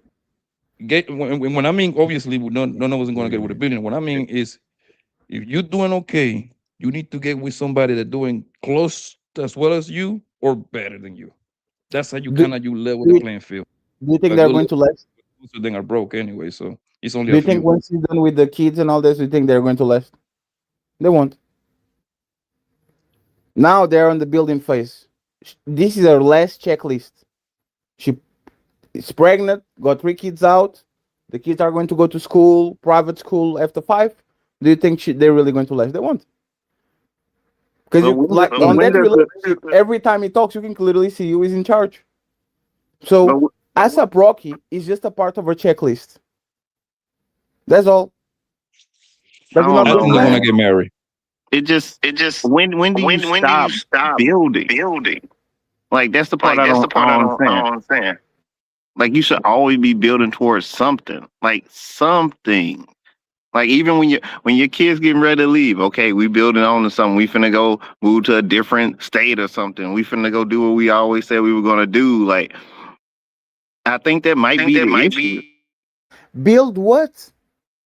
It don't matter. I know that. No. Think about it. Build what? Let's imagine tomorrow the Untouchables blow the fuck up. We do a giant store. We do the Untouchable University. We do all of that, and you get everybody has $1 million now. Everybody happy and all that shit. Can we chill? Can we calm down and instead of doing 12 streams, 12 hours a day and react to 7 videos and all that shit, can we use our time to actually have pleasure and take care of the people we love and spend time with them? Or we have to grind and growing and growing? Like building is for comfort. If you are building to get more stress, more responsibilities, more things to take care of, more loans, like what? Like the people should know how to stop. They should set boundaries before they meet it. They say, once we get here, we stop. For most people, you know what it is? The man works himself to death, and then the woman lives 15 years after the man alone because once again they could stop and calm down a little bit and live a life of more leisure, less stress, more fun, go to the beach and all these things.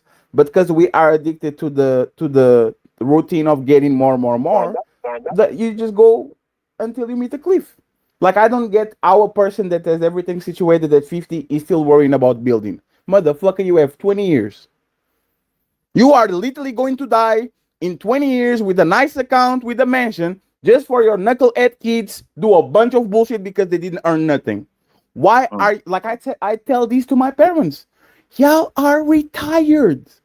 Go to Cape Verde for 6 months, order some coconut drinks, go crazy. What are you waiting for the funeral?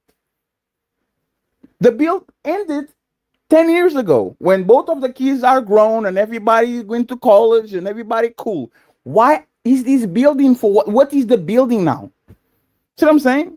Like my mom literally is going to retire in 3 months, Batman. She could be retired 10 years ago. keep just building because she's addicted to that shit. And once she stops, you're going to see her transfer that shit into another project because she can't stop and sit her ass down. Like, why do you have to keep building when you have 10 years on this earth? I don't get it, but maybe y'all can explain it to me. So I can only talk from my point of view. I know me and my wife have phases that we want to accomplish. The phase that we're currently in right now is making sure that our kids are doing what they need to do, make sure that her business is doing well, and seeing what I can do with this YouTube just for fun, you know? If it turns into something, it does. If it doesn't, it doesn't. That's okay. Still got the job, right? Second phase is doing the nonprofit that we wanted to do. She likes animals. She literally wants to buy a big barn in the middle of nowhere and just have stray dogs there. You know what I'm saying? Like, I want to build log cabins. So I gotta learn how to do that. That's so dope. it's like it's different goals that you build toward for different stages of your life. Are My you wife guys wants going to to stop there? Oh no. After that, she wants to travel the world with me. But we need money for that. So we're gonna do what we gotta do. Now after that, shit, that could be 10, 30 more years, 50 more years. And after that, you're right. Hey, we done been together for decades now. I know you. But you see, you ended up in the same trap that I was talking about. You need money to travel, and you are going to spend money on a non-profit, which is literally a giant of money. You are correct. Right? And instead of actually getting off the mouse wheel, because now that money is somewhere that is going to make you rest for 30 years, now you are going to exert more stress in yourselves. So on the last part of your life, y'all can travel everywhere when y'all could pin this shit on the butt probably on the next 10 years. See what I'm saying? You're probably right. But we just like doing shit. Like we like building shit and planning shit out.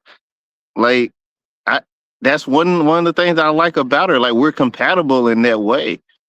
Like we're not competitive against each other, but we're compatible for our goals. Can I ask a question? Yeah, please. What if you say we're done building? Can we stop now? What happens there? I'm pretty sure if I say, hey, I'm done building, then her question will probably be, can I continue to do what I want to do if she still has some things that she wanted to get done?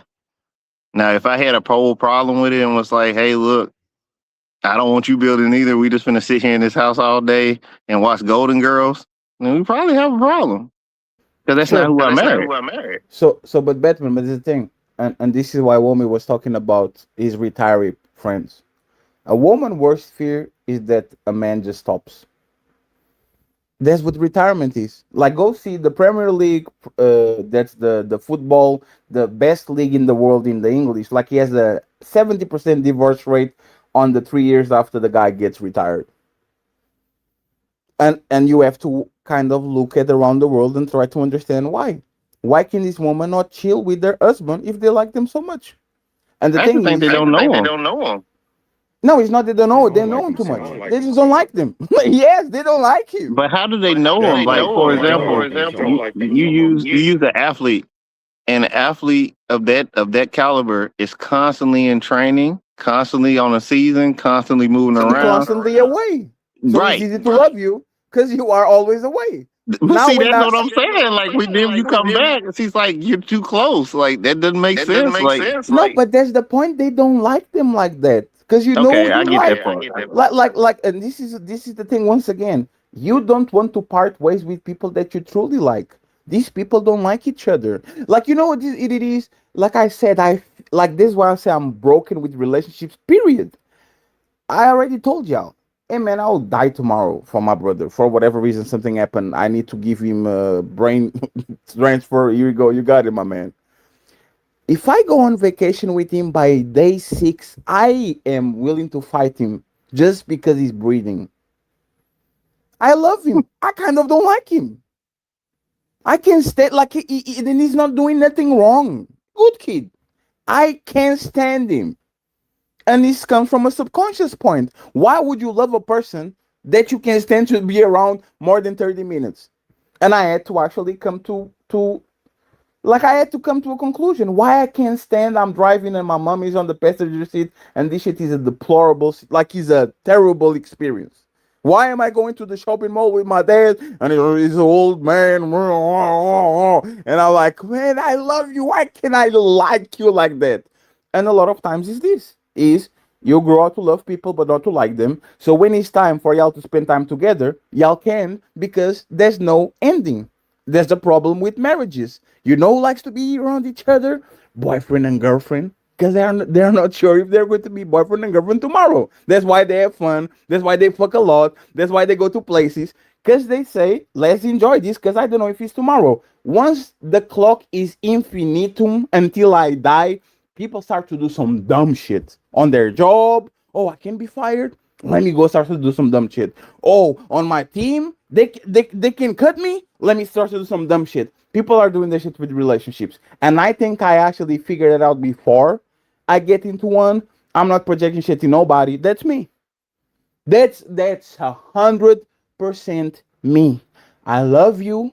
I want to bone you. I want to do some silly shit with this, but I don't like you like that, to spend 8 hours with you like that.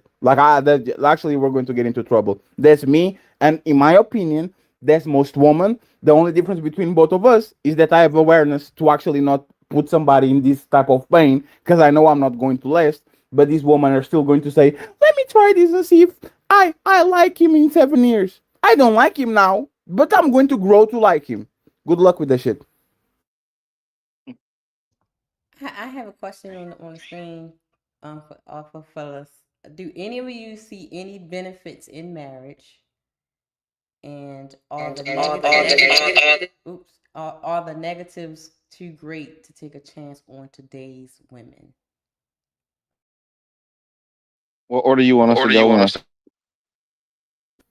Yes, once you meet a great woman, that's awesome. Marriage with a great woman is awesome. Marriage with a great husband is awesome. Marriage is not for you, it's for your kids. Respectfully, there's nothing to do with you, it's for your kids. Because you can do exactly the same shit you're doing while you're boyfriend and girlfriend. Like I keep saying, like, remember the question that you asked? Like, what are we telling to these people? Very clear answer. If you want to do what's best for you, don't get married. Boyfriend and girlfriend, do the things that married people do, but don't get married. If you want to do what's best for your kids, cohabitate. Because they are not going to know if you have a license or not if your kids wake up every day and see mommy and daddy. Cohabitate so your kids can see you on a day-to-day basis, so y'all can do things. You want to do what's best for society and your auntie and your mama and that woman and all these things, go get married. But then when you don't cry. Like, this is a clear, like, these men are stubborn. These men will literally, you can have 10,000 people advising to do something. They're going to do what they're going to do. The playboy is not going to stop fucking hoes. The married man is not going to stop being like romantic and all. If depend on who you prioritize, go ahead and adjust your life to the life that you want to actually live. If you don't want to do that and you want to do cookie cutter for everybody, don't complain about the consequences. So yes, marriage is actually good when everything goes good. The problem is, at this point, our brains are not configured to even binge watch a series, let alone stay with a person for 30 years. The people that do are lucky. Most people can't even sit on their PC without listening to no music, no nothing, no fucking, no food, no, like, we are addicts. So go get married. And I wish you good luck. May the games be with you. I never know what the Hunger Games is. May the odds forever be in your favor. From a I would say, non-married person, the go main ahead. problem I see is women are too easily susceptible to the illusion of options. And that right there is ruining the union, because they constantly fluctuate. You know, they like you today, they hate you tomorrow. They're lusting over you right now. They're disgusted by you right now, tomorrow, whatever. And all it takes is for them to think that they have an option at the right moment of fluctuation for a relationship to be over in most cases. You know, I don't think everybody is as lucky as Jeremy and brother up there. But the majority of people are dealing with the aspects that Fatty has eloquently painted out. You know, Yeah, I wouldn't. there's no I wouldn't consistency. disagree with that. Go ahead, brother. Nah, you got it, homie. You good. No, I was just pretty much wrapping up by saying there's no consistent trends that make it a wise decision in today's time to just jump at marriage. Because men still want to get married. Men are still getting married. But as you can look at the divorce rates, you know, it's women that are, you know, not holding up those vows and promises that they make in front of family and friends and whoever they believe in. Yeah, I wouldn't disagree. When I see today's women at the end, that's most operative for me. I wouldn't recommend, only because of the opportunistic nature and all of the rest of the things that we talk about. So I wouldn't disagree with most of the things the men said up here today. I appreciate y'all for sharing. But I do value commitment. I do value marriage, but just not in today's time. I think the pool is a little bit tainted, and you guys are playing from a different aspect. The game is still the same, but it's a few different vantage points and so on and so forth. So not necessarily the same. So if I had to answer, I would say no. I do see benefit in marriage, but I wouldn't recommend it in today's time with today's women. I guess my answer would be, I see a lot of benefit in marriage. I do. I think that it's more than just having kids. I think it's a commitment that two people are actually making to each other, that they want to have a legacy, want to have something that's going to stand the test of time, right? A name sake, if you will. I think that marriage is very good. But to answer the second part, that's where we have the problem. Because right now, men and women do not really want to do it. They don't see the point in it because they don't have to. We're not in the I need you, you need me era anymore. We're in the I want you, do you want me? Okay, I want you. Now I don't want you. Right? It's changed.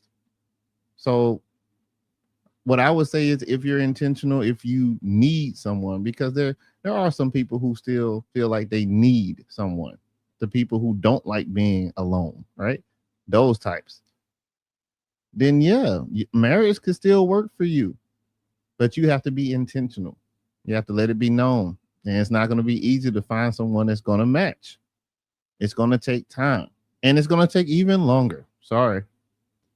Yeah, sorry. Let me go on mute again. I thought you were finished.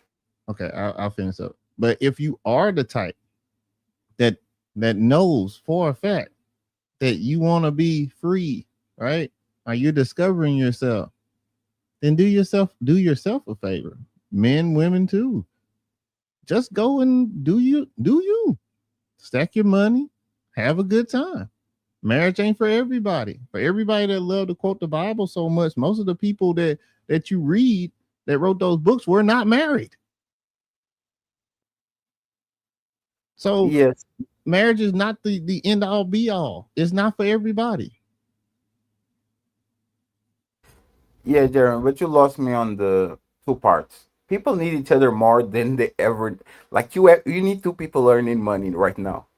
Like you saw the report, 30% of kids now live with their parents over 35. People now need each other more than ever. Man and woman right now, the economy won't allow you to do nothing without a partner. You can get a roommate, but you're not going to fuck your roommate. You want to build some kids and all these things. Like, people actually need each other. And I guarantee you, and I say this to Ali all the time, give $1 million to all these women and see how many of them are going to get married. They are leaving their husbands. They don't need them anymore. Once you give them $1 million, you're going to see men try to flex and get the woman that they always wanted, and you're going to see these women in mass get divorced and go to Jamaica. They don't like the men they are with. I'm sorry, not everybody's cool and smooth and look good and is tall and has game. Like, no. Most of these women, they want it, like, giving $1 million to this $1 million to this woman is like freedom papers. Congratulations, you're off of the plantation. Most of them are not gonna say, no, Mas, I want to keep picking cotton. Nah, I'm good. Thank you very much. I appreciate it. Are you sure you're going to take your husband with you? No. Let him work. I'm out. And marriage is not good. I hate that. I hate when people say that shit. Marriage is like fire. It's good sometimes when you want to cook food, when you're cold, right? When we like, fire is not good or bad. Is fire burning the whole country? Is it good? Like, it's just marriage. Marriage is not good or bad. It depends on the people that are inside of it and what they're doing with it. Marriage can be a curse or can be a gift. Most of these marriages are curses. So when y'all define marriage as good, it's like when these women define violence as bad. They are looking at it by their own belly button. Violence is bad because a man is going to put their hands on a woman. Yeah, but when the next country trying to invade you, wouldn't you want your man to be violent so they can defend y'all? Like, it's not good or bad. It's just what it is. Marriage is not good at all. Marriage is good for the people that actually make it good. Most of these people can be like, they don't are on a state of mind where they actually see marriage as good. They see marriage as an opportunity to actually get their checklist completed. Once the checklist is gone, these people don't want nothing to do with marriage anymore. Very few people actually thrive after they get the checklist done, after the kids are off to college and already got the car and already got the house. Very few people actually, like, remember those they used to call great couples? Like, they called down great divorce, but it was like the golden age, the golden era of the relationship where everybody right into the sunset on the. You don't get that shit anymore. Like, talk with these men over 60, 70, talk with this woman over 60, 70. They don't sound happy to me at all for being together. They don't. So I wonder why. I don't know exactly, but it's very rare that you see those supermarket interviews where the reporter go to the man, hey, what do you have to advise to a 22-year-old? Don't get married. Don't tell it to my wife. Lord, I wonder why they're saying that. Don't lie, I've heard that several times from some old ass men. And from women too, but they just wait for you to die. The women always encourage it, but the men always come whisper in your ear, "Don't do it," and they give you a real stern look, like from Get Out. You hear me? So real quick, I don't That's want to so derail. crazy. I don't want to derail the conversation, but I just want to take time to give out flowers when flowers are due, and to give salutes when salutes are due. And for everybody on this panel, everybody, Ali, Fatty, Sis, Poppy, Homie, Mr. He Said, and especially Red. I just want to share my milestone with y'all. So I did what Faye said, and I did make a clip, and it is the first clip that I have clipped with intention that has officially hit over 1,000 views. And I just wanted to say thank you for everybody. And I know it's a small little goal, but it means a lot to me because it was on my little board. So that means I'm moving in the right direction. And I want to thank all of you guys, from the conversations to the sparring matches and everything in between. I really appreciate all you guys. And for anybody that got an issue with the Untouchable Empire, you got an issue with me. And that's the new channel, right? By the way. That's a new channel. But you see how, like, and this, hey, take this as a lesson, right? Jeremy was holding on a channel. And he was holding on. Maybe the people will get back. Maybe. He dropped the channel. 2 weeks later, gets 1,000 view clip in like a week. This is, to me, is a life lesson. Don't let shit that is holding you down hurt your blessings. Because there will be no 1,000 view video if you're still looking back instead of looking to the front. Yeah, I'm about to go study German shit, but shouldn't have said Yeah. that. Check your style, brother. Yeah, you better start taking some stuff. Shit.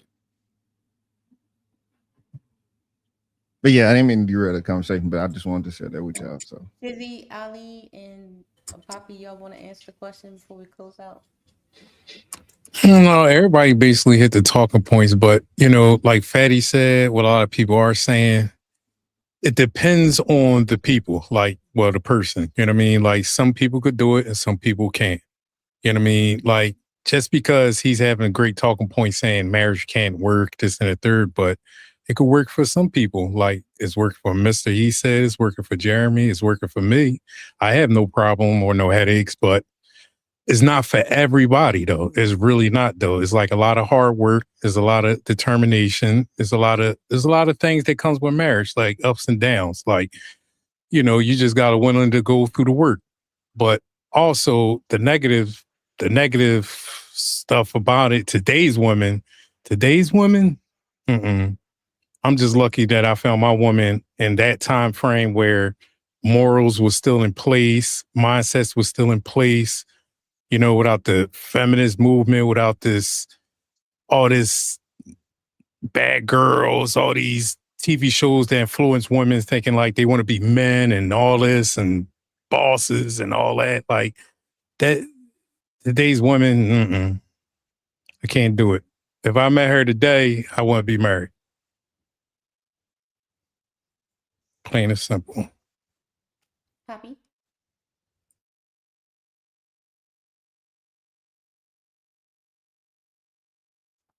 Poppy Blanco? Well, what do you want me to answer? Question on the screen. Do you see? You sound very low, Ray. Oh, do you see any value in marriage, or all the negatives too great to take a chance on today's women? Yeah, I see value in it. Yeah, it's a beautiful thing, right? You two people get together and create kids and see them grow, and then next thing you know, the grandkids, and then if you're lucky, you get the grandkids. So yeah, it's value in it. That's when the two people got their head right. You know what I mean? So it is great value in it, but also it's a gamble, especially for a guy that got something to lose. You know what I mean? When it's lopsided, good luck with that one. When it's lopsided, you know what I mean? When it's one party that got everything to lose and the other party that got nothing to lose, can it still work? Yes, but I don't like my chances on that. You know, the other party is not going to be incentivized to put their hard work in it, so they can always get up and bounce. You know, so yeah. To answer your question, yeah, I see value in it. Okay. Shouts out to everybody that tuned in on tonight. Shouts out to everybody that came up on the panel. I'm getting fussed at. So we need to close the show. Final thoughts from everybody on the panel. Let's start with the Portugal meanie. Final thoughts, ready? I need to see he said, Miss, she said, and read on the Sunday show more. That's all. I like the Monday review, but I want y'all to review yourselves too, and to actually get the what happened, for example, on Jeremy this week. We can grow if we don't put ourselves in in front of the cameras, in front of the this is the moment. Everybody ready? We work a lot to get here. It's time to show what we got. And we show what we got in WrestleMania, SummerSlam, and all that. I know Monday Night Raw is still going to have a lot of people watch. and that's what I think this is Monday Night Raw. But it's time for y'all to actually show what y'all got on the big stage. And the invite is still open. I'm waiting for y'all to invite yourselves, and I want to see what y'all got. I already know what y'all got, but I want to actually see that on the big stage. So I'm waiting for y'all.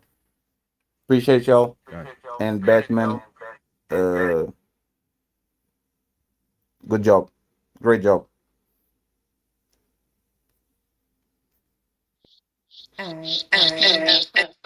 Oh Lord, homie, Poppy, Shizzy, Batman, and of course y'all know me and brother do our thing at the end.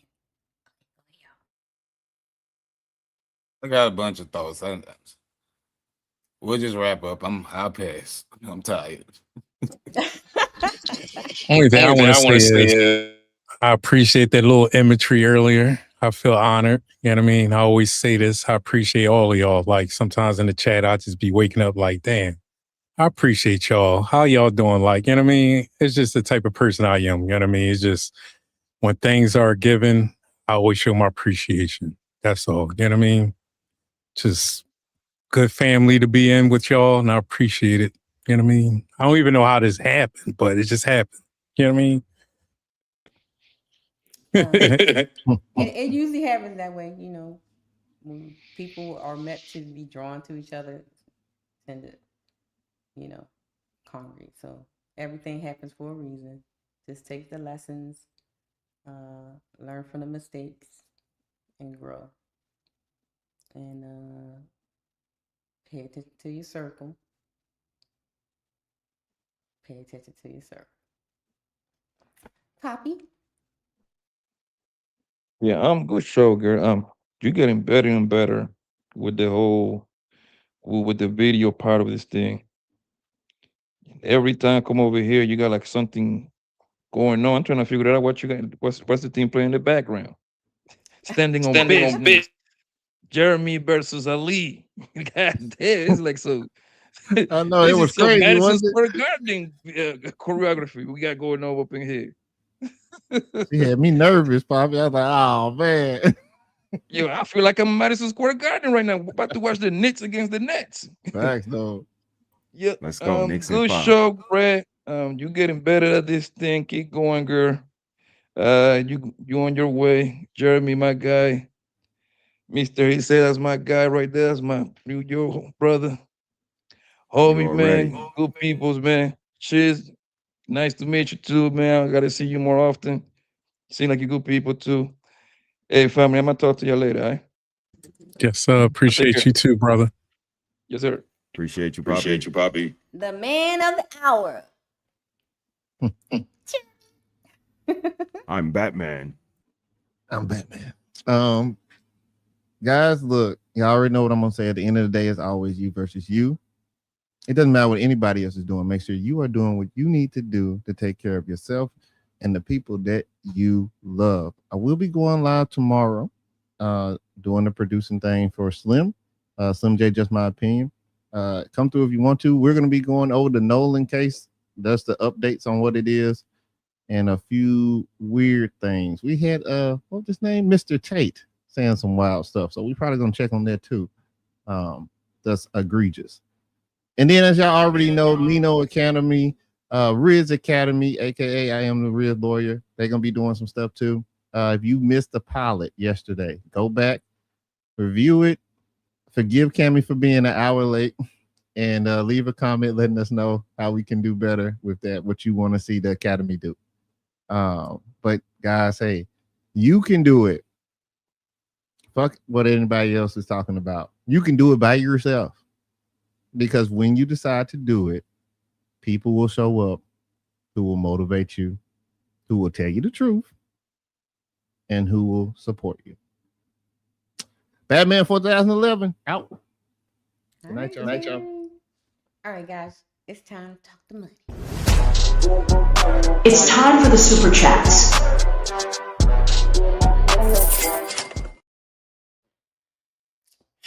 right, brother. Get to it. How we do it. Let's do. Shout out to everybody that supported the stream on today. Shouts out to Case and Cam that he renewed his membership. He said, good evening. Shouts out to Mrs. She Said for gifting 1 membership. Thank you, sis. Shout out for my brother Severe Smoking Talk for gifting 1 membership. I was with him this weekend, sis. We was wilding out. Yeah. What y'all was doing this weekend? What y'all do? We went to Power Plant. Yeah, Power Plant Live. Is that the with the casino and stuff at? Nah, that's the one downtown. By the aquarium and all the rest. Oh, okay. Shout out to Smell the Roses for gifting 2 jewels. Then she came back with 10 jewels. Thank you. Shout out to Lady Valor for gifting 30 jewels. Thank you. Thank you, lady. And shout out to Nino for giving 67 jewels. Thank you, Nino. Shout out for Nino for coming back and gifting 1 membership. Thank you, Nino. Shout out for Brother for gifting 1 membership. Thank you, brother. Then Lady Valor came back and gifted another membership. Thank you. And then another membership. Thank you, Valor. What now? Sent some lipsticks for $5 super chat. Thank you, What now? Carl Anderson came through with 2 memberships. Thank you, Carl. And then Nino came back with a $2. Says, Ali, what if she don't want to be a wife? Damn. Well, if she don't want to be a wife, then you don't wife her, right? You just leave her. Just leave her. It's knife her down.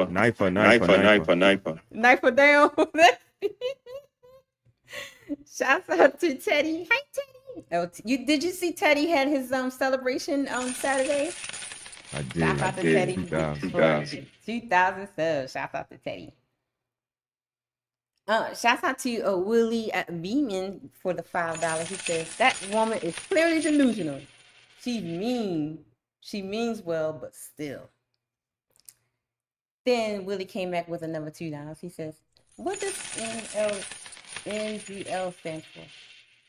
What does that stand for? Not gonna lie. Oh, okay. Not gonna lie, 1 foot coochie is amazing.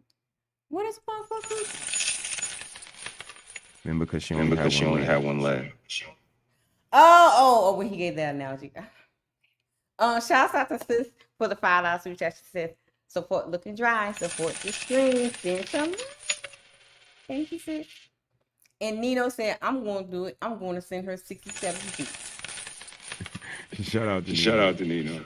And shout out to FBABC for the $2 super chat. And where's my phone? Shouts out to, hold on, y'all. Got cash apps. We got some paper towel funds today. Hold on. Okay. Shouts out to Batworks for sending $5 cash app. Then he turned around and sent a $2 cash app. And Miss Wanda sent a $25 cash app. And CEO with a $5 cash app. Thank you guys for supporting the Paper Towel PS5 fun. Thank you guys. Thank you. Let me play my thank you. Buy these beautiful. Thank you for the super chats. Now I can buy these red bottoms. Oh, thanks for the cash apps. Now I can buy all these paper towels. Shouts out to everybody that tuned in. So, brother, what is your final thoughts? What do you think about the show tonight? Great show, sis.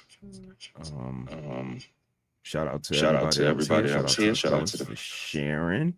Shout out to Sis for providing the space for us. Shout out to Fatty and Ali being good sports. And that's how it go, man. Shout out to Jeremy. And appreciate all of the consideration and the back and forth. So just a good topic, good show. The fellas got it together. Ali came up, provided clarity. And you provided another week of a good show. So shout out to you, sir.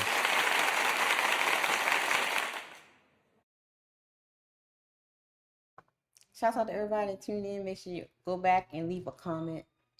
That helps get into the algorithm. And if you have not, brother dropped the RLB in the chat. So if you have not subscribed to A Tribe Called Harris, make sure y'all subscribe because they're on their way to 1,000 subscribers. So make sure you guys support them over there and check out their content as well. Witching hours on Friday. Witching on Friday. Well, Saturday, Friday, Saturday morning. Y'all know what time witching hours is, so I got some good clips for y'all. So we're gonna do some witching hours on Friday, Saturday morning. Other than that, pay attention to your circle before they hurt you.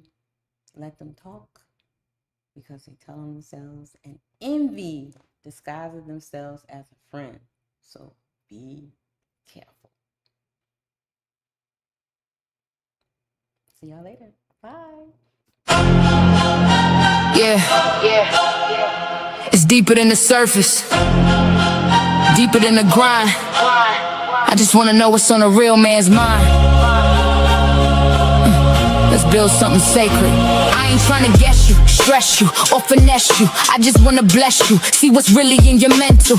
Not the armor or the mask that you wrestle, but that inner voice that whispers when it's gentle. Got my ears wide, heart open, no shade, no judgment in this room. You can lay your pain.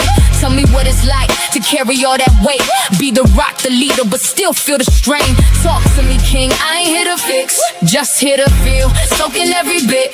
You ain't gotta rhyme it or keep it slick. I'm listening deep, I wanna hear what ticks. Blueprint to a man starts, it starts by listening. Let him speak truth, no fear, no imprisoning. Open space, real talk, I'm just vibing in. Trying to know the heart that beats beneath the skin, yeah. I just wanna know your mind. Every corner, every climb. You ain't gotta hide behind, just let it go, take your time. Tell me about your father or the lack of his touch. Did that teach you silence or teach you to clutch? What do you dream when the world ain't tough? What do you need when strong ain't enough? Where's the joy that you bury in the grind? What fears dance in the back of your mind? Who taught you love? Who taught you war? What's the wound you still trying to ignore? Yeah, you ain't soft for expressing what's inside. That's king energy, that's real pride. I ain't scared of your tears or your cries. I'm here to witness, not just blueprint to a man's thoughts. Starts by listening, not by pushing, pressing, or conditioning. This space sacred, this bond glistening. Truth in your tone I find, strength in it, yeah. I just wanna know your soul, not just what you control. This ain't no casual stroll, I'm here for the whole, yeah, the whole. No interruptions, no, should've said. Just say it raw, say it how it's in your head. You ain't gotta bleed, just speak your thread. I hold the story, every word you said. So when you ready, I'm still here. A woman with ears that don't just hear. I build temples with your truth, cause knowing you, that's the proof. Blueprint to a man's thoughts. Starts by listening.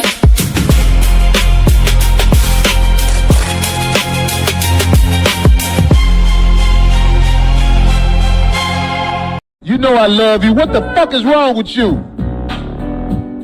My bitch runs the street at night, and I can't sleep. I can't sleep. I'm saying my bitch runs the street at night, and I can't sleep. I can't sleep. I'm saying, y'all.